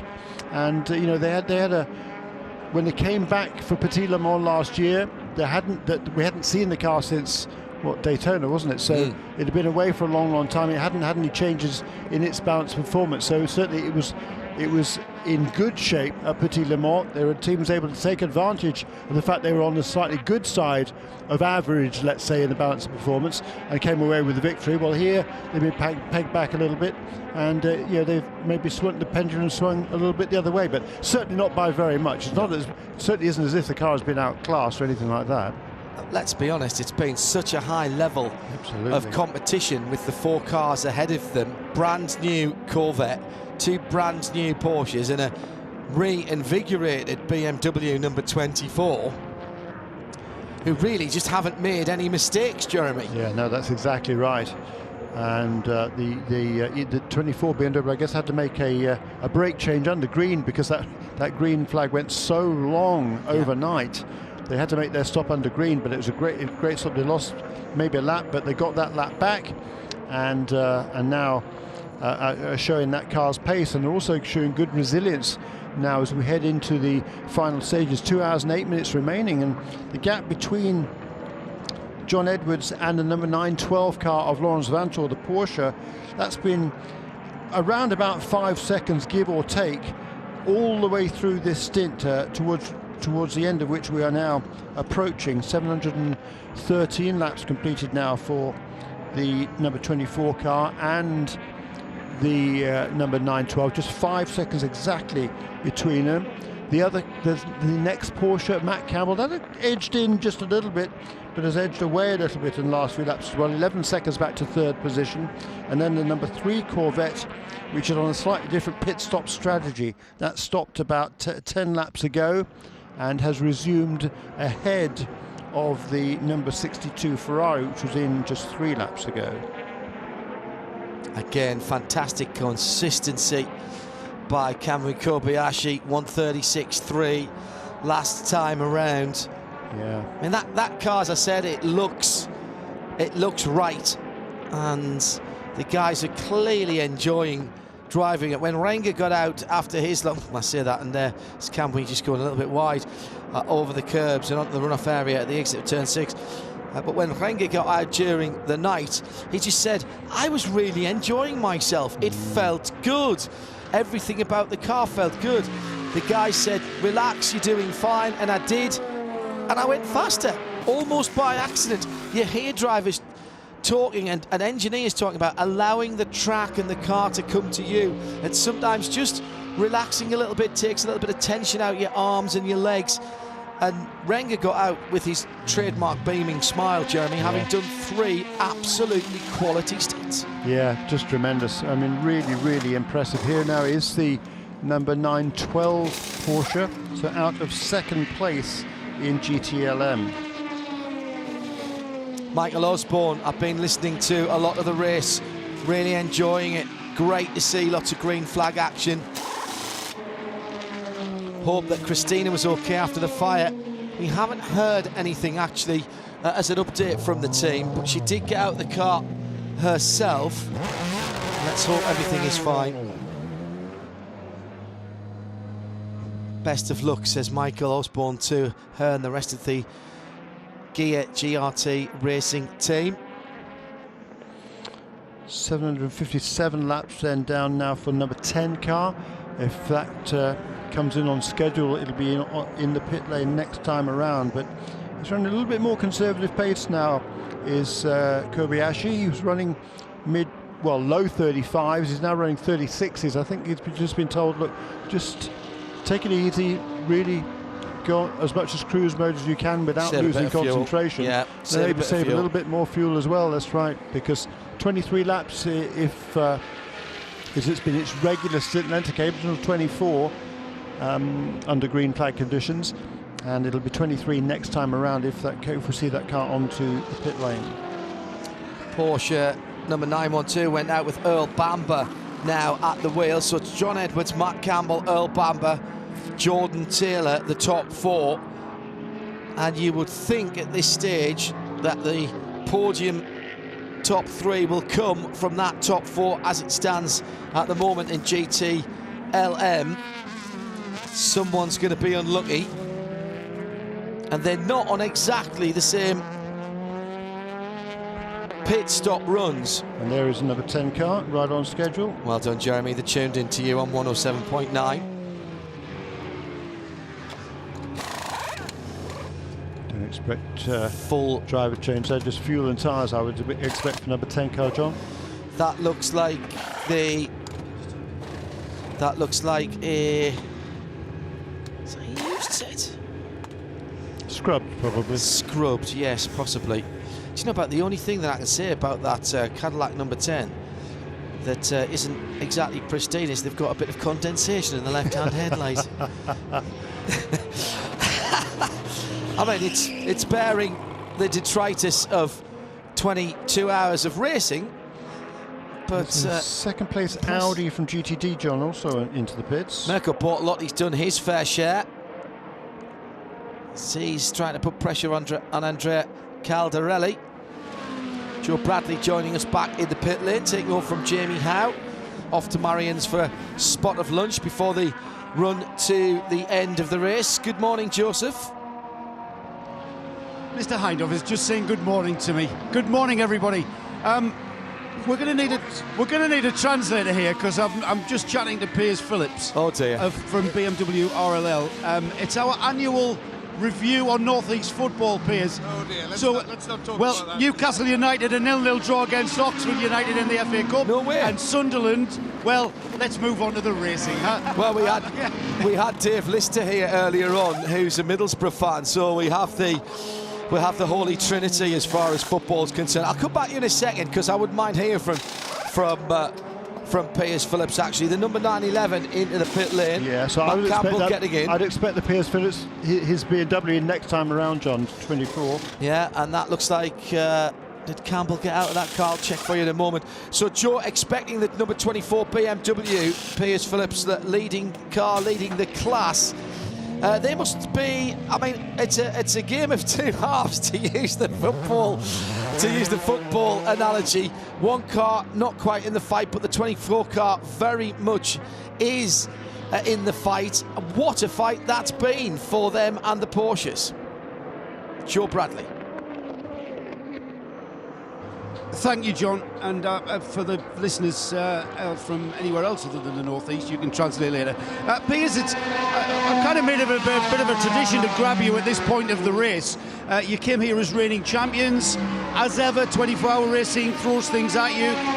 If you can, give me a bit of a précis of how it's gone. I know you've got mixed fortunes in the cars 24 and 25. I think it's, well, apart from the problem we had on the 25 car early on in the race, it's gone according to plan. You know, it's this race throws everything at you. Yeah, I think everyone's very astonished at how many, or the lack of yellows we've had this year, which has obviously kept everybody running. But it's about execution. You know, it's about getting through the night, staying out of trouble, avoiding the traffic, and being here at the end to fight with everybody else. And it's been a great, really competitive race.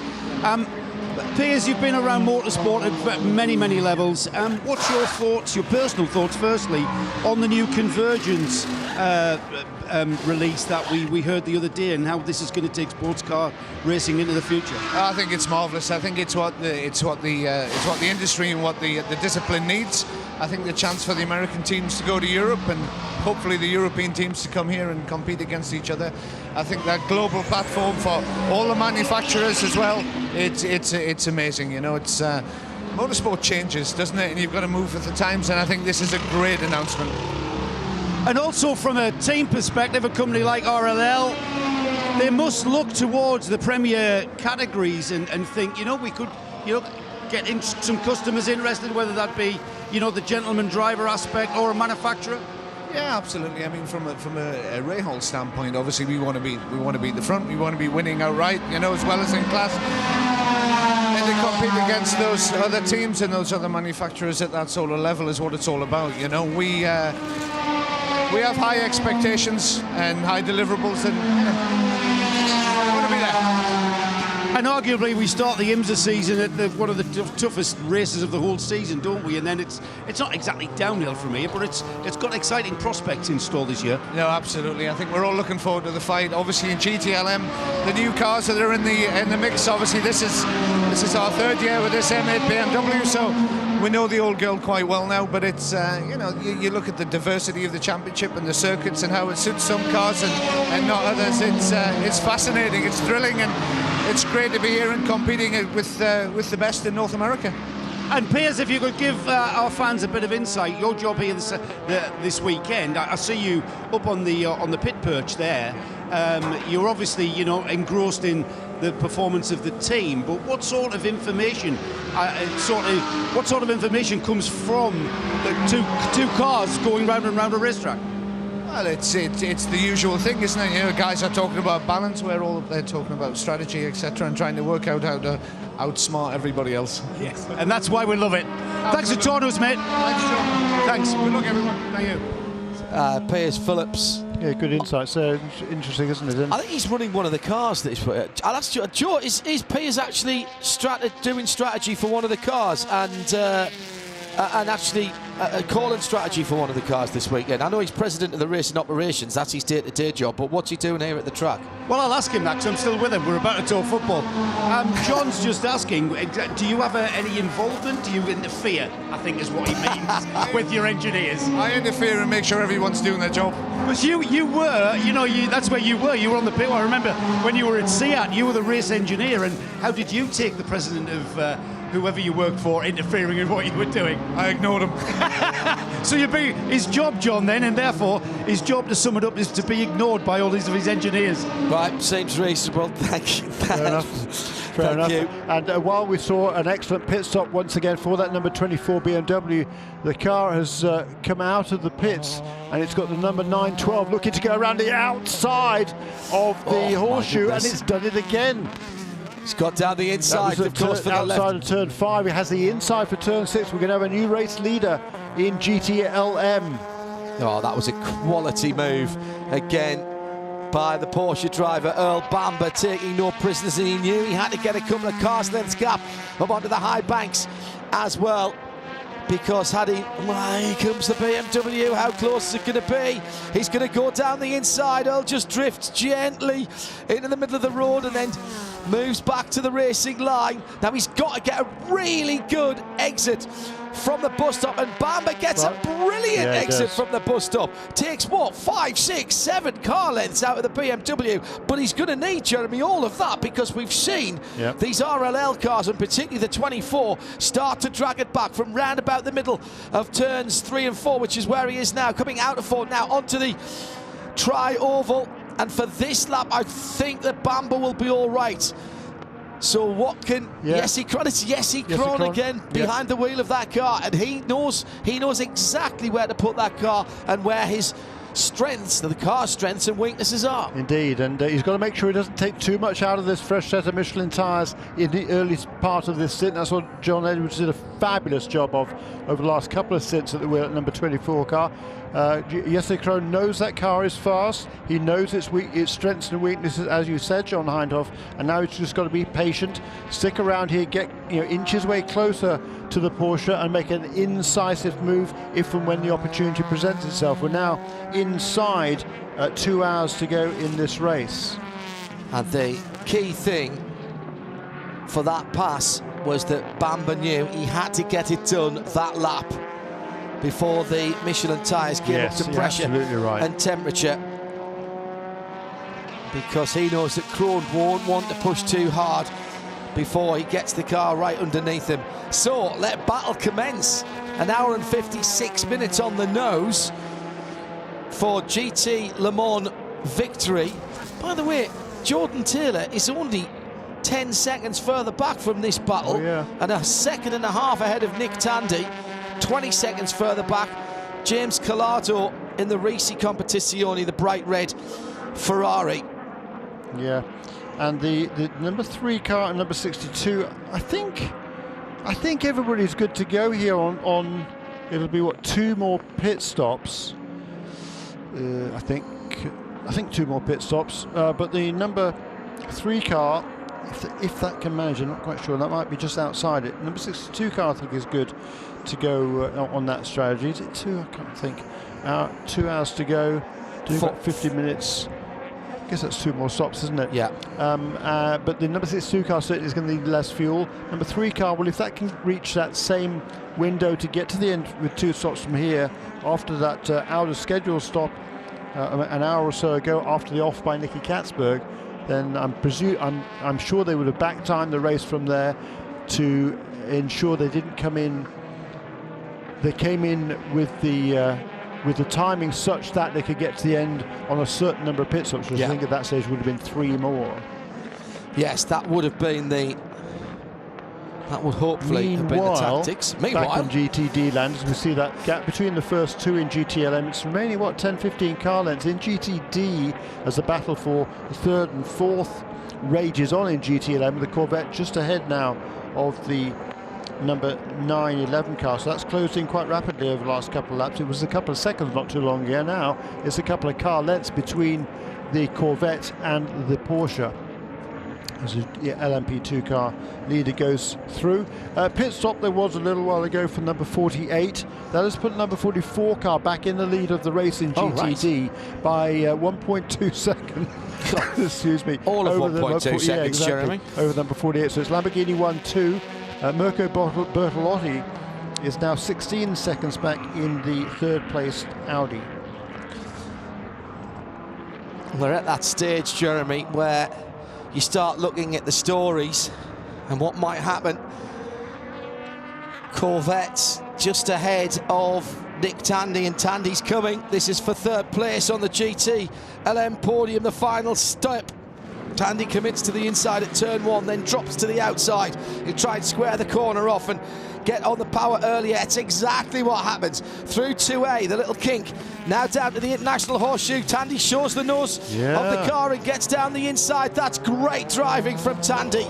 Set that up from turn 1. The battered nose, or what looks like a battered nose of the 911, it's actually just the paintwork peeling off, or the wrap painting off, and the beautiful carbon fibre weave underneath it. Prototype coming through there as well as Loic Duval. 62 with a penalty. 62 with a penalty. Wheels moving whilst they were on the jack stands. That'll be a drive-through. That's the 62 out of it then, because that will take them off the lead lap, I reckon. Oh, yeah, that's a shame. That is a shame. And look, there was like a little touch between the Corvette before it lost that position there. It was close, but Jordan Taylor left the door wide open down there, isn't he, for the Porsche to sneak on through. That was somewhat surprising for Jordan to do that. 52, is that not their battle right now? Maybe that's what they've just said. Hard to wonder. Yeah, maybe. In GTD, by the way, number 54 car got back onto the lead lap, the Black Swan Racing team. They were desperately hoping for a caution over the last couple of laps or so since number 48 Lamborghini made its stop and got it back, got the 54 car back on the lead lap. Not to be, however. So number 54 car has its own pit stop, and I think will go back to being the best of the cars, one lap down in GTD in 5th position. Still been a magnificent run for that team. Next up in line will be the number 96 BMW. It's Jens Klingmann at the wheel of that car at the moment. And behind him, by about a half a minute, Alessandro Balzan in the number 63 Ferrari. And the number 57 Acura is also on that one lap down, one of the cars one lap down. It's Jeremy Shaw. We're inside the final 2 hours now. Hours 23 and 24 is all there is to come. Johnny Palmer flexing like a driver, ready to do the crucial final stint. You ready for this, JP? This has been an absolute belter, and I think there's still, well, there are still things to be resolved. Looks like the 62 Risi car is taking itself out of contention. Any slim chance they had in GT Le Mans, but certainly at the front of that field, Earl Bamber, another decisive move from him. While Jesse Kron was on cold tyres, but they're only half a second apart, and now Nick Tandy is in full hunt mode there as well in GT Daytona. Battles out on the circuit, and here comes Marco Mappelli and Andrea Caldarelli absolutely together going up onto the banking, Jeremy, out to turn 6. Yeah, after 703 laps, half a second between those two. And Mirko Bertolotti lost about a second over the last 3 or 4 laps in the third place Audi. The Lamborghinis, they've had brilliant pace all the way through this week, and they're running 1-2 at the moment, but it's the GRT Magnus car, Marco Mappelli, who has the lead at the moment, but right behind him there is Andrea Caldarelli.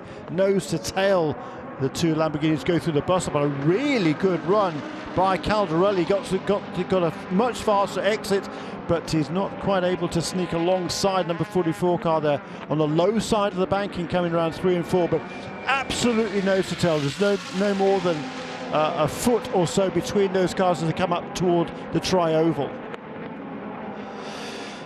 Well, Jeremy Shaw, they're back at it again, underneath our feet, down to turn 1. It looks absolutely tremendous. 2 Lamborghini Huracans, and they're well ahead of their nearest challenger, Mirko Bortolotti. He's not come across the line yet as we head down to Diana Binks in the pit lane. I'm with Felipe Nasso from the number 31 Wellen Engineering. Felipe, you've had a number of challenges during this race this weekend. What's been the main problems? Well, it didn't go the way we wanted for sure. From the beginning of the race, I felt some like harsh upshifts already, and the gearbox just gave up in the middle of the night, and we lost second gear, and that just made our life a lot harder, having to drive third gear all the way into the infield, but just trying to survive out there. So one of those things, once the car is out there, you can't really control that. So unfortunate.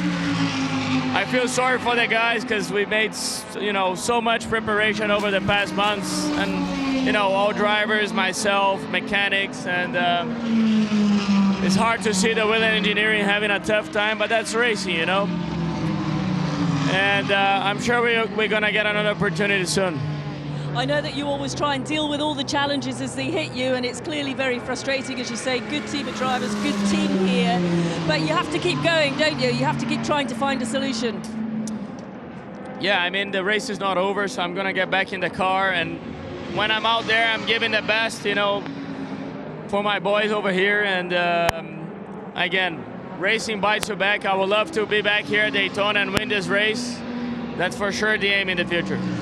What's the balance of the car like now? Is it handling fine now after the earlier issues? Oh, well, I mean, the car has a little bit of damage, a little bit there and here, but it's handling fine.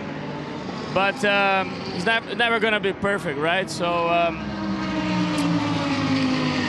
I mean, not much to say, really. I feel the car number 10 has been handling pretty well. You could see they have the pace, all day long. So hats off to them, and but again, I feel like we all did a pretty good, solid job, but the car gave up this time. Thanks, Felipe. But as Felipe and people know, they know how to win championships. Nasser did that a couple of years ago. Wants to do the same again this season, and to come away with a top 7 finish is not what they wanted. Certainly, and as we're only 8 cars in the class, and they're only right now actually, they're still 11 laps ahead of the next car in the category, but they're 4 laps behind their 85. Not going to catch that. So at this stage, it's kind of frustrating because you're going to drive the cars as hard as you can, but there's really no extra points or positions to be gained unless somebody else has a problem. But even then, it's got to happen quickly to make the laps up, unfortunately. And you don't really want to wish ill on your competitors. That's not how racing karma works. All right, 2 GT battles that are still raging as Johnny Palmer rejoins us. Down in turn 1, you've got the GT Daytona battle, 2 manufacturer cars from the same manufacturer, not teammates, but manufacturer mates, the Lamborghinis, heading into the International Horseshoe. Meantime, on NASCAR 3 and 4, Porsche leads BMW. Rivals, I'd say so, 2 German marques who have been competitors and rivals for a very long time indeed. And there's a certain amount of pride from those 2 great teams as well as those 2 great manufacturers as the BMW closes right in under braking at turn 1. Yeah, super battle, isn't it? And coming across the line not too far back now is the battle between the number 9, 11, number 3. They were absolutely tied together last time around. A little bit more of a gap between them this time as they head into turn 1, but the battle for 3rd place, there's only a second between those 2 as well. So there are battles for 1st and 2nd and 3rd and 4th in GTLM, but it's the battle for the lead in GTD. I mean, there's been a car length between each of those 2 Lamborghinis for the last half a dozen laps, and that battle is continuing. They're putting on a great show, Johnny Palmer, and I don't mean that this is staged in any way, shape or form, but let's just remind ourselves we've been racing for 23 hours and 15 minutes. We've smashed the record for the number of green flag laps. I had it at 281. It's actually officially been posted as 280, 7 hours and 48 minutes and 23 seconds, and we're looking at possibly, if we get a decent run of fair wind and the sun stays out, putting another 20 laps and more on the lap records distance that we set back in 2018, which had blown the previous one away as if you'd shot it into space. Yeah, we didn't think it would be beaten so quickly, did we? 2 years ago. We'll never see that again. Made a huge inroad into the record books, and this fabulous era of endurance racing, where for the leaders, not a lot breaks. Sprint racing for literally 24 hours, and I know we've seen for a lot of the GTD runners some problems. Some of them large, some of them small, but these two Lamborghinis have kept going. Marco Bappelli in the 44, the blue Magnus car, and Andrea Caldarelli in the Paul Miller Racing example, and they are still pounding off the laps. 707 laps now completed for the GTDs, but the full-time distance record for the overall leader of Kamui Kobayashi now on to lap 772. And we had 8:08 to beat at the start of it, so mightily impressive. Still, 831 is the predicted race distance. At the front of the field, Kamui Kobayashi's now got a 30-second lead, another 35.5 last time around, so Kamui heeding the advice of the team. Here he comes. Goes on the high side. The Ferrari 62 had to wait just for a moment there for the leader to come round. There was a thought clearly in the mind of James Collado. Now that car has not come in yet for its drive-through, has it? Yes. Oh, it has. It served that a couple of laps ago. Right, so it's just stayed on the lead lap then. I thought it might drop off the lead lap. So all is not yet lost for Risi Competizione, who will be back at Sebring, is what we're hearing from the team in Super Sebring. And the drivers here this weekend, a couple of them at least, will be employed in the WEC portion of that Super Sebring weekend. Here it goes again, Johnny and Jeremy. The two Lamborghinis, all of a sudden, whatever rapprochement there might have been, because they're the same manufacturer, with an hour and 41 minutes, 101 minutes, JP. The battle's on for GT Daytona in the win. Yeah, it might be the same mark, but two very different entities in the form of GRT Magnus and Paul Miller Racing, and they'll desperately want to take this class victory. And Caldarelli nearly getting the outside line out of the Western Horseshoe and into turn 6, but he couldn't quite manage to get there. So he's going to sit in the wheel tracks again. That's fine. Still got an hour and 40 to go. And up onto the high banks, those two Huracan GT3 Evos go once more. Meanwhile, Kamui Kobayashi, 772 laps completed, half a minute's advantage over Tristan Nunez in the Mazda DPI. That is the 77 car. The 5 of Loic Duval makes it another Cadillac in the top 3, and an Acura and Mazda run in 4th and 5th positions, with Juan Pedrahita in the 85 car, the JDC Miller Motorsports machine. That's the Cadillac that runs in 6th position. Meanwhile, the LMP2 leader is Harrison Newey for Dragon Speed USA. The 81 car has a big advantage. Over a minute back to the next car was actually a DPI, and then 48 seconds further adrift is Gabby Aubry in the PR1 Matheson Motorsport Oreca. And it's been a fight really over the second half of the race between 81 and 52, and 81 now really starting to be dominant. Yeah, I mean, it's still only, is it a lap? It's just about a lap out, but you know, it's been a great battle between those two, and they've had, you know, a couple of little niggles, but certainly nothing too serious with either of them. But it's just great to watch these battles all ongoing in GTD. These two Lamborghinis, they've been together now for the last, well, since around the pit stops, last 8 or 9 laps, and absolutely nothing to choose between them. We saw a couple of times that Caldarelli seemed to get a really good run out of the bus stop, but Mappelli does enough to stay ahead in the number 44 car. Meanwhile, it's Mirko Bertolotti who's driving the WT Audi in 3rd position, and he's not really been able to make any inroads at all. The gap between the two Lambos and the Audi remaining pretty constant, around about 18-19 seconds. Not too far behind them though. Klaus Bachler remains on the lead lap, also in the 4th position. Then the first car 1 lap down, Jerome Bleckermolen at the wheel of car number 54, the Black Swan Porsche. This GTD battle's going to run and run all the way to the flag for another, well, 90 minutes plus. So let's savour this. And the GTLM battle still rages between Porsche and BMW. Bear in mind the 911 car, Nick Tandy looking to try and get involved. 143.1 last time around. That's still quite a bit quicker than the two jostling for position out front. 912 Earl Bamber, 24 Jesse Krohn for the BMW team RLL squad and the M8.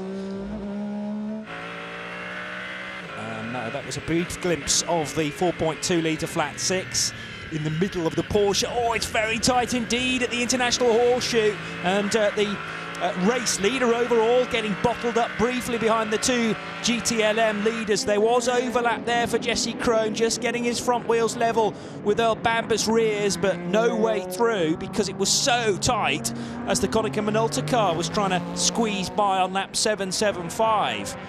Tristan Nunez in from 2nd position on the road into the pit lane in the Mazda then.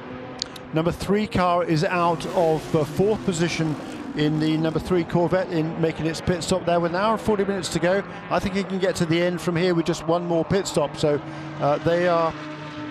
it'll be 2 more full stops for the number 3 car and 2 more, well, also 2 more stops for the number 12 for the leaders. Number 9, 12 and 24 remaining absolutely tied together in their battle for the lead, as are the 2 Lamborghinis in GTD. It's a pit stop for the 3rd position overall Mazda. Yes. Or it was 2nd place. It now will drop to 3rd with this pit stop.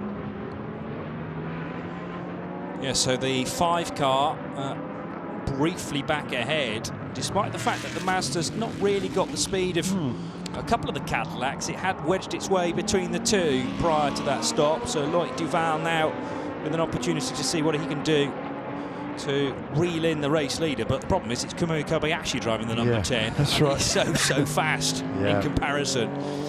He is, and the number 5 car this time staying out a lap longer than the number 77, as Andrea Caldarelli looks to the outside line here at, where was that? Was that turn 5, wasn't it? Trying to make a lunge down the inside 6. No, it's not going to be close enough there. Super battle between these two Lamborghinis. These two drivers, of course, know each other extremely well.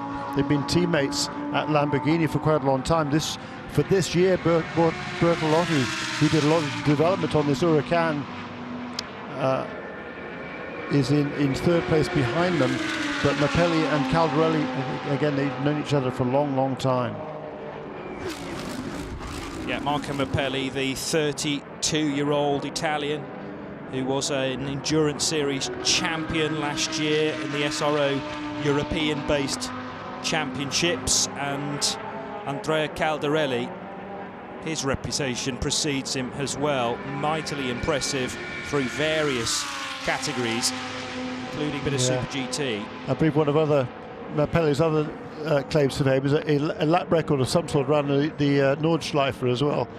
I think in one of these cars. So here comes the 44, and Magnus preparing for this car. Joe Bradley's right at the pit stall, ready for, well, what's got to be the penultimate stop for this car, or they will hope so. Oh, it's getting intense, isn't it? This is the stage of the race where we cannot afford any kind of slip-ups, mishaps. any kind of belligerent wheel nut. The team leap off the wall. They go to the 44 Lamborghini now. It's being fueled. It's not having a different driver installed. So Marco Mabelli will stay at the wheel of this car. And so far, so good. Right-hand rear wheel coming off. New Michelin tyre going on. Brand new rubber, conserving the sets for the 44, taking this car to its final pit stop. Fueling now, the only thing left. And the 44 car will be underway. A bit of steam coming out the breather of the cooling system as it sits there, just soaking up the heat. The fueling still going in. It feels like an age at this stage. And you might have gathered by that soundbite that the 44's now left. Yeah, indeed. So great stuff, Joe Bradley. And I think they took a tear off the windscreen as well. The sun's pretty high in the sky now, but you know it's been a long, hard race, and I'm sure the windscreen was getting pretty pitted. So get a tear off will take him a little bit better visibility as we see the now second place car onto pit lane as well. That's car number 5. Yeah, with Frenchman Loic Duval at the wheel. It was pretty tight on the exit there for the 44 because the 25 of Colton Herta was released at the same time, but Colton just that little bit behind in the GTLM BMW, the white one, so had to cede position heading out of pit lane, but ran right across the grass and kicked up dust as he did so. Let's go back to the pits, and Diana Binks watching more stops. I'm at the other end of the pit lane, but it was just to let you know that the number 10 was making its way, the race leader making its way into the pit stop, so that will be Joe at the other end. Right, so let's go straight to Joe Bradley, who's also got the number 10 Konica Minolta machine, as Guy mentioned. The Konica Minolta Cadillac. Again, what we're seeing here is fuel and tyres only, no driver changes going on the number 10. And once again, pretty standard. Clean of the windscreen, very quickly done. Tyres, car off the jacks now, fueling done. Yes, Joe, there goes the Cadillac, but I wasn't expecting to see that car on the pit lane for another 5 laps or so. And I think by stopping now, he's going to commit himself to one more pit stop. So maybe just have a quick word there, see, was there any sort of a problem? Was that pit stop a little bit earlier than they had originally anticipated? Definitely worth asking the question, and Joe will oblige, I'm sure. Whether he'll get an answer or not at this late stage is another thing entirely. But yeah, we can go straight to Joe for his thoughts. Not my thoughts. The man who's in charge of this one. Even better. Wayne Jeremy's telling me that was maybe 5 laps a little early. Strategy coming into play now. You know, we feel like we got a bit of an advantage at the moment. And, you know, we're just calculating every little bit about potentially a yellow and all these kinds of things. So these guys, these strategists here next to me are like brain surgeons. So I just agree with whatever they say, and then I look good. But no, it's all about, you know, when we had almost lapped the field, we got a caution and it changed the whole race. And even though we're leading again now, you can get a caution, change it again. So I think there's a bit of strategy going on fuel consumption and who can go the longest. I take it you want that final stint to be as long as possible. Just get out there and stay out on track. Yeah, and we have the man to do it. You have, Wayne. I'm not going to say anything more because you know how things go. But thanks, Wayne Taylor, for being open and honest there. And, yep, strategy coming into play. We're getting into the realms of back timing, gentlemen. Yeah, and well, I'm not going to argue, but if the car had been able to stay out another 5 laps, which I think it could have done, I reckon it could have got to the end with just one more pit stop. So we'll wait and see how that one unfolds. I think now they almost certainly have to make 2 by my reckoning. So we shall see. 1 hour and 1 hour and a half remaining right now. A very quick splash then, presumably, required for the last, handful of 2 or 3 laps, maybe? Indeed. So that's almost banking on a caution happening in the last 90 minutes, because if the yellows come out, then that might well buy them the mileage required to get to the finish. It's possibly a dangerous game to play, but there are many, as Wayne Taylor mentions, the brain surgeons, in inverted commas, next to him, running all the various pieces of data on the laptops, working it all out. And the problem is you've not only got to sort out your own strategy, but also work out vaguely where everybody else is too. Yeah. inside the final 90 minutes. It's the 58th running of the Rolex 24 here at Daytona International Speedway. Johnny Palmer, Jeremy Shaw, Diana Binks and Joe Bradley. We'll have a change around in the pits as well for the closing stages, with Shea Adam and Jamie Howe waiting in the wings. Meanwhile, GTLM, very tight indeed. The mid-engined Porsche 911 RSR 19, brand new car for 2020 for this championship. Can it win on its debut versus the BMW M8, which is coming towards the end of its programme? And the Team RLL machine, which the equivalent chassis, no longer in the World Endurance Championship, that was run by the German squad Team M-Tech, but clearly that BMW very, very strong again, and on course, well, needs to get ahead of a Porsche, but could back up its victory from last year's race. But this one would feel far more valuable, I'm sure, because of the curtailed affair 12 months ago. Yeah, very much so. This would be a really, really big one, rather than just a really big one. So, but for Porsche, you watched the Porsche 911 RSR-19 make its debut in the World Endurance Championship towards the end of last year. It came away with the victory there, trying to do the same on the car's debut in the IMSA WeatherTech Sports Car Championship just a few months later. Yeah, quite but some statement. They got a stout BMW in between them and that Desire. Certainly so, yeah. Well, I mean, ideally, Porsche are looking for a top 2 finish, but just hanging on to the victory at the moment is going to be a tough task for Earl Bamber. 0.6 of a second the gap currently stands at, and we'll continue to be engrossed with that for another an hour and 27 minutes to go on. More quick update from the pit lane and Di. Just as you come to me, the 55 Mazda Team Yost car had come in for a stop. It was all 4 tyres and fuel, but no driver change. So quite clean stop, and the car has gone back out by the time you come to me. And the Paul Miller Racing Lamborghini car 48 in from the lead of GTD. We're having the GTD lead sort of ebb and flow and flip-flop between the front runners as they choose to pit. And I suppose if we back time from the end of the race now, we can maybe see who's going to be where they need to be. And I'm sure the team strategists will be adjusting things to make it their car that leads GTD. Once again, we're seeing just fuel and tyres, this time on the 40 at Caldarelli, staying at the wheel. Yeah, they're well versed in getting that Lamborghini turnaround really swiftly. So it's now Mirko Bortolotti who will take the GTD lead, because the WRT Speedstar Audi hasn't yet made its latest stop. Caldarelli and Marco Mappelli switching positions. I'm interested to know who's won the race, though, on pit road between those Lambos, considering they pitted about, it's 2 laps apart, I think it was. Yeah, 4 laps, actually. 4 laps. Time flies, doesn't it, when you're having fun? Yes, just a little bit. So this will put Bortolotti in the lead of the race. And the number 16 car, that's not completely out of it either. No, Porsche still running in 4th position, and this pit stops will put the number 54 car back on the lead lap, I think, in GTD, possibly even number 63 as well. Right, now still trying to work out which order Caldarelli and Mappelli are in. Paul Miller Racing haven't yet gone through the next split, so I can't tell you that, but it was going to be tight because they were virtually neck and neck before Marco Mappelli pitted 4 laps ago. But it's definitely the Belgian squad that run the Audi R8 with a similar engine, the 5.2 litre V10, normally aspirated in the middle of that car, as the 911 has just come in and heads back out again. Diana Binks, was that a clean stop for them? Very clean, quick stop for the 911. Easy as that, fair enough, and out it goes. 22 seconds up in the air and gone again.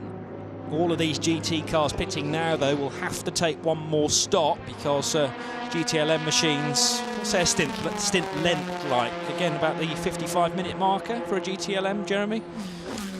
Yeah, 50 or so. 50 or so, okay. Yeah. So Yeah, one more stop, basically. Yep. We'll see them home. Yep. I reckon the number three car came in with an hour 37 to go. I reckon, I would presume that they reckon they can get to the end from there with just one more pit stop. They've been kind of back timing that from quite a long time ago. And so I think, you know, the other guys are good. It'll be good to go with one more pit stop, certainly from here. And 9, 12 and the 24. You know, they probably won't want to wait out too much longer now for exactly the reason that Wayne Taylor was talking about. 100% sure Wayne was telling us everything. He probably told us everything he knows. Yes. Hopefully, I'm not sure that the strategists might know more than that, but anyhow, we'll get back to that in a while. But the number 9, 12 car, number 24, if there were to be a caution period now, the pits would be closed, and that would enable the cars that have already made their final pit stops to get ahead of them. So I wouldn't be surprised to see the number 9, 12 and or 24 into the pit lane pretty soon. There is a gap now between Andrea Caldarelli for Paul Miller and Marco Mappelli for GRT Magnus. So the Paul Miller car's got the advantage. That's what Caldarelli was trying to do during the last stint, but just found himself right behind a wall of GRT Magnus Huracan. But it's 13 seconds between the two now.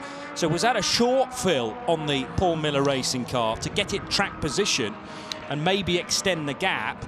And then they'll refuel it with a full tank. Oh, slow Ferrari coming out of the bus stop is the 62 Risi Competizione car. That is showing 4th place on the side with James Collado at the wheel. 911's just come out in front of it, but it's touring its way out of the bus stop. So what happened into said corner was that it's a tyre. It's a rear right tyre that's gone bang in a big way down the back straight, and Collado just about hangs onto it into the chicane. It is shredding the tyre though, and I'm no doubt taking bits of Ferrari with it, and that's left an awfully big piece of bodywork. Or no, it's the inner lining of the wheel arch, I think, that's right in not quite in the middle of the track, but it's up against the safer barrier. So IMSA officials with a decision to make here, with a significant chunk of debris now on that back stretch. Yellow and red flags no doubt being displayed, the slippery surface / debris flag to warn people of that, but if it's not on the racing line, maybe it's safe to continue. Yeah, this could be the late caution that everybody wants, or some people want, and some people don't. Indeed. And I'm still surprised we're not going to see the number 9, 12 or 24 car in the pit lane, which separated by just half a second as they came across the line that time. Where are they? They're headed, I think, up towards turn 6 perhaps now. Can't see that far away, but there certainly wasn't much to choose between them, but they did stay out on the racetrack. There goes number 9, 12 car onto the banking out of turn 6, yes. Risi into the pit lane with a rear right tyre gone, so let's go to Joe Bradley for the update. Yeah, it definitely, as you guys assessed, right rear absolutely on the bottom of the car, the underneath of the car, scraping along. He's done a great job getting the car back without that carcass completely coming away from the tyre and then flailing around. There's damage enough though underneath the wheel arch and quite a bit of bodywork. If this was your road car, it'd be in the body shop for a few weeks, I think, to repair this. However, this isn't a road car, it's a race car, so we'll be quickly getting rid of, and we've seen this before, the strands of metal that form the carcass of the tyre becoming detached and then wrapping themselves around the suspension of these cars when we've had punctures, and that's what we've got right now on the 62. So it's a tricky job. You've got to absolutely cut. You've got to cut. It's steel bands that you've got to cut through, and right now we've got a massive amount of steel bands that are wrapped around the rear right suspension. Massive damage on the inside of that wheel arch. So it's a very difficult job to get these cars home when you've got a punctured tyre flailing. This 62 Risi Ferrari is going to be detained in this pit lane for a little bit longer than we thought. And another Ferrari pitting just a couple of bays ahead of it is the 63 Scuderia Corsa example with the WeatherTech branding. Now, the GTLM battle just getting caught up a touch behind the number 11 Lamborghini from GRT Grasser, although its driver Stein Schottor's doing a good job in staying out of the way on the infield. actually helped the Porsche more so, didn't it? Earl Bamber got through the traffic and Jesse Krohn had to wait. He did, because when they came across the line, it was just 0.126 of a second between the Porsche and the BMW, dicing for the lead in GTLM. It's now, I'd say, 7 or 8 tenths of a second, so quite a bit longer. But what's interesting also about this battle for the lead in GTLM, they're catching the number 3 Corvette that's trying to stay on the lead lap. I can think that's probably the only reason why the number 9, 12 and 24 haven't yet made a pit stop. They want to put the Corvette a lap down, perhaps. I don't know, because I would have thought they're risking things here. If there is a full course caution, it's going to play not to the favour of the battling number 9, 12 and 24. They're coming down to the start finish, across the stripe. Again, that prodigious power of the BMW takes it right onto the tail of the Porsche.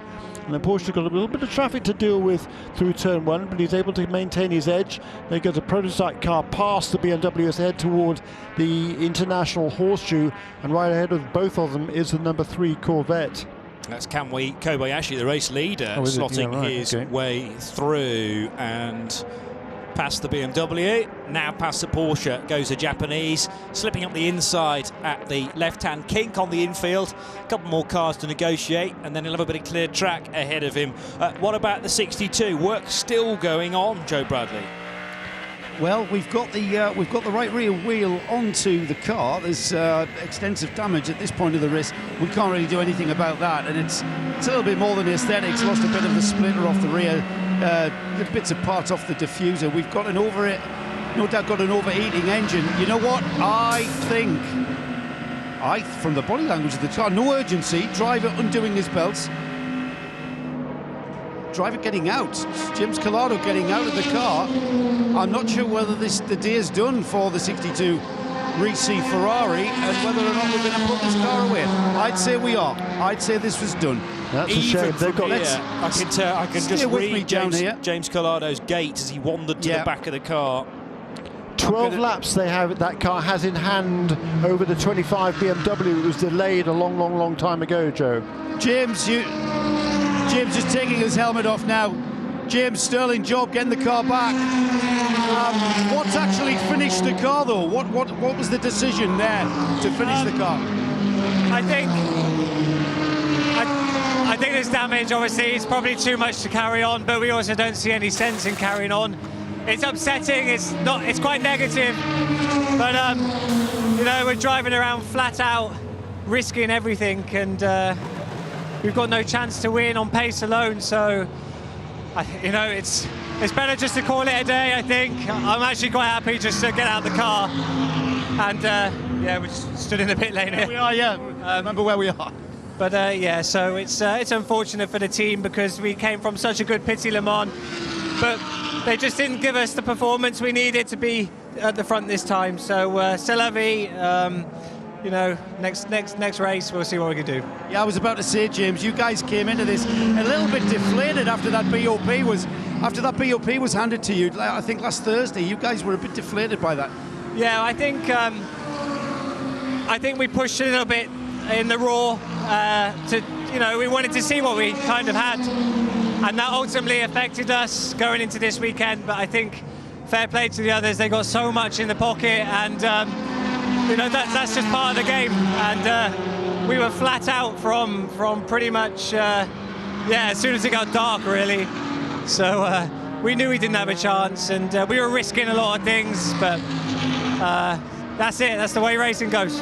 Sorry to see you climb out ejected, James Collado there. And, I don't want to open a can of worms with regard to the BOP.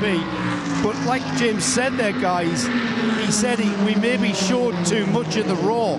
But that's not what balance of performance is for. Because if you don't show what your performance is, then how can we balance that? Well, that's called sandbagging, isn't it, if you don't do that? No, that's a bit disingenuous, Joe, to be perfectly honest. The IMSA officials are smarter than that. Yeah. Here's a pit stop, though, for the number 912 Porsche that pulls onto the pit lane. It's onto the pit lane with Earl Bamber still behind the wheel. New tyres onto that car, refueling going on. And as you say, it's going to be down to the strategy now. There's not a moment to relax as they drop the car off the jacks. Still fuel going in, taking the windscreen, clearing the windscreen for the driver. In a few minutes, he'll be back out onto track with that 912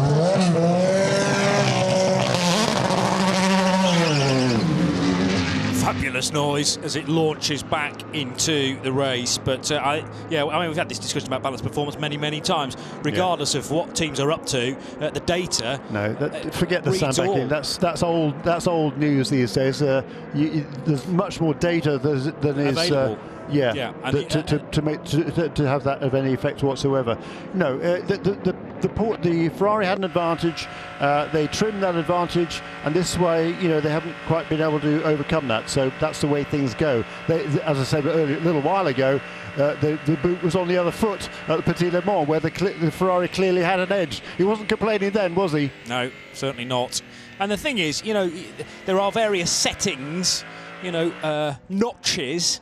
And you trim it down one notch and it can have a large impact. There's not a great deal the officials can do about that either, but if a car needs to be slowed, you move it back one little notch and this can be the result. But it'll have been noted, and loads of data again coming from almost a 24-hour run for the 62 car. And they have recently announced that they'll be at Sebring in March. I think they said they attend Sebring next. Yes, I believe so. Which is tremendous. You're certainly looking excited about that, and the balance, the balance of performance, or the specifications given to the car for Daytona are always a little bit different. It's a completely different sort of a racetrack, this one, and is treated as such by the technical team at IMSA. So whatever the specifications that are announced for Sebring don't really have any relation to what is in effect here. It's effectively they go back to what they had at Petit Le Mans that will be determining the information that is given to the teams prior to the next round at Sebring. Number 24 BMW did not pit last time around and has actually stayed at one more lap this time around, so it's going to need a little bit less fuel than the number 912 at its next stop. Plus it's out there taking advantage of fresh tyres rather than putting on cold, fresh Michelins, which is just the case for the Porsche. Quick question from Joe about the 912 as to whether that's on sequence or not. But I mean, it really depends now what sort of game the teams are playing, whether they intend to do a splash late on or do they intend to back time and get a full stint in to the flag. So the early pit stop is effectively being done in the penultimate stop, should we say? Yeah. So you do your short run, one stint from the end. Yeah, and the Corvette did it a couple of stints from the end. Not quite sure they're going to have quite enough to catch the leading trio at this stage. I think it's come down to the two Porsches. They're separated by 3 seconds after their pit stops. The number 24 car is staying out there. It's a bit of a gamble at this stage because if there is another full course caution, that will mean that they will come out behind the Porsche. So I would have thought they should get that car in fairly soon. I don't think there's any way it can make it on one less stop than the two Porsches. So we'll wait and see now how long the 24 BMW will stay out. Meanwhile, in LMP2, number 81 and the number 52 car, is that the 52 or is that the 18? I think it's the 18 actually, okay. So the number 81 car still leads. Harrison Newey is at the wheel of that car, and he's got a gap of still just a little bit over a lap over the number 52 car. It's about 3 minutes, actually. Is it? Yeah, okay. There's a minute and 28 back to Elio Castroneves in the 9th place DPI, and it's about the same distance back then to the PR1 Matheson Motorsport car. So call it 3 minutes as a lead that Harrison Newey has, and that's very healthy indeed. With an hour who's our and leader in 11 minutes to GTD? go. Leader in GTD is in the pit lane, and Joe Bradley watching the stop. Yeah, the number 88, it's the WRT Speedstar Audi, comes in from the GTD lead. Now, it came in from the lead by dint of the other cars pitting, and it's completely the opposite sequence of pit stops, this car. And again, my brain's not working that well to see how this will pan out towards the checkered flag. But once again, just tyres and fuel for the 88. It's about done. The fueling takes an absolute age at this stage. So no driver change there for the 88. It's gone back out, and it'll not go out into the lead of GTD by my estimation, gentlemen. No, we'll check on that in a second. Now, that's going to have to be either mighty fuel save to get through an hour and 10 minutes in a GTD. They're going to have to take a splash, aren't they? Yeah, I think so, Johnny. So and that car is going to come out some way behind both the Lamborghinis. The Lamborghinis, having had that fabulous battle for a while ago. We heard about Andy Lally talking, well, an hour and a half or so ago, probably now, maybe longer than that, about how they'd changed their strategy, they'd changed things up, as he put it, to plan toward the end of the race. But since this last round of stops, number 48 cars come out with an advantage of about 11 seconds over the number 44. Again, they are going to need one more stop here.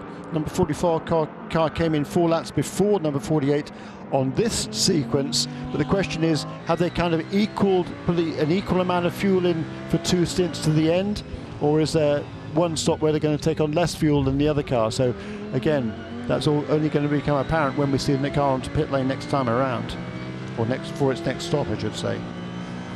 Here's the order in GTD then. Andrea Caldarelli leads for Paul Miller Racing in the Lamborghini. Another Huracan second, Marco Mappelli. The gap is 11.6 seconds, and that's after, I'm sure, Caldarelli's car was short-filled to get it ahead of GRT Magnus' machine. Mirko Bortolotti, I thought, had got back out behind Klaus Bachler, but no, that's showing up now as Bortolotti feeding back in third, with Klaus Bachler for Wright Motorsports still fourth in the 16 car. Joe Bradley, what about the leader in the GTLM? Yeah, it's cost him time in the pit stop, and this is just what we were talking about, because as the car turned left to get onto its pit box, the number 18 in the LMP2 class pulled out almost. I'm not going to say almost hit it, because it didn't quite, but and the reason why it didn't hit it is because the 24 car checked up and stopped itself. In so doing, stalled, and it cost it that time of just getting onto the pit box and cracking on with the pit stop. That car moves. It's got a very silent exhaust note in comparison to other cars, and you can pretty much hear the squeal of the tyres as he wheel spun away there. But the 24 now, that's their penultimate stop by my estimation. Has to be. Correct. Has to be, because these cars can only tend to do about 50 minutes, the GTLMs, yeah. So it's going to have 17 minutes extra to have to come in for a splash. And here is the Porsche coming past. That's the number 911 car. After the round of pit stops, the number 911 car, which came in half a dozen laps before the number 912, has leapfrogged ahead of the number 912 car. So we've got 911 now in second place. He's coming around turn 1. Where is the BMW? It's out in front, I'm sure. It is out in front, I think. But cold tyres. How far? Exactly. Nothing at all. And the Porsche's alongside it. The Porsche's passed Gone it. through. There you go. Lead change again then. And Earl Bamber Nick Tandy called as the GTLM leader. So that's the 911 sneaking through. Jesse Crone second, and Earl Bamber 5.3 seconds behind that. Yeah. But a big hold up. That was it. That was the cost. That was potentially the race. It cost a lot of time coming into the pits for the number 24 car. Yeah. So it had to check up. There was an LMP2 car leaving pit road, and in order to avoid that, hard onto the brakes, Jesse Crone stalling the car as a result, and it did leave on stickered tyres, brand new tyres that had been held back for this penultimate stint. But as you say, that could be the race right there. The 911 then getting ahead because Nick Tandy had nice, warm, up to temperature Michelin tyres, and Jesse Crone scrabbling for grip. There are no tyre warmers in this championship, and it takes a lap and a half really to get to full race speed. That's right. The tyre warmers and the drivers, they've got to move that car around and build the heat into the tyres the old-fashioned way. I love that. I give me that any day. I think it's much more challenging for the drivers, and that's what racing is all about in my book. There goes another pit stop for number 81. Harrison Newey. That will mean he is does he still have a lap advantage over number 52? Yes, I think he does. Well, he had a but not by much. I'm not quite sure where the other car is out on the racetrack between them. So that the strategy of the two Porsches is certainly interesting, as to the fact that the number 911 car has got ahead of the number 912. The number 911 at the final stop will need more fuel than the number 912. So that's certainly something that we're going to have to keep an eye on. Meanwhile, out the front of the field, Kamui Kobayashi is continuing to run around. run around at his 1 minute 35s, 1 minute 36 is pretty comfortable. Handed lead of over half a minute now over the number 77 Mazda in second place. Really good run for the Mazda so far. Splitting the two Cadillacs with Loic Duval in third position. Similar margin, just less than half a minute back in third position. And then 4 laps back now is the number 6 Acura of Juan Pablo Montoya, car number 6. So Harrison Newey out of the 81, Ben Hanley in, and that advantage is still, well, just a smidgen under 3 minutes. It's actually 2 minutes and 55. Oh, actually, no, hang on a minute, because, yes, no, it's still actually come down to about 2 minutes now. So that's the difference between the pit stop for the 81 and the 52 machine, shaving a minute off the, what was a 3-minute advantage. So Dragon Speed USA's white car with the blue dorsal fin and the stars along the body length stripe. That instantly recognisable Dragon Speed livery. Ben Hanley back driving that car.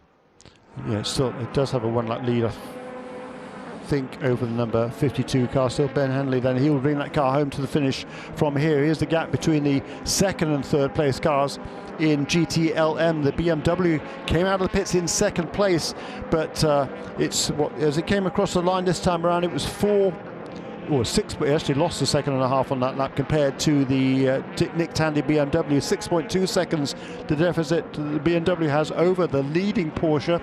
The other Porsche is right behind in third position, and I would say it lost at least 5 seconds messing around in the pit lane trying to get into its pit box. Don't you think, Johnny? Yes, yeah, possibly more. So yeah, possibly more. Nick Tandy leads by 6.9, and now Jesse Krohn has Earl Bamber all over the back of him.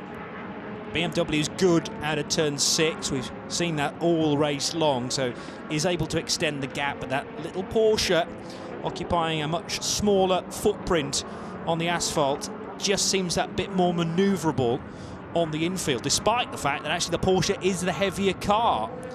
1280 kilos versus 1220 for the BMW. It was given 10 extra kilos post the Raw as well as a late balance of performance adjustment. But Porsche very slippery, and the BMW got loads of poke from the front engine, as is proving into the tri-oval. I think we're about to head into the part of the track where the Porsche is that little bit quicker. Meanwhile, Kamui Kobayashi serenely out front in the number 10, nursing this 35-second lead he has over Oliver Jarvis in the 77 Mazda DPI. And Loic Duval in the number 5 car in the JDC Miller run, Mustang sampling Cadillac, running in third position. Back the same distance, actually, from Jarvis back to Duval as well. So a minute covering the top 3 DPI cars.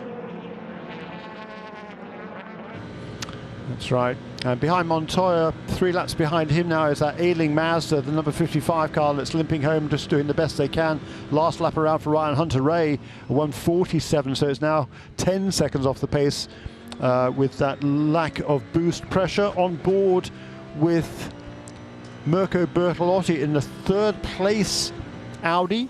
He's just, how far back is he? Where is he coming across this stripe? Not yet, actually, so he's quite a long way behind the 2 Lamborghinis now. They've got 12 seconds between the Lamborghinis in first and second position. Number 48 car for Paul Miller Racing has the advantage now over the GRT Magnus entry car number 44, and number 39, another 39 seconds back now is Mirko Bertolotti, and he's being closed upon quite rapidly by Klaus Bachler.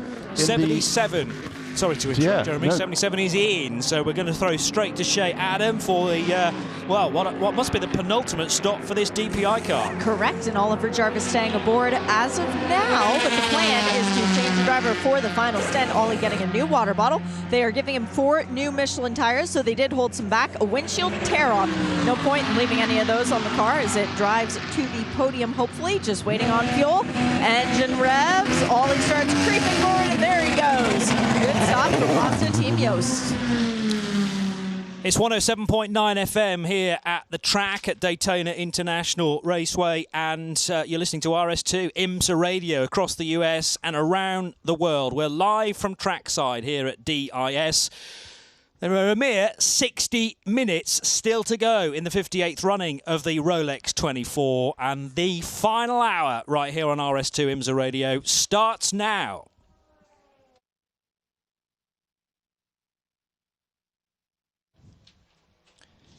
This is the point of the race, Jeremy Shaw, where everything becomes, fingers crossed, a little bit easier and clearer for us as strategy starts to just untangle a little bit. But no doubt about it, there are cars on very different strategies at the moment, some requiring a splash to get them to the finish, some leaving a full fuel fill as their final stop. So different lengths of pit stops required, and maybe one or two question marks as to whether cars can make the finish on their current fuel loads. And GTDs, pretty much all of them, have got to pit again, surely, with 59 minutes left on the clock.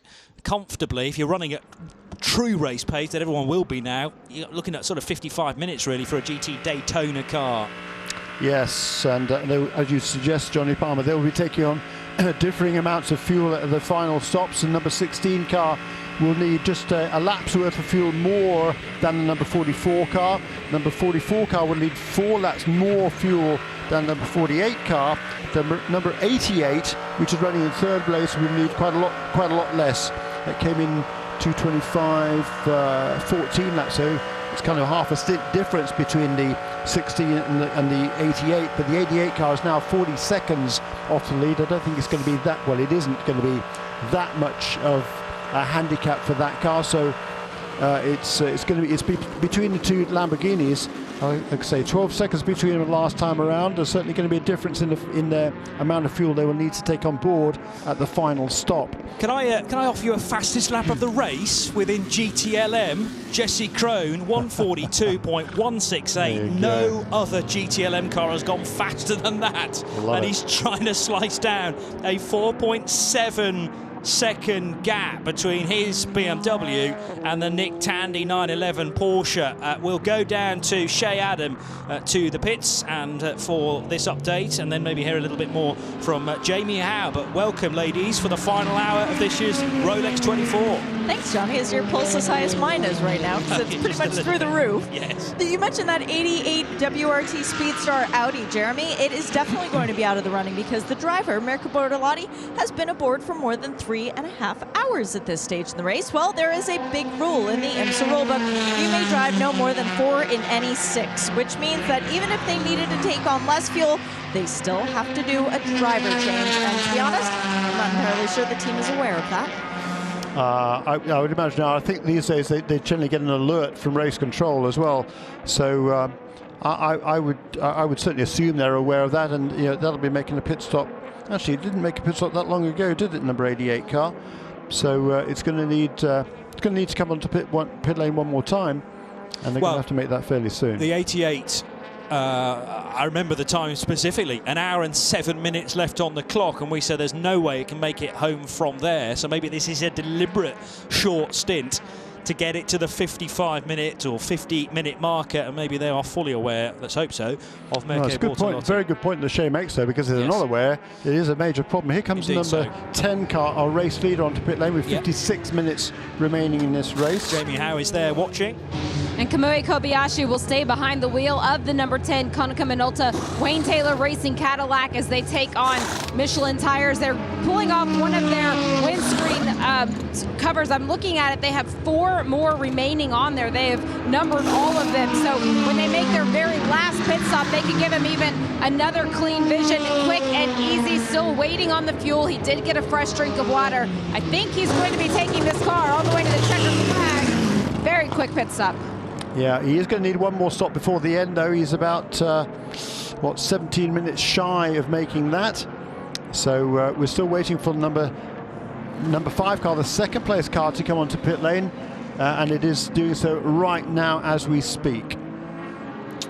Getting the message on our screen about the Risi Competizione Ferrari, which we kind of already knew anyway. Car 62 officially now retired. Is that only the third car that's actually officially retired, though? Well, Christina Nielsen's car was true. Out, Yeah, true. And the 47 Jonathan Hoggard Lamborghini also out. So the two Astons, two Lamborghinis, the 74 Mercedes, Shay reminds me, and the 62 GT. I'm not too sure whether the Lamborghini, that 47 Lamborghini might have got going again, actually. Has it? No, 74's on track, Shay now suddenly realises. It rather surprised her. The 5 car is in, though, from second place, and Jamie Howe's also watching this stop. Very similar to that number 10 stop. They did take 4 Michelin tires. Loic Duval stayed behind the wheel of the car. They also passed him the fresh water bottle, let him have a sip of some water while he waited on those tires and the fuel. Quick and easy. Yeah, 74, the Riley Mercedes running in 11th position, in actual fact, despite it running out of brakes with an electrical problem over at the Western Horseshoe. But well done to Riley Motorsports for curing that issue, which initially brought the car to a complete halt, well short of the pit box, and 4 guys from Riley Motorsports were deployed to push it into position. And then on the out lap, or the lap after that, there was a moment down at the second of the U-bends on the infield. You're not sure about the 47, last to be driven by Jonathan Hoggard precision performance, Lambo? No, I think you're right. I think that car is. I don't think we have seen that car since it ground to a halt just before turn 5 a couple of hours ago. So that's the heart of racing Aston Martin, involved in a bizarre incident with the 47 Lamborghini, wasn't it, on the home straight? Ross Gunn's Aston Martin, which was involved in an incident with the number 3 Corvette at first, and then it came in for a stop, and on the way out on cool tyres, Ross Gunn, a very uncharacteristic mistake from him, clattering the wall on the way out of the pits. 2 Lamborghinis, Christina Nielsen's car, a dramatic fire, but thankfully Christina was able to get out of that machine and also turn off all the power and deploy the fire extinguisher. That car's retired, and the 47 machine as well. Plus now the 62 Risi Competizione Ferrari has retired from the race after it was really badly damaged with a right rear puncture. More from Jamie Howe in the pits, and then we'll hear from Jeremy. Well, I just checked in with the number 88, that Audi R8 with Mirko Bortolani behind the wheel. Shane was talking about the drive time. I just asked the team who was going to take the car to the checkered flag. They said it was going to be Mirko. You might want to have a quick word in their ear and remind them about the 4-hour rule in that case, assuming Shea has, unless Shea has already. Well, would that be classed as outside assistance when the commentator's advising the teams? That's fine. They can be told by anybody. Okay. I think they generally get a message from timing and scoring, though, to warn them of that sort of a potential problem. They get an opportunity to draw back from the point of no return. Yeah, just you might want to look at this, chaps. They won't tell him, hey, you've got a pit, but they might say... but just here are the rules, and just a little nudge in that direction. Yes. Here's the 10 going through the right-hander at the International Horseshoe, and Kamui Kobayashi now up to 43 seconds as an advantage. Last time I checked, that was 35, so he's pulling away from Ollie Jarvis. Jarvis, though, comfortable in second position with a half a minute increase. No, about the same, actually, as to when I last checked back to Loic Duval. So Jarvis, Duval, and now in the pits, Juan Pablo Montoya in his Team Penske prepared Acura. Also down pit road, the Turner Motorsport BMW from the GT Daytona category. And that's Bill Oberlin bringing that car in from 7th position. Watching the stop is Shay. When you have Bill power, you do not take it away, and Bill Oberlin will be staying behind the wheel of this Turner Motorsport BMW until the end of the race. He's getting new Michelin tires, which will make him a very happy boy, and just waiting on the right rear tire change to be completed. There it goes. Engine fires back up, drops off the air jacks. Fuel still attached, so no time loss whatsoever during this pit stop. Very odd to see a Turner Motorsport BMW not in yellow. Even more odd to see it with an all-black carbon hood. It's been running this way for most of the race, which means you can't see a lot of the dirt on the nose unless you're looking at it from a fairly straight-on angle. Also has a white door. Just noticed that too with no labels. So this car has been through the wars, but Billy Oberlin going to take it to the finish. And across the line goes the number 911 Porsche to complete its 757th lap. And right behind it now, flashing his lights, is Jesse Krohn in the number 24 BMW. He's made up that 5.7 second deficit as a result of the fact, as Johnny Palmer pointed out, he set the fastest lap of the race in GTLM. That BMW, having had that miscue in the pit lane coming into its pit stall, it costed a lot of ground, but it's now making that up out on the racetrack. Yeah, his pace was always going to be set to stun. Yes. Possibly kill. We'll find out what he's got up his sleeve now, because he still needs to make the pass at some point. But Nick Tandy is going to have to drive a very wide RSR 19 indeed to keep the Rapid Fin behind him.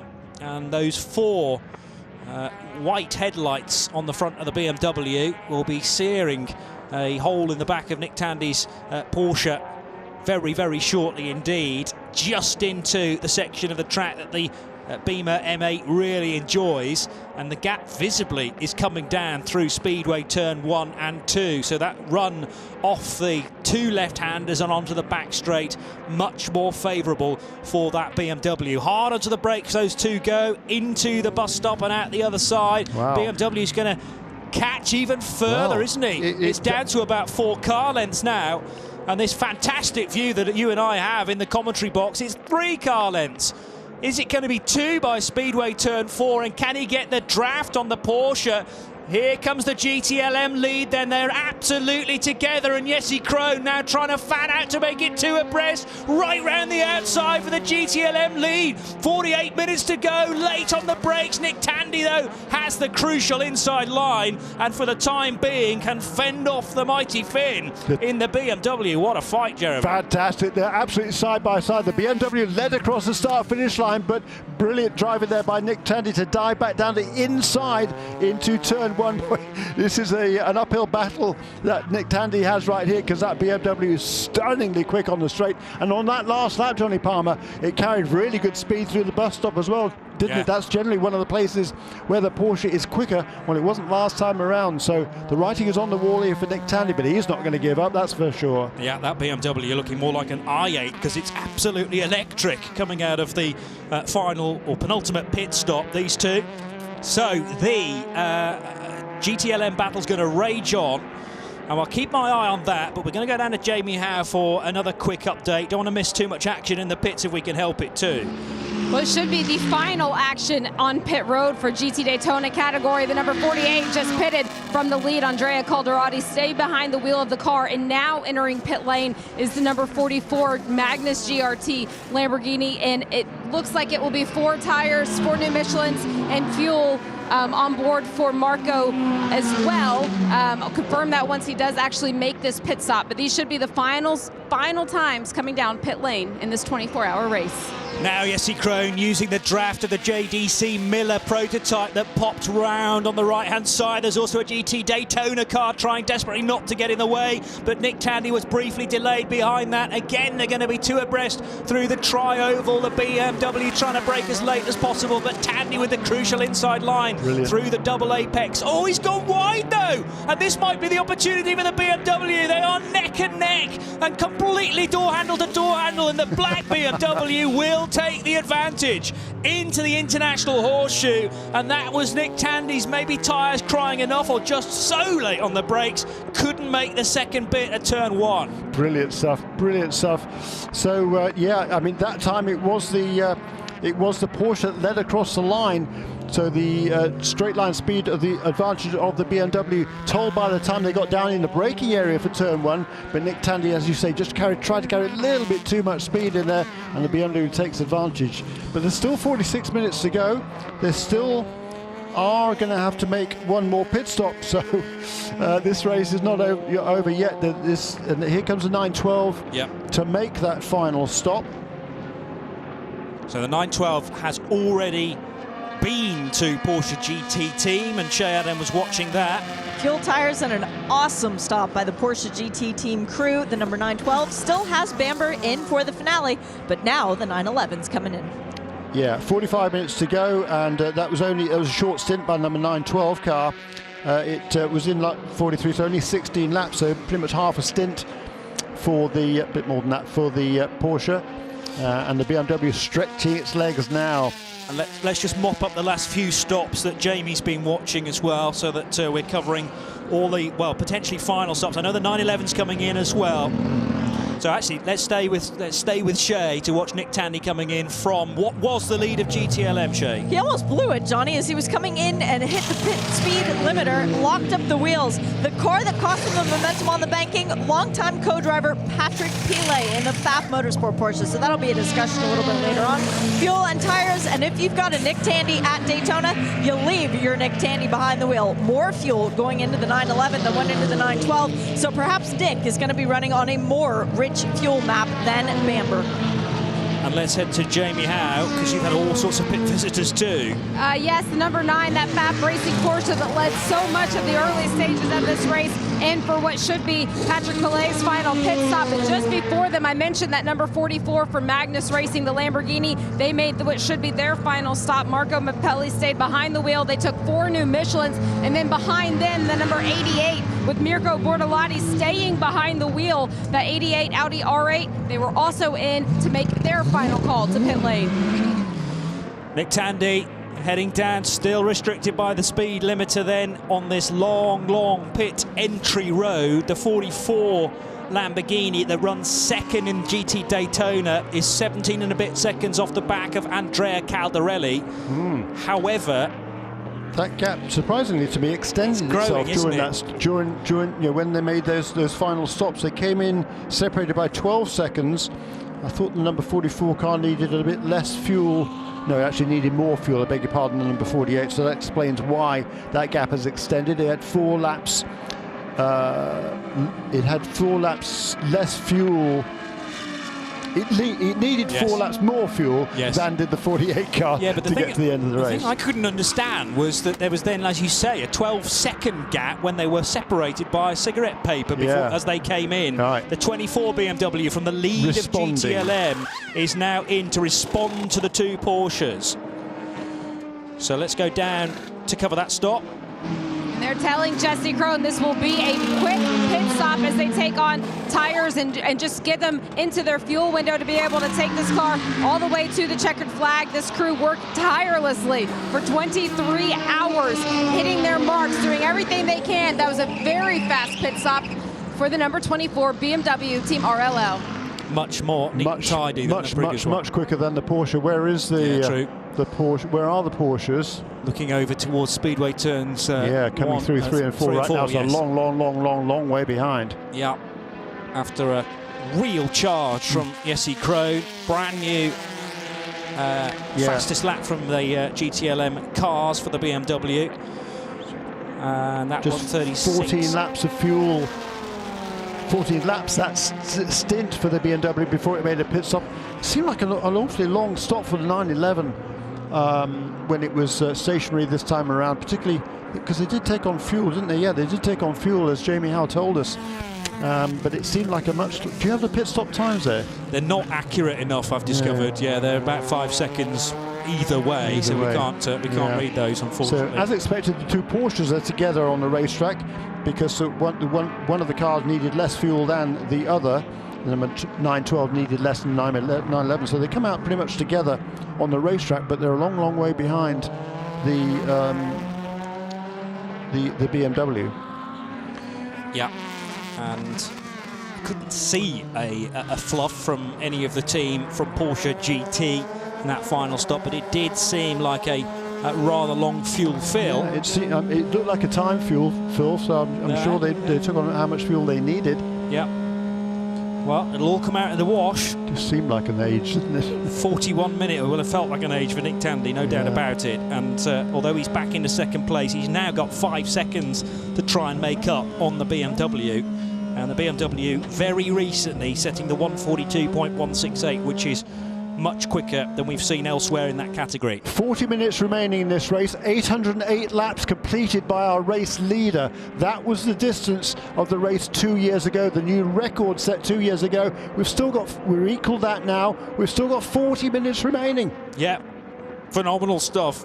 And what's the prediction? Let's have a look. 8.32 is the current working prediction. Oh, Porsche side by side, and the 912 just poking the nose up the inside of the 911. That was Earl Bamber. Nick Tandy's gone wide again. So Tandy struggling for whatever reason, can't get the car turned in at turn 1, and now Earl Bamber has been released. Well, 912 looking slightly stronger of the two Porsches, I would wager, in the final 40-odd minutes. The 911, we reckon, has more fuel on board. And there goes the BMW just out of sight through the kink. It's only about 4 seconds ahead of the two Porsches. But I think Earl Bamber's got more of a chance of there catching. goes the BMW out of the frame of the picture. Here come the two Porsches through turn 5. Yeah, 3.4 seconds is the gap. Wow. But Bamber put in front, no, not put in front, that wasn't team orders, that was Tandy making a mistake and Bamber taking the invitation, the Kiwi, so he slots in front. There's a little bit of traffic that he can use as a large hole in the air, including the Lexus that they're about to catch from the GT Daytona class. So BMW on the back straight, Porsche's really not very far away, running second and third in the GTLM category. And there officially is the new distance record, 809 laps completed by Kamui Kobayashi. The gap from first to second, well, it's over 40 seconds now. There's really no battle there. 26 seconds between second and third. So our interest right now is on this battle for the lead in GTLM. And what a charge Earl Bamber is putting on here after having snuck past Nick Tandy. He's put a good second between him and the GTD car as well. A sorry sight is to see the Performance Tech Orica going behind the wall. Cameron Castles brought that machine in. The Performance Tech Motorsports Orica 07, but that's been pushed behind the wall and back to the garage. They're going to do well to get that car back into the race to see it, to get it to see the checkered flag. We may be down to a 4-car field in LMP2. 3.1 seconds now the gap between Jesse Krohn in the number 24 BMW and Earl Bamber in the number 912 Porsche. Did Bamber lose a little bit of ground there? Because all of a sudden Nick Tandy's a good bit closer than he was last time. I guess when he got into the draft, there's only 6 tenths between those two. 2.9, a couple of tenths maybe lost between those sector points, but the Porsche's working together really. Now at the pit stop for the 24, and this was the last stop, I'm sure, for the number 20, i.e. the penultimate, no, the last stop for the BMW to see it to the finish. Stick of tyres. Yeah, absolutely. They don't even look like scrubs. They look like absolutely very shiny tyres, indeed, don't they? Yeah.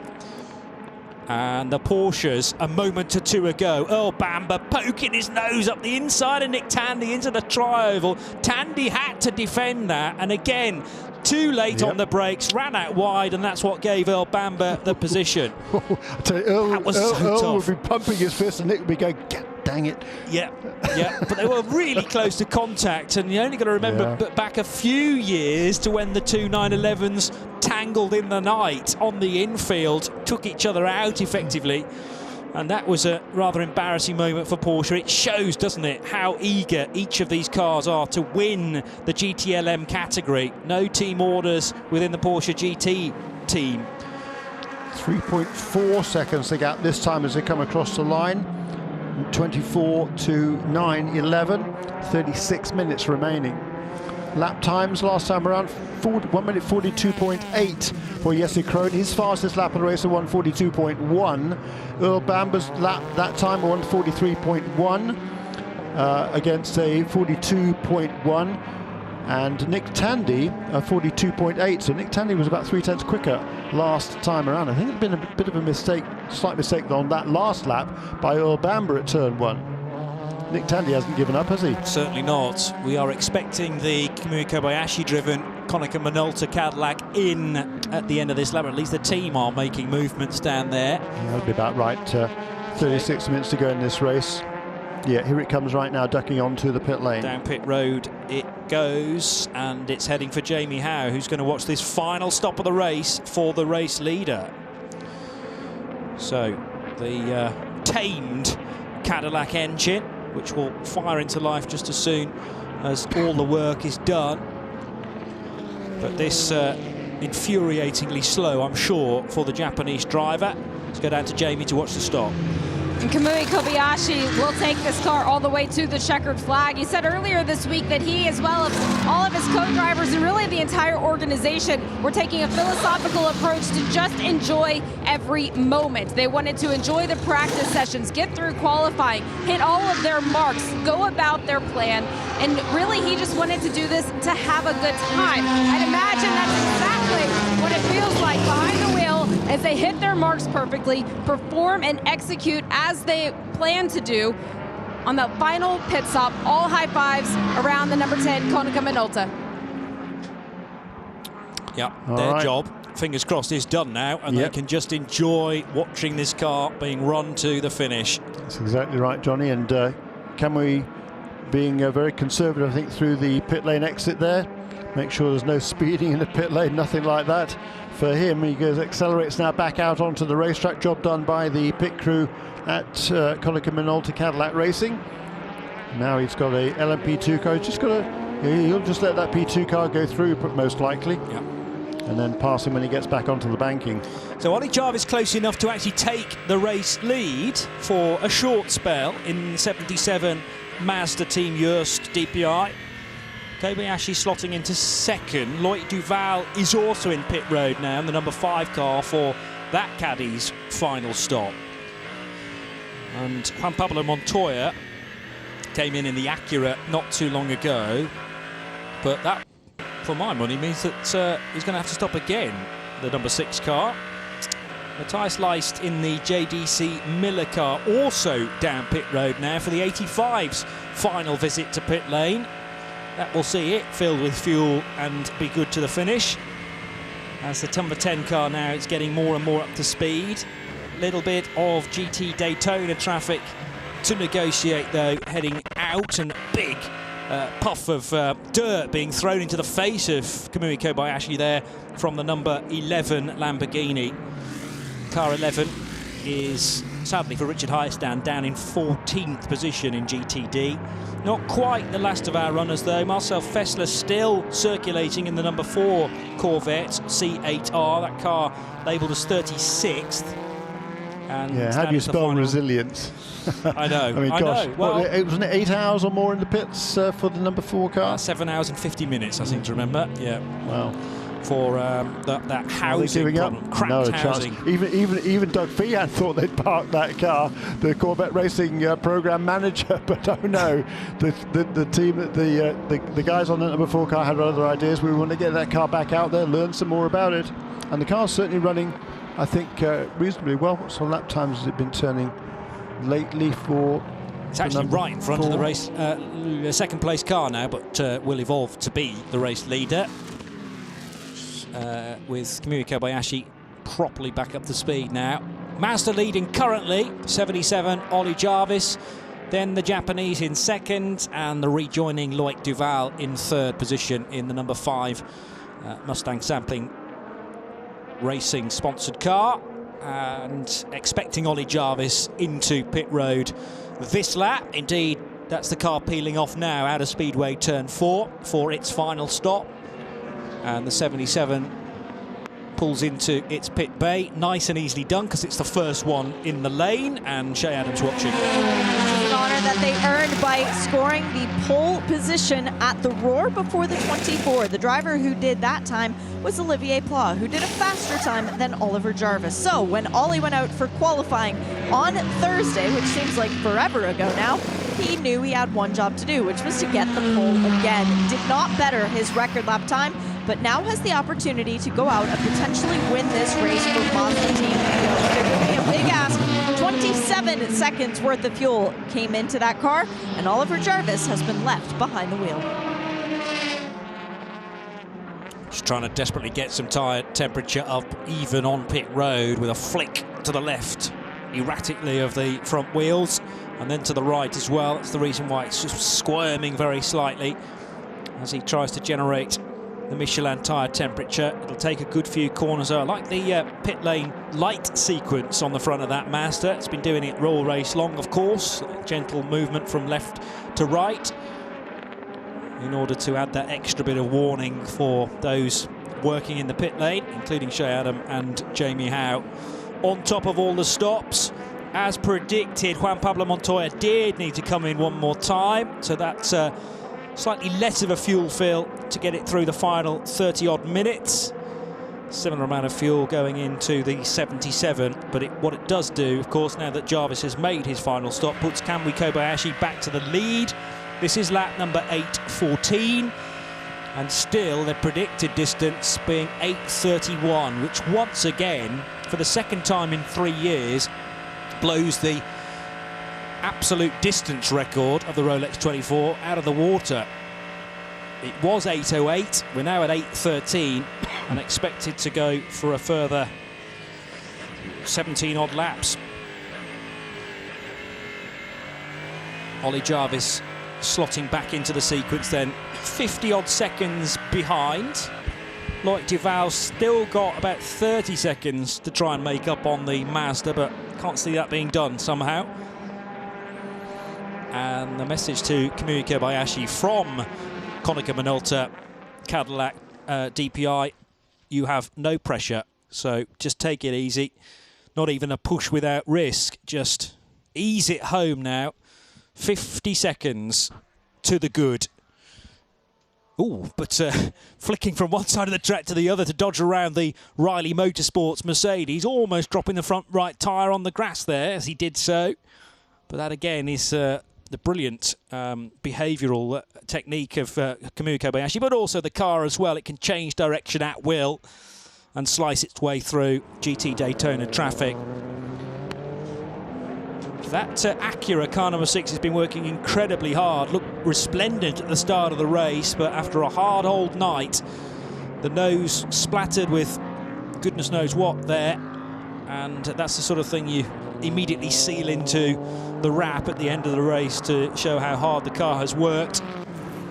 Rotating through all three of its drivers. So Montoya currently at the wheel, Simon Pagenaud and Dane Cameron though doing some very impressive stints over the night as well, but they've been struggling with car setup, car balance. Really, after the first few hours, we'd noticed it was porpoising very slightly, the Acura, in the earlier sessions this week. Where's the number 81 car? Excuse me. It's all right. It's in the pits, apparently. Oh, yeah, I can't see it. So it's on its way again, just heading into the International Horseshoe now. Fine. Ben Handley. Fine. Because the number 52 car now is I think back on the. Is it back on the lead lap? Fuel and tyres, by the way, for Ben Handley. No, maybe it's still a lap behind. Okay, fine. Just over a lap behind.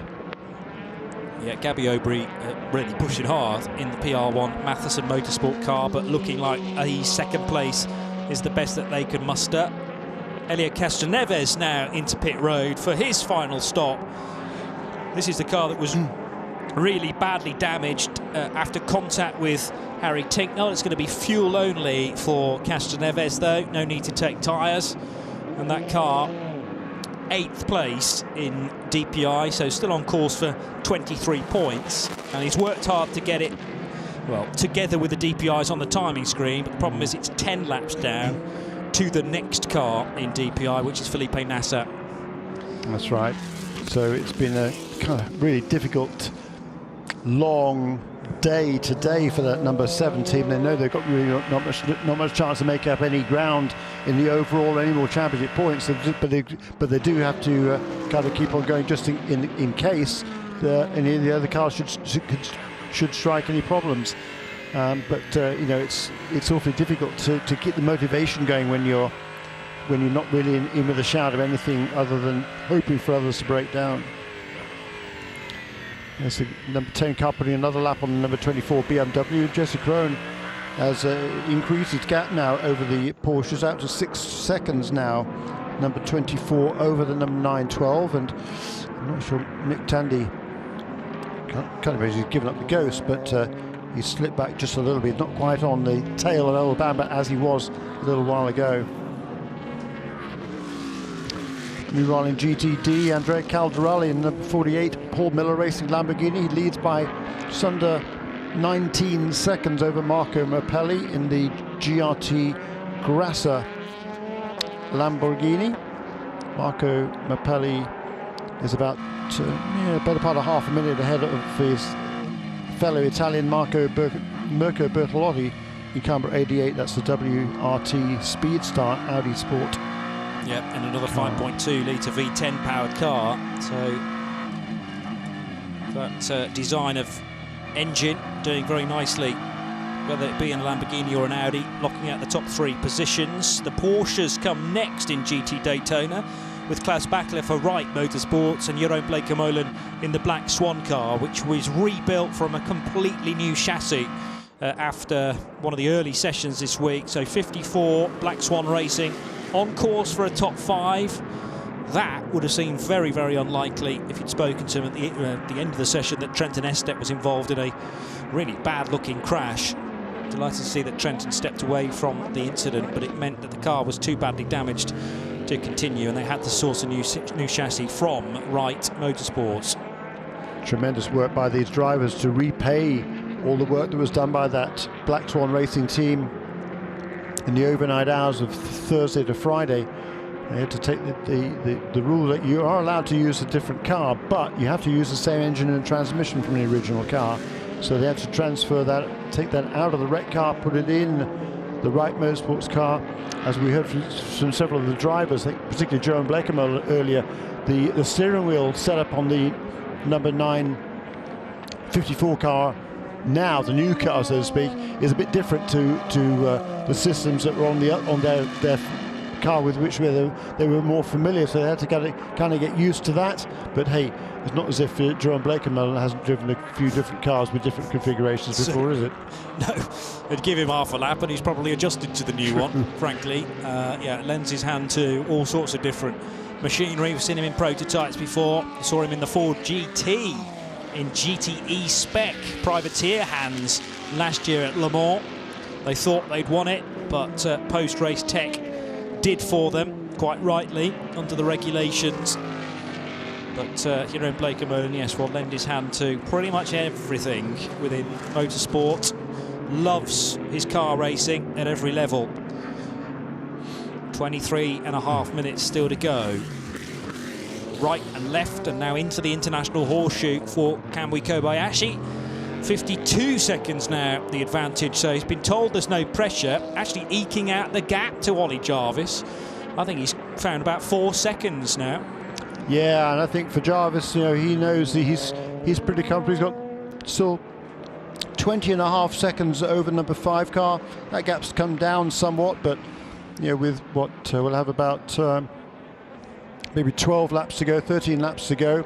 So as long as he can lose no more than 1.5 seconds a lap to the number 5 car that's running in 3rd position, that'll be comfortable. So Oliver Jarvis at this stage just making sure everything is hunky-dory, bring that car home, don't overstress it. 2nd place isn't what they wanted, isn't what they hoped for, having won the pole position for the 2nd year in a row, but I tell you what, it's a heck of a lot better than last year when both Mazdas were out in the early stages of the race. In fact, you know, pretty much all of these drivers in this car looking for their first ever Daytona finish, in actual fact. Yes, and you know, that's number 1 target, get to the end, and then fingers crossed you're somewhere near the top 5, even better than that, a podium, and then after that the race win. But it's incremental steps for Mazda, no doubt about it. All this work on the reliability, you know, has proven itself. Yeah, for Tristan Nunez, this is his 8th Rolex 24 at Daytona. Don't think he's finished one of them. Really? No. Shay says you're correct, Jeremy. Yeah. According to her statistics too. And so for Oliver Jarvis and Olivier Pla, 4 races previously for Oliver Jarvis, 6 for Ollie Pla, and the best finish out of those two can muster between them is an 8th. Yeah. Yeah, this is big steps in terms of progress for Mazda Team Joest. 2 radically different paint scheme. Well, one we were used to, the 55 and the 77 in the all-white livery. Now, just around the outside of the Riley Motorsports Mercedes. A miracle that car is still running after it ended up in the tyre wall many hours ago at the Western Horseshoe. The 55 Mazda, meanwhile, in the deep maroon, heading into the right-hander at the first hairpin bend on the infield, just exiting now, in fact. Game on again, by the way, between the Porsches for 2nd and 3rd in GTLM. They're still slipping back from Jesse Krohn, who's extended the lead in the BMW out to almost 8 seconds now, but the two Porsches tied together wherever they are on the racetrack. Out of our booth. Speedway turn 1, are they? I think. And now probably to 2, yeah. Yeah, so there's what, maybe 10 car lengths between them as they head on down the back straight. Bit of traffic ahead. Nick Tandy, having slipped a second or so behind after a couple of slips, is now honing in again on Earl Bamber, so he's going to put the Kiwi under as much pressure as he possibly can. I don't think there's any team orders amongst these two other than get it to the finish. Get it to finish. Don't hit each other. Don't hit each other. Well, yeah. They come awfully close a couple of times, didn't they? I'm not sure got the memo. Not that there was contact, but Nick Tandy more than a glance in the mirrors, wondering what on earth the Kiwi was up to. But I like to see that within a team. Of course, some very friendly rivalry between the mechanics on 911 and 912. And if the Nick Tandy car can finish ahead, then there'll be high fives all around down at 911. The real problem for Porsche, though, is that the gap's opening up to the GTLM leader, which is the BMW. Will Tandy think about slipping through here? Almost side by side. Tandy is going to get the inside line, but the 912, oh, don't hit each other. We've already said they did. There was a love tap there between the two of them, and 912 Earl Bamber trying to fend off Nick Tandy. The 912 had the inside line into the King, but I think they just scratched wheel arches there. So that's all right, as long as it doesn't get more brutal than that. Yeah, I think there was about a Porsche width between the two of them, wasn't it, on the edge of the racetrack there as they headed out of the International Horseshoe. Maybe Nick Tandy just testing the water to see whether he can get ahead. He'd much more prefer a second place finish than the third where he currently sits. And I bet Fred McAveeky and Matt Campbell just cannot look at the screens right now. And likewise, Earl Bamber's teammates, Mathieu Jaminet and Laurent Van Toor, much more comfortable for drivers to be in cars and in control. They don't like being on the Pratt perch and having to watch all this unfold as a spectator. Out of the bus stop and into Speedway turn 3, the two Porsches still together. And again, that scrap into the first of the horseshoes has just lost them a couple more tenths to Jesse Crone, who's just scampering away in the number 24 BMW, the black M8 that leads that category. Tonio Garcia in the number 3 Corvette is in 4th position. He's over a minute behind these two Porsches, so they can afford to fight one another a little bit if they wish. Maybe they've realised the BMW is not for catching, and now it is. Yeah. Just a straight fight for second and third between the two. Yeah, no question. And just behind him on the racetrack, not sure, is he catching or have they just passed the number 4 Corvette, which is still out on the track? So lap time last time around for the Corvette was a 1:45. So, okay, maybe they just passed the Corvette. I didn't see it. That the Fessler one, the silver car. Okay, yeah. It's right behind the two Porsches going around the horseshoe there. So it is. And the yellow Corvette, as I say, negotiating the same lap as the Porsches, but what's that, 71 seconds behind them. Back up onto the 31-degree banking go Bamber and Tandy. 5th position in GTLM with the demise of the 62 Ferrari is Colton Herter in the other BMW. So both of the BMW Team RLL prepared cars will be on 4 points, 1st and 5th positions currently. And that was the car that had a problem a long time ago, but they've kept plugging away, and it's going to be, they're going to finish next in line after the 4 GTLM class leaders, all on the lead lap. But as you say, Johnny Palmer, 14 laps behind them. I forget what that problem was, but it certainly put them out of contention. They too have just been battling away and running as long as they can. And they've a couple of laps ago, how long ago? No, actually quite a while ago now, have overtaken the tally of laps that was already completed by the Ricci Ferrari before that they threw in the towel about an hour ago. Don't forget, folks, as always, we'll have a post-race tech show, the Michelin post-race tech at the end of our race broadcast, and we welcome your questions and queries at this point, whether they be related to the opener for the WeatherTech Sports Car Championship or indeed to the future of sports car racing, not only in North America but also worldwide, with the announcement on Friday of convergence between IMSA, the ACO and the FIA, the new category LMDH. More details to come about that at Sebring, but certainly plenty for us to chew through during Michelin post-race tech. So do fire your tweets in our direction at IMSA Radio with the hashtag Michelin PRT. So Michelin PRT is the hashtag at IMSA Radio. And you're tuned to RS2 IMSA Radio across the USA and around the world via the World Wide Web. We're live trackside at the Daytona International Speedway. 15 minutes remain on the clock. And GTLM, with every turn of the wheel for Jesse Krohn, becoming more and more certain as a victory for BMW. Likewise for the Konica Minolta Wayne Taylor Racing prepared Cadillac DPI, Kamui Kobayashi, the car he shares with Renger van der Zande, Ryan Briscoe and Scott Dixon. All four drivers been brilliant throughout the duration of this event, and they've had their various trials and tribulations, not least, well, a big old penalty that Ryan Briscoe had to soak up for running a red light at the end of the pit lane. And there was also a penalty earlier on as well when Kamui Kobayashi went too fast in the pit lane and had to do a drive-through. That was the other one. Yeah, so the 10 has had its little hurdles along the way, but seemingly been able to come back from each of those. Andrea Caldarelli leading by 18.6 seconds from Marco Mappelli. The 88 car of Mirko Bortolotti still running there in third position, but that car has made its final stop. We worked out that that car would need to have a splash at some point, and it has done. So Bortolotti in and back out again, and looking good therefore for third position, a cushion of best part of 20 seconds over Klaus Bachler. Yeah, what a performance there's been there for the two Lamborghini teams there for Paul Miller Racing.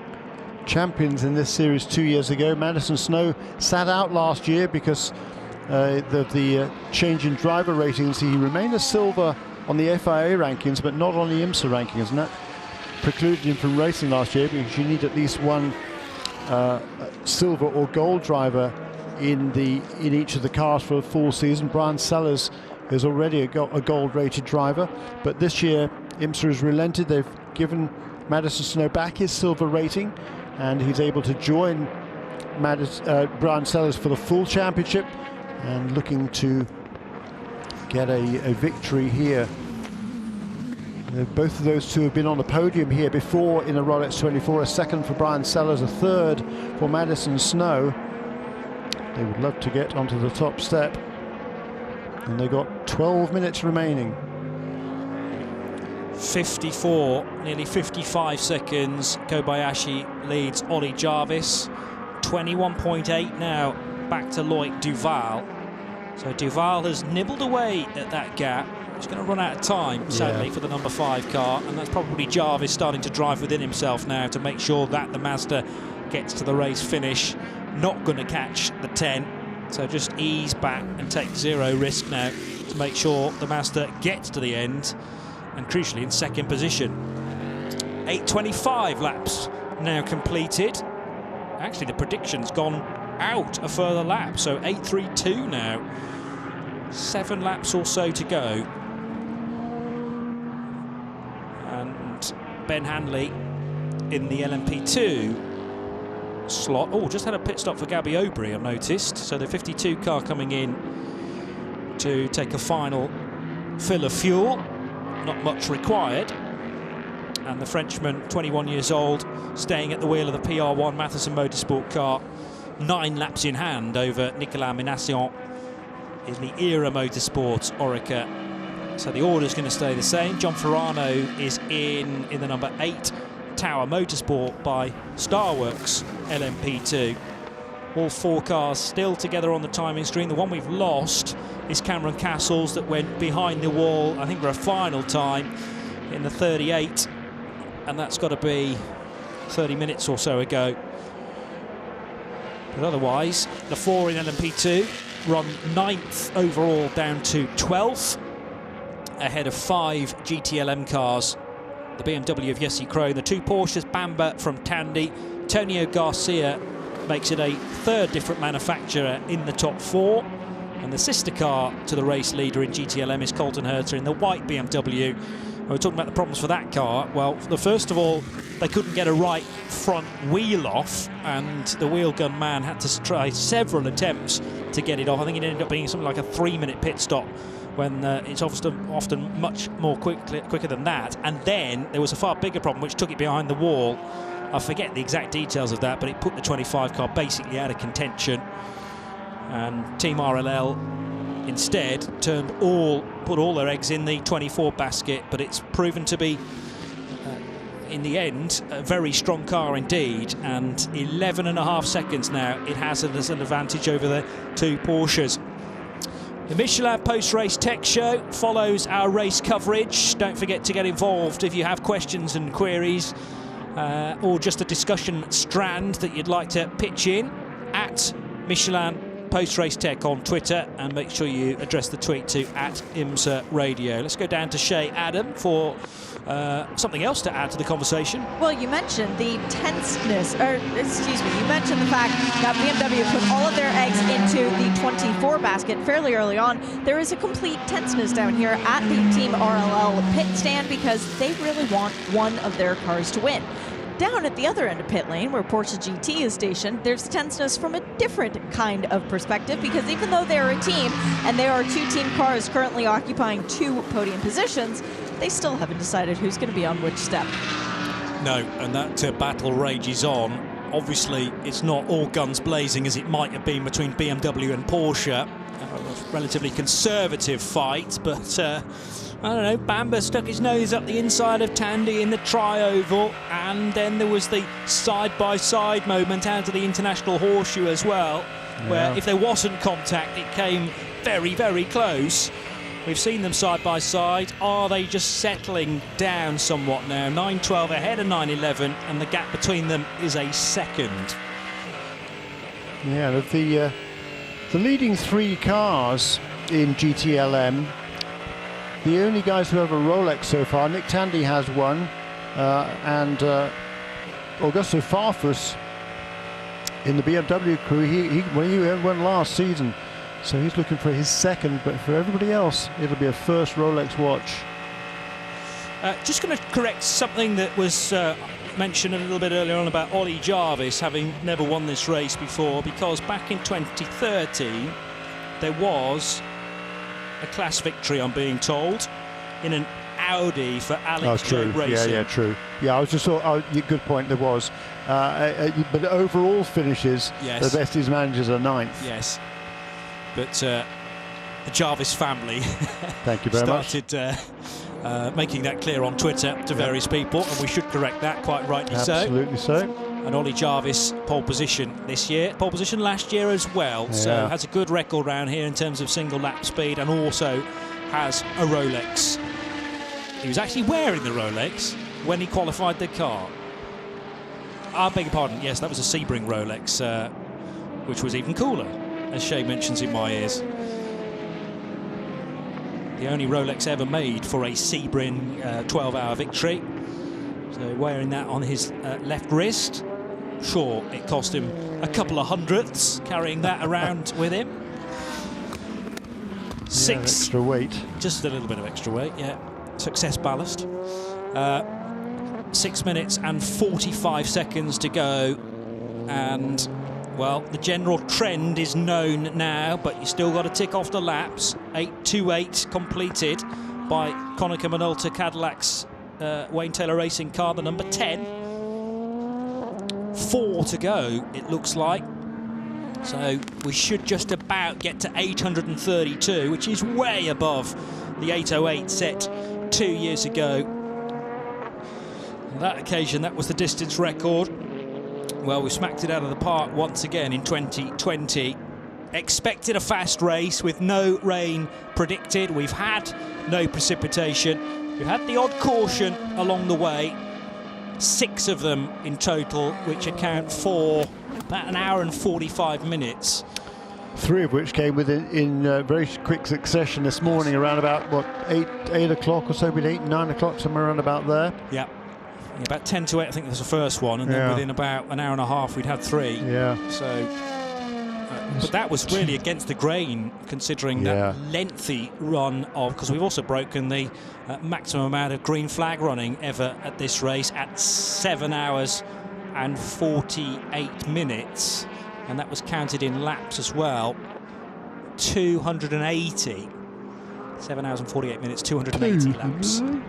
And of course, yeah, they didn't used to have full course cautions here, but since those records began, yes, pretty remarkable. It's certainly been a fantastic race. But we talked about that, didn't we, right at the very beginning of the broadcast, the fact that there's only 38 cars this year. It's the smallest field in the history of this race, but has this lacked anything from your perspective, Johnny Palmer? No, quite. not at all. And as we said, it lessens the opportunity for guys to run into each other. There's a few cars on a racetrack, and that's the way it's proved. I think it's just been an absolutely gripping motor race from start to finish. Yeah. And we're inside the final 5 minutes now. I don't think 38 cars in isolation this year was ever a worry. It was just whether it got fewer next year and then fewer again. Yeah. But the announcement about convergence, I think, is going to arrest the slide. And I'd love to see a few more GTLM cars, of course, because with the Ford programme coming to the end, but thankfully still in this championship we've got the BMWs. They were lost from the World Endurance Championship at the end of last season, so the middle portion of 2019, and the WEC has taken that quite hard because there's now only 3 manufacturers included in that, being Ferrari, AF Corsa, Aston Martin with their AMR Vantages, and the Porsches, the new Porsches, so 6-car field in the equivalent of GTLM in the WEC. 7 cars here this year, 5 of them still locked together on the timing screen. The 62 was the big news and retirement a couple of hours ago, and it was a rear right puncture that finally finished that 62 Ferrari off. Nervous moments here for Paul Miller as he watches his car come towards it and go across the line one more time. 3.5 minutes remaining. Number 48 car has a lead. We're waiting for the number 44 car to come across the line in second position. It's coming up towards the line now, so the gap has grown to 22 seconds now between the top 2 cars in GTD. So it'll be another, might have to do 3 more laps for car number 48 to get to the end. Yeah, the Kamui Kobayashi Cadillac is in the final sector, and I'm looking out for the white flag this time around because we're working lap 8.31. My prediction reads 8.32. Looking down to the starters rostrum there, I reckon there is a flag in hand, looking out for the number 10 car. It goes underneath, so we're not going to see the white flag this time around. And we won't see it next time either. There'll be 2 more to go then for Kamui Kobayashi. Yeah, so my prediction well out. Apologies for that. Kamui Kobayashi. That'll be right. 8.32, isn't that what you were saying? 8.30. Yeah, but we've just ticked off 8.31, have we not? So it's going to be 8.32, 8.33. Taking the distance record out further. And now the advantage is over a minute back to Oliver Jarvis. You can get involved with Michelin post-race tech when we finish this race, and of course we'll hear from all the class winners as well. Some reaction from all 4 teams, looking like Konica Minolta for victory in DPI. Dragon Speed going so well in LMP2. BMW now have a 13-second advantage. BMW Team RLL with their M8 and Jesse Krohn finishing off the stint. And a nervous-looking Paul Miller, yes, but they have got almost a 25-second advantage for Andrea Caldarelli in the Lamborghini Huracan, back to the blue number 44 of Marco Mappelli. 90 seconds left on the clock. We are now inside a lap time, so it'll be white flag this time around. And yeah, the white flag just underneath the starters rostrum right now. In hand though, and about to be displayed to Kamui Kobayashi, who comes through Speedway Turn 4 with some traffic, but it's white flag being shown now as Kamui Kobayashi goes across the stripe. He had the 57 Acura to negotiate. No problems there, though. I'm sure he's encountered a GTD car many times into turn number 1. Got one of those dream messages from those on the Pratt Perch at Wayne Taylor Racing not so long ago, which was there was no fuel marker to hit either. You can use as much fuel as you want, so no wonder the gap's being opened up back to Oliver Jarvis. It stood at 48 seconds in the early part of this current stint, stretched out to 52. It's now 62 seconds for Kamui Kobayashi, showing no signs of letting up. What about the two Porsches in GTLM? There's still a second, just over a second between them, so 9.12 looking very likely that it will finish ahead of 9.11. Actually, the gap's even larger than that now, 4 seconds the difference between Bamba and Tandy, so they have settled into an order. Tonio Garcia, a minute and 20 seconds back. The Corvette, the brand new C8R, is going to miss out on a podium during its first outing. The Porsches are brand new to this championship as well. They'll leave Daytona with a double podium, but they're going to miss out on the win. But Wayne Taylor Racing in the number 10 car, it's a very different lineup from last year. Well, not very different.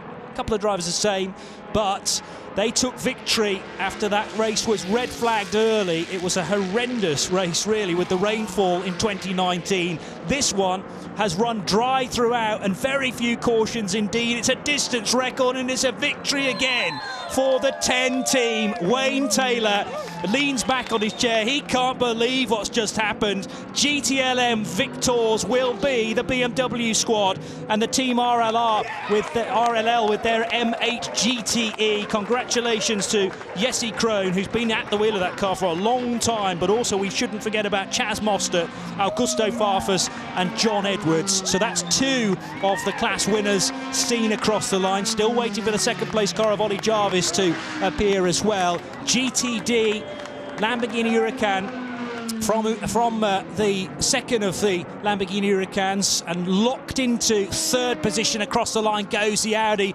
Dragon Speed, though, up on the high banks, coming through speedway turns 3 and 4 with the checker in sight, and the white car with the blue body stripe and those stars down it, looking rather battered and dog-eared, but the 81 car takes victory now with Ben Hanley at the wheel. And we must also congratulate Henrik Hedman, Colin Brown and Harrison Newey on their victory. And finally, the GT Daytona victory goes the way of Paul Miller Racing, crossing the line now with Andrea Caldarelli at the wheel of the 48 car, backed up with Madison Snow, Brian Sellers and Corey Lewis. Let's go straight down to the pit lane to get reaction about the number 10's victory. Here's Ryan Briscoe.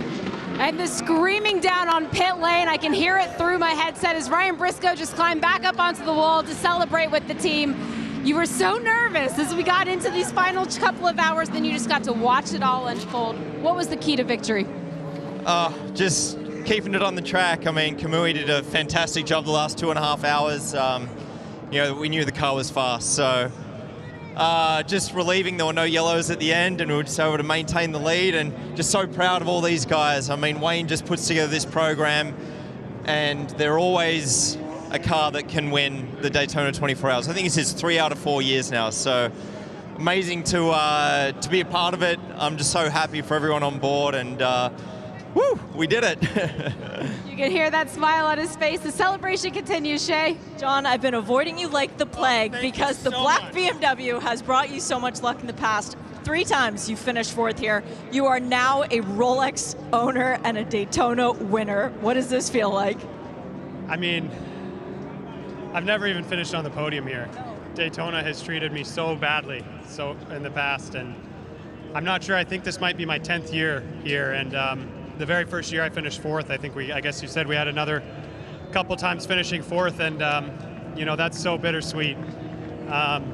When you finish the race and have all that effort and no celebration really from it. So I think today we were looking pretty sure that it was going to be a podium, but if it had been 2nd or 3rd, it would have been so bittersweet. It was hard to believe. It was hard to watch the end. I've never been more anxious in my life, and I looked at Chaz, and he was just cool as a cucumber, rocking his Casio calculator watch, and I'm a little concerned about him because I don't know what he's going to do. You know, now he's got this nice watch, but I don't know if he knows how to tell time on an actual watch. He's got his digital calculator, so I think we might have to teach him a little bit. But yeah, I'm so relieved. The guys at BMW, despite all the hardships we've had the past few years, you know, never lost faith in me, never lost faith in Jesse, and it feels really nice to get one for them today. Congrats, John. Now to Renger and Jamie. And Renger van de Zanden now congratulating Wayne Taylor. He was FaceTiming the entire moment of the checkered flag so his family back at home could see. Renger, you have this huge sigh of relief. You can see it on your body language 2 years in a row. What was different this time around? I mean, you know, we fought so hard, and I think at the end of the day we had such a strong car. We just executed so well, and it's just unbelievable to be in such a fast car and just win this race again. I mean, with Wayne, you always have a chance to win, and that's just a fantastic feeling. We won it again, two times in a row. Can you believe it? So super happy, super relieved. My teammates were superstars. My team was a superstar team. We just won it. It's unbelievable. I'm very happy. You were part of that superstar team. Congratulations. Thank you very much. Shea Adam working very hard to head down towards the LMP2 pit stall, but Jamie Howe's not got very far to go at all to Paul Miller Racing, so can get some reaction from the GT Daytona category. And pit lane is becoming a bit of a mob scene here. I'm going to grab Madison Snow. You came back for the season. You're in for the whole year. You're laughing. You just won the Rolex 24 at Daytona. I mean, it's amazing, and I mean, I'm glad it's with Paul Miller Racing, and it was nerve-wracking the entire last 3 hours of the race. When you were up there and you were watching, the three of you that weren't in the car, you used the word animal when you were describing Andrea Calderati. What was the key to winning this one? I mean, it was being there at the end, but we knew it was going to be a tough fight, but you never think the tough fight's going to last the last 3 hours of the race. And for Brian Sellers, you're coming over to congratulate. You've been on the podium a handful of times. You've waited for this one. You've waited a long time for this one. Now that you're here, you're on your way to the podium at the Rolex 24 at Daytona. How does it compare to what you imagined? I don't know. There's not a lot of words, you know, for how you feel right now. You got to say thank you to everyone on the team. You know, everyone does their part to win this race. But I have to say it certainly would be remiss not to note the job that Andrea Calderali did today. I mean, he was our go-to guy and pulled us through a lot of struggles, and we're just super happy to be doing this together. This is the driver lineup we've wanted for a long time, and we're happy to be here. And Corey Lewis, you've been a part of this team in the endurance package. You stepped in last season. You finished out the year with them. To be able to go home with the Rolex this year, what kind of icing on the cake is that? It's everything you could ever imagine. I'm kind of at a loss of words. I'm emotional. It's a dream come true. That was the longest, I think it was 3 hours since I've been in the car, and the time wouldn't go any faster. But hats off to this whole Paul Miller organization. I mean, we dug deep. We worked so hard, and the car was flawless, and the pit stops were perfect. The guys did an awesome job, and guys, we just won Rolex. It's always special to watch a team win the Rolex 24, but when you get to watch a team of 4 drivers all win it for the first time, it makes it just a little bit better, Shea. Ben Hanley's just caught sight of his teammates running over to him. You're a Rolex 24 Hours of Daytona winner. Here's Colin Brown, Henrik Hedman, and of course Harrison Newey. That says more than anything else could. Does it feel like that on the inside right now? Yeah, it certainly does. God, that was a long 24 hours. That was a long last hour. Crikey. Was it as long behind the wheel as it was waiting on the pit lane to see if you guys were going to win? Oh, it was just, them last 18 laps took forever, you know. They were going by so slowly. I was being cautious with the traffic and everything, just taking it easy and just bringing it home. And, you know, what a result for the team, you know. They've fantastic job, you know. No issues with the car, flawless running, you know, perfect race. 2 years in a row, the team gets to win the LMP2 class, but this time it's a little different when it's actually you. Yeah. Yeah, it's pretty special. Congrats. Thank you very much. Walking towards victory lane with Paul Miller. Paul, racing, it's a sport of passion for you. You have your full-time job. You have all of your other businesses. When you get moments like this, what kind of reward is that? when I had one of your associates come over to me before the race ended with about a half an hour to go, I said, don't even bother sending a camera over here before the race is over, because I've driven at Le Mans and had the car break on me on the very last lap. And anything can happen. It's goofy what can happen in this game we all love. And it's just so rewarding to have Lamborghini behind us and Total behind us. And our guys have just done a great job. Brian's obviously done a wonderful job for us.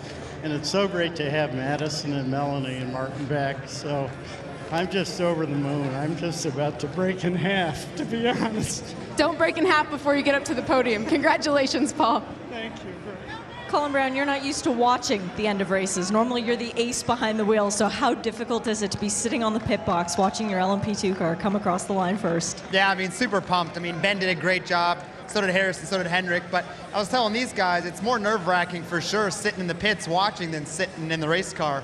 I've not done that a whole lot, but, you know, certainly a really cool deal. I mean, Ben drove the wheels off the thing, and the guys had great pit stops and good strategy the whole day. And you know, when you execute like that, make no mistakes, you usually get rewarded with the victory. So just proud to be a part of it. These guys did a really great job.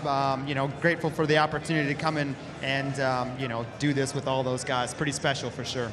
And now that you've got a third Rolex, might it go to Melissa? I think I'm going to have to. I don't have any more wrists left. She's pumping her fist on the other side of the fence. I'll let you go celebrate with your missus. I'll do it. Thanks. Shay, Adam with Colin Brown and an awful lot of other winners. I think we just about got through everybody there. GTLM. Yes. Yeah, we have from John Edwards. We did indeed. Yeah, yes. Great. Super job by that whole team there. Yeah, thanks to Shay. Thank you to Jamie Howe as well. And remember, Post-Race Tech follows very, very shortly. Michelin Post-Race Tech. Love to hear any questions that you might have to add to the conversation at IMSA Radio. Make sure you include the hashtag at Michelin PRT. And that just about does it then for the first race of the season for the IMSA WeatherTech Sports Car Championship. I think it's fair to say, Jeremy, it developed into a bit of a rhythm overnight. Not too much incident, but that was great because it provided this extended run under green flag conditions. A little weird that we had that spell of three yellows reasonably close to one another at about 8 o'clock in the morning, and that sort of served to spice things up. The fans here enjoyed three restarts, and it really closed the field up in the GTLM category, but always something I thought to take the interest, not least the breakneck speed at the head of the order from the DPIs. Yeah, I agree with you. I mean, I think the race pretty much unfolded as one would have expected, but for me it was even more thrilling than expected. There were three cars on the lead lap at the end of the race, and after such a long period of green flag running, that's pretty remarkable, I think. The Acura team, certainly they'll be disappointed to finish 5 laps off the ultimate pace with the best of their cars in 4th position. The other car, of course, number 7 car, finished in 8th place after being taken out in an incident. Absolutely nothing to do, not their fault at all. So a disappointing day certainly for Acura Team Penske. But the Cadillacs, boy, they look strong. The Mazdas were fast. And I think in the DPI side of things, it was a great race. And I think it bodes really, really well for the season ahead. Yeah, we'd certainly like to see more DPI cars for sure. But and then in LMP2, there ended up being just one lap. Actually, I guess 2 laps at the end because the number 52 car was lapped before the finish by the race leader. But it was a little more than a lap between the PR1 and Dragon Speed cars, and for the second year in a row, Dragon Speed USA comes away with the victory. Very, very hard earned and well deserved, much more so than 1 year ago. Just a word on Wayne Taylor, because again, just utter disbelief, I think, despite having followed the race with every turn of the wheel, regardless of who was at the controls of the Konica Minolta Cadillac. But he's renowned for staying up all night and not necessarily on top of the strategy, because he says, I employ these guys alongside me to deal with that. But he lives every moment, and he's now won 3 out of the last 4 of these things. Yes, that's a mightily impressive record, isn't it? It certainly is, and he really earned this one. I mean, there were other Cadillacs in the field, and the number 10 team had all the other Cadillacs covered. Some of the other ones were as fast or maybe even a little bit quicker at some stage in the game, but the number 10 team, there were a couple of little procedural mistakes there. There was a drive-through penalty, a couple of drive-through penalties, weren't there, for various pit lane infractions, which could have been really, really costly, but the car was fast enough and the drivers were good enough. They didn't hit anything out on the racetrack, and that was the most important thing from their perspective. And the car was perfectly reliable. And to complete 833 laps, the old distance record was 808, so 25 laps more is a very stout effort by that whole Wayne Taylor Racing team, and they earned that the good old-fashioned hard way, and got exactly what they deserved. And 3 cars finishing on the lead lap exactly as they did 2 years ago. Not the same number cars as in the race numbers, but nevertheless at least 2 other machines able to keep up with the ultimate winner. Let's not talk too much then about details within post-race tech, because we have the Michelin PRT right now here on RS2 IMSA Radio.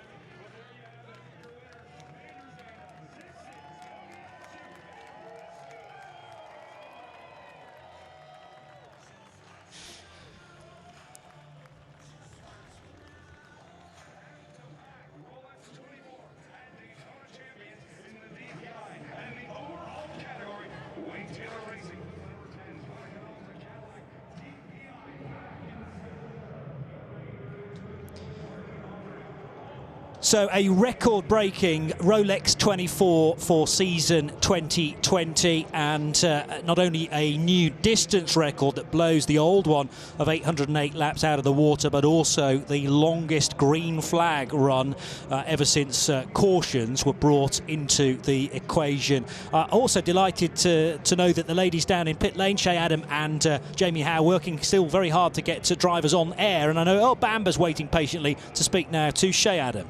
Yeah, I've got Bam Thor and Jam Jam, all 3 of them waiting here. So I'll start off with Lawrence. You were sitting on the pit box for the end of that race. How terrible is it when your car has a chance at a win? Shit. Yeah, we're race car drivers and we're here to win, and we fought for 23.5 hours for a win. I think we were never further away than 5 seconds or a bit more. So it was a really intense race, and in the end we simply lost out. And then afterwards you ask yourself, what did we do wrong? And there's not really anything which pops up. Yeah, it's shit. It's the word for it, but yeah, it's the way it is. Apologies for the language, but it does help that you get to get on an airplane and fly to the other side of the world and race a 12-hour next week, doesn't it? Yeah, well, after 24 hours like this, and in general, you like to see your family and never like stay at home. But tomorrow, obviously, all targets will be in Bathurst, and at least try to get that one. But yeah, like I said, we did a good race. Nothing we can approach ourselves. The dream of winning Daytona is still a dream. Goes on a little bit more. And Earl, I've got to ask you about the pass you made on Nick, because we were saying that you would be smiling underneath your helmet when he ran a little bit wide in turn 1. Were you indeed smiling? Actually, when they came out in front, I was like, no, I'm not going to come third. So, as Lawrence would say, so I put my nose, and twice I didn't expect to pass, and he locked up, went wide, and then we had good speed, but not enough speed to catch the BMW. We sort of went back and forth with Nick, but we sort of struggled with tyres and a bit of speed at the end of the race, and the BMW was on a they did a great job. They did a perfect race. But I think for Porsche, we can be really proud to come out our first 24 with the new RSR.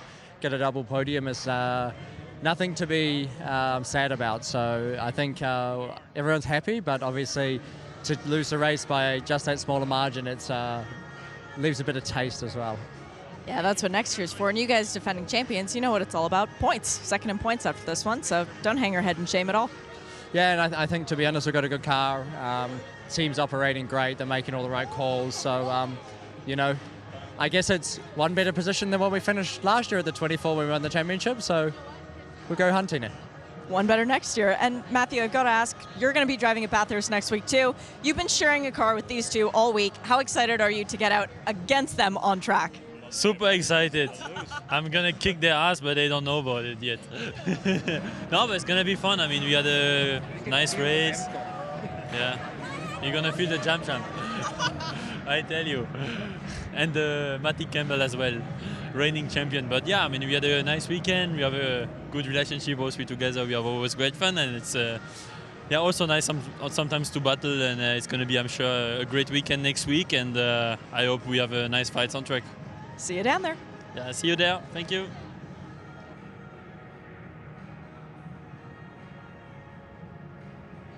Okay, we were. Hopefully, Jamie Howe's going to be able to have a quick chat with Bobby Rahal very shortly. But that'd be great. Okay. Very impressed with Earl Bamber and Matthew Jaminet. Not so much with Lawrence Vantour. I thought that was pretty low class, but very classy by Earl Bamber. He acknowledged the job that BMW Team Rahal did, and you know, and rightly so. I mean, it's a great battle between the two. Yeah, the BMW was a little bit faster today, but both Jaminet and Bamber got it absolutely right. You know, we did everything we could possibly do to try and win the race. We came up a little bit short. Let's move on to the next one. Love it. That's the way you should finish off this sort of a race after a great performance by the Porsche GT team. Yeah, great attitude, but a slightly happier guy right now, I'm sure, will be Bobby Rahal, now with Jamie Howe. And they're quickly calling the GTLM winners over to the podium. Bobby, you sat on the wall in the early morning. You thought about this moment. You wanted it. Now that you're here, what was the biggest key that made it happen? Well, I mean, we spent as I said before the race, this race goes to the people that spend the least amount of time in the pits, number one. And number two, obviously have the pace, and they don't make mistakes. And the drivers did a super job. The team did a super job. I really feel bad for the other guys in the 25 car, because outside of that one instance, they had a great race. But it's really hard to come back from, 14, 15 laps down. So. But I'm just so pleased for our team, so pleased for BMW, everybody back in Munich, our sponsors. Heck of a way to start the year. Now we got to do it again in Sebring. 2 in a row here at Daytona. Nice job, Bobby.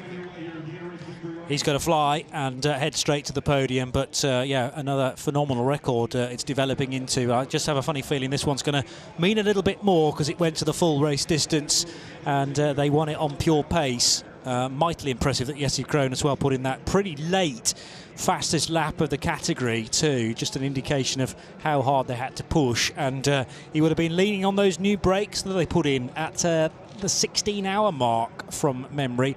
I'm not sure whether any of the other GT LM cars actually needed to do brakes, but the BMW squad did, and very much had to, as I say, use them towards the end. Right, it is time for the rest of Michelin post-race tech, where hopefully you don't mind us using a little bit of that time for driver interviews. Good to catch up with the Porsche squad. Sincere apologies, by the way, about Laurent Vantour's language, and the BMW for Bobby Rahal.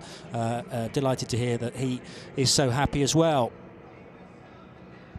And sharing the load too. I mean, the number 25 car won last year, number 24 this time around. The common denominator was Augusto Farfus, who was aboard both of the cars, so he's got 2 Rolexes from as many years. But yeah, it was. I mean, they did absolutely execute perfectly. I can't think of a single miscue really at number 25 4-team had. They had to even came back from changing the brakes at one stage under green flag conditions rather than under caution, which would be the preferred option. But no, that was an excellent performance by BMW Team RLL, and a brilliant battle all the way through. And hats off also to Corvette Racing, coming here with a brand new car. They finished well. I don't think they'd been lapped by the three leaders in the class. They're going to show us a lap down because they'd been lapped one more time by the overall race leader before the end of the race, so completed one less lap. But that was a performance to be proud of for Corvette Racing. That stunning looking new C8R, and I think that bodes extremely well for the rest of the season. Let's talk about LMP2, because I think in the early entry lists there were due to be 7 cars. We made a race with 5, though, certainly, and it lasted not quite all race long, because in the end the number 81 car had a distinct advantage. But it is a category that I know, Jeremy, you would love to see them run de-restricted, the LMP2 cars, and yes. Out for the outright win. That's not the way of things right now, but it developed into a really good race, and I mean a very emotional Ben Hanley at the end. Yeah. That race, those stints went on and on for him towards the end. Shows how much he wanted to win it. Yeah, I mean, it's so easy to make a mistake that day. You've got a lap lead and it's easy to lose concentration, but the whole Dragon's Teeth team, again, they executed perfectly. That's how you win a Rolex watch. If we've got a moment, we've been joined by Bo Barfield, the race director. Bo, what a motor race. I mean, pretty much unfolded like we thought it would. We didn't think there'd be many caution periods. It was a tremendous motor race, wasn't it? Absolutely. Yeah. I mean, in terms of what we were hoping for, setting the tone of the meeting this week, and just on-track behavior, good racing, interaction, racing clean, racing hard, it was fantastic. It was, and you were relatively quiet up there in race control in terms of having to make any sort of difficult calls. I mean, it's funny, you look back at a year like last year where you got red flags and you end early and all this kind of stuff, and it seems grueling and tiresome, and it certainly is, but you're engaged the whole time, where you never have a moment to step back and get fatigued or tired or hope you can take a nap. Whereas this year, that seems like much easier. It is, and you're just falling out, and it's hard to stay engaged because everything is just going so easy and so smoothly, and there's no real tension or intensity to keep you awake. It's a tough one. It really was. It was brilliant. Got a question in from the Angry Pothole here, which is, I love that handle name. Do you actually think, and the question to both of you actually, do you think the smaller field helped the race, 38 starters, but it meant that we had that sustained run in the middle? And if so, should the highest number of cars permitted to be on the grid actually be decreased? It stands at 60 right now, Bo? I don't think you're ever really going to see a reduction in that, because it sort of makes the most sense from a financial and practical standpoints.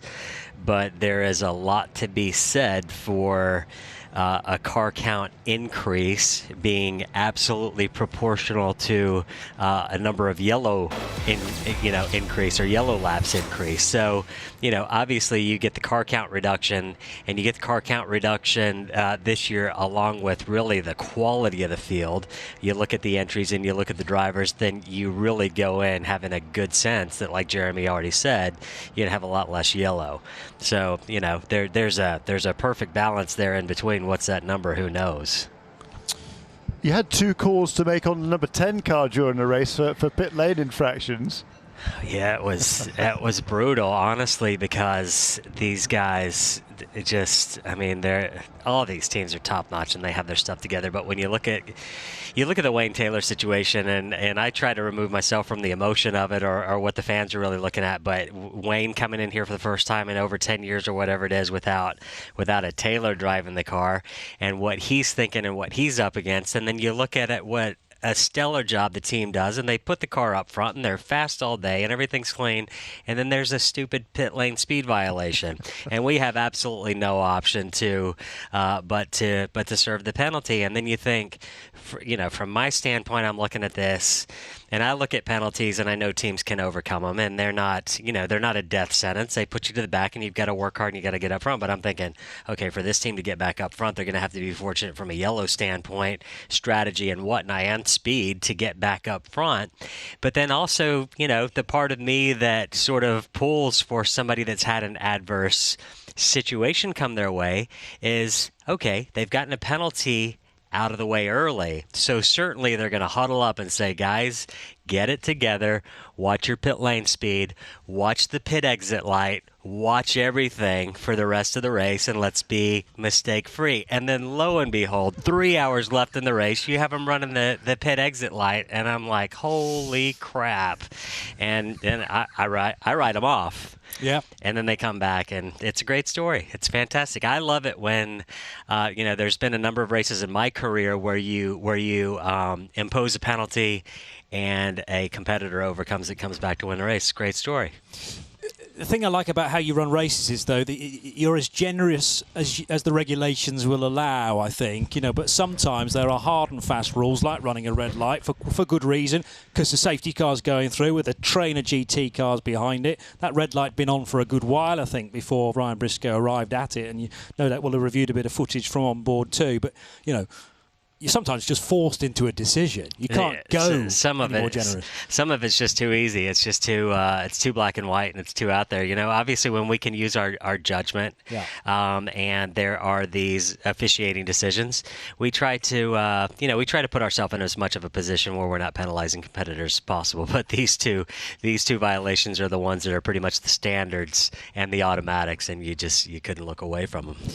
Plenty of people talking about the Porsches in GTD because we very nearly didn't have a 54 car. Now, it was donated, we've said several times, I'm sure some money exchanged hands, from Wright Motorsports. Now, there must have been this unwritten rule to say, you won't be able to beat us to the checkered flag, mind. So the Wright Motorsports car finished 4th, and the highest, really, the 54 we could finish with that, thinking about that, was 5th. But, I mean, a good run from the Porsches.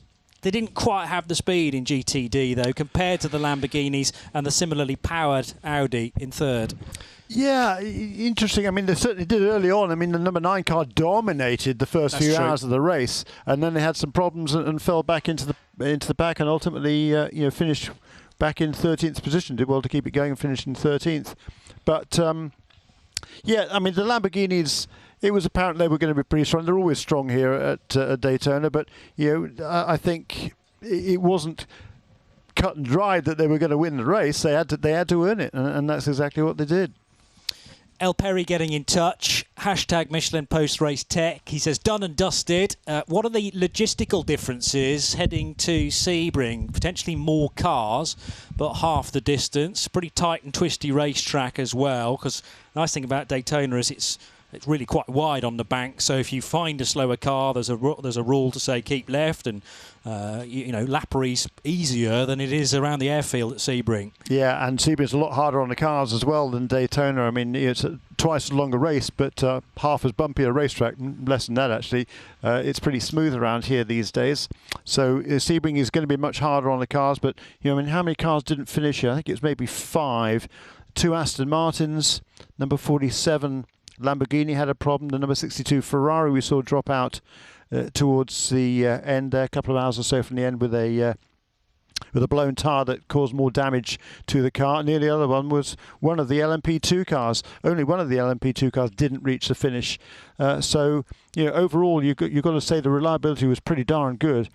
And a few glitches and problems and what have you, hiccups along the way for various people for sure, but I think it shows that reliability of these cars is really, really good. Sebring will be more difficult, but the cars are so much more robust and generally reliable than they were even 5 years ago, let alone 30, 40 years ago. Yes, and they can take that punishment for extended periods. It's going to be Super Sebring again, and 1 or 2 entries infiltrating from the regular IMSA entry, but in team name you're not going to be sharing cars across us. I mean, that would be too much punishment. For example, the Corvette that ran in the WEC race last year was a different car entirely. Yeah. But that in itself logistically is tough on teams, isn't it? Because I think Doug Feehan was saying we didn't have that many more personnel, so they were having to run from the temporary paddock, which is on the backstretch, to the more traditional start-finish line, and kind of go back and forth. There were quite a few crew guys, weren't they, working on both of the teams? Yeah, so it's a busy weekend for them, that's for sure. But hey, that's the choice you make when you enter the car.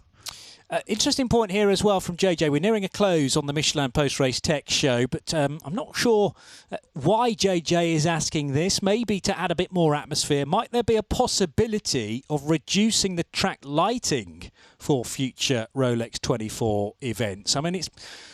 we always make. Is that going to make to anything? Well, we always make a big deal about there being a lot of floodlighting on the main stretch, but it's still reasonably dark out the back section. I think because Dubai is very, very dark and it's an extended night, well, similar length of night as it is here in Daytona. Does it make a difference? The thing is, the headlights on these cars, and I remember Jamie making the point about this, are, retina burning, the LED technology that is now carried. Yeah. So from a driver's perspective, I don't think it does make a great deal of difference. From the fans' point of view, means you can see the cars a little bit Absolutely, better, it does. Yeah, you can, and particularly, there's been quite a few people up in the main grandstand here all the way through the event. You can see what's going on around the track with a good pair of binoculars. You can figure out exactly who's where at all times, which you couldn't do if most of the track was in darkness. So no, I think this is I think it's great. Quite frankly, it looks fabulous. The cars really pop in the under the lights, don't they? So no, I see no reason to change that. Different race. Some racetracks there's more light time. Sometimes there's more darkness. Sometimes they're well lit, and sometimes they aren't. That's what the variety is. What makes it all go around. It's a completely different race to Le Mans, where there's only 5 hours or so of darkness, and that's the point, isn't it? It's held close to the longest day of the year deliberately, so that you get as much light late in the evening as possible, and then a nice early sunrise. Yeah, whereas here it's half the race is in darkness, but you can see it. But you can still get the atmosphere of the darkness too. So I think it's brilliant. Yeah, I wouldn't change a thing from that perspective. There are many venues that hold night races. The Yas Marina circuit in Abu Dhabi, Singapore street track as well. There are evening races, but heavily floodlit, and I think that does add to the atmosphere, and particularly the wraps on the race cars these days look very, very spectacular. Don't want to delve deep into this topic, but we have to mention the announcement on Friday about convergence and the short to medium term future of sports car racing. The LMDH category now not likely to be seen here in North America until 2022, so it's been put back a year in terms of the rumoured 2021 start. And obviously it's going to be fleshed out when we get to Sebring month after next, but it's only a handful of weeks away, so we'll know a little bit more about the technical regulations. I think something needed to be done regarding the top class in the World Endurance Championship, certainly, and it's going to tie in with DPI 2.0, the next rule set for IMSA. What did you think when you first read about the convergence announcement on Friday? To be perfectly honest, I've been more focused on this event than that. However, I see nothing but good to come of it. I think there's a lot of positivity. I've spoken to a few people about it, kind of peripherally. Saw a few people in the press conference and afterwards, and I think the overwhelming view is, hey, excellent news. It's got to be good for the future of the sport. Anything that brings racing in North America and Europe, specifically Le Mans, closer together, in my view, has to be a positive, and particularly for the DPI, for the teams over here. I think the DPI H or whatever it is going to be regulations, those cars should be significantly less expensive than the hypercar and or whatever else was going to be involved for European for the World Championship, and in this day and age, particularly in this country, probably keeping costs to within a manageable bounds has to be a step in the right direction. And if for the teams over here to be able to go over to Europe, is obviously huge, because there's quite a few teams over here that'd love to go over there, but right now there is no way to do it, other than if you and as long as they're going to get the invitations, of course, from the ACO. But I think it opens doors on both sides of the, not divide, because that's the wrong word, but I think wherever you are, it opens up doors. So I think it's got to be positive. Wayne Taylor Racing, Action Express, and Team Penske to Le Mans. I mean, there's got to be a good thing potentially. It is, potentially, but then of course you got the whole thorny thing of who gets invited and who doesn't. Of course, and that's a completely different that story. May well have to be opened up, and a new way of bidding for that, not necessarily based on results, but I mean, all that's to come, and a long way off in the future. Jeremy Shaw, thank you so much for all your assistance over the last 9 hours or so, however long we've been going. There's a huge team, of course, behind RS2, IMSA Radio, and indeed the whole of the Radio Show Limited network of channels. One or two murmurings on Twitter about where Mr. Hindhoff is. I couldn't possibly comment, but one or two of you are Bob on the mark, yes.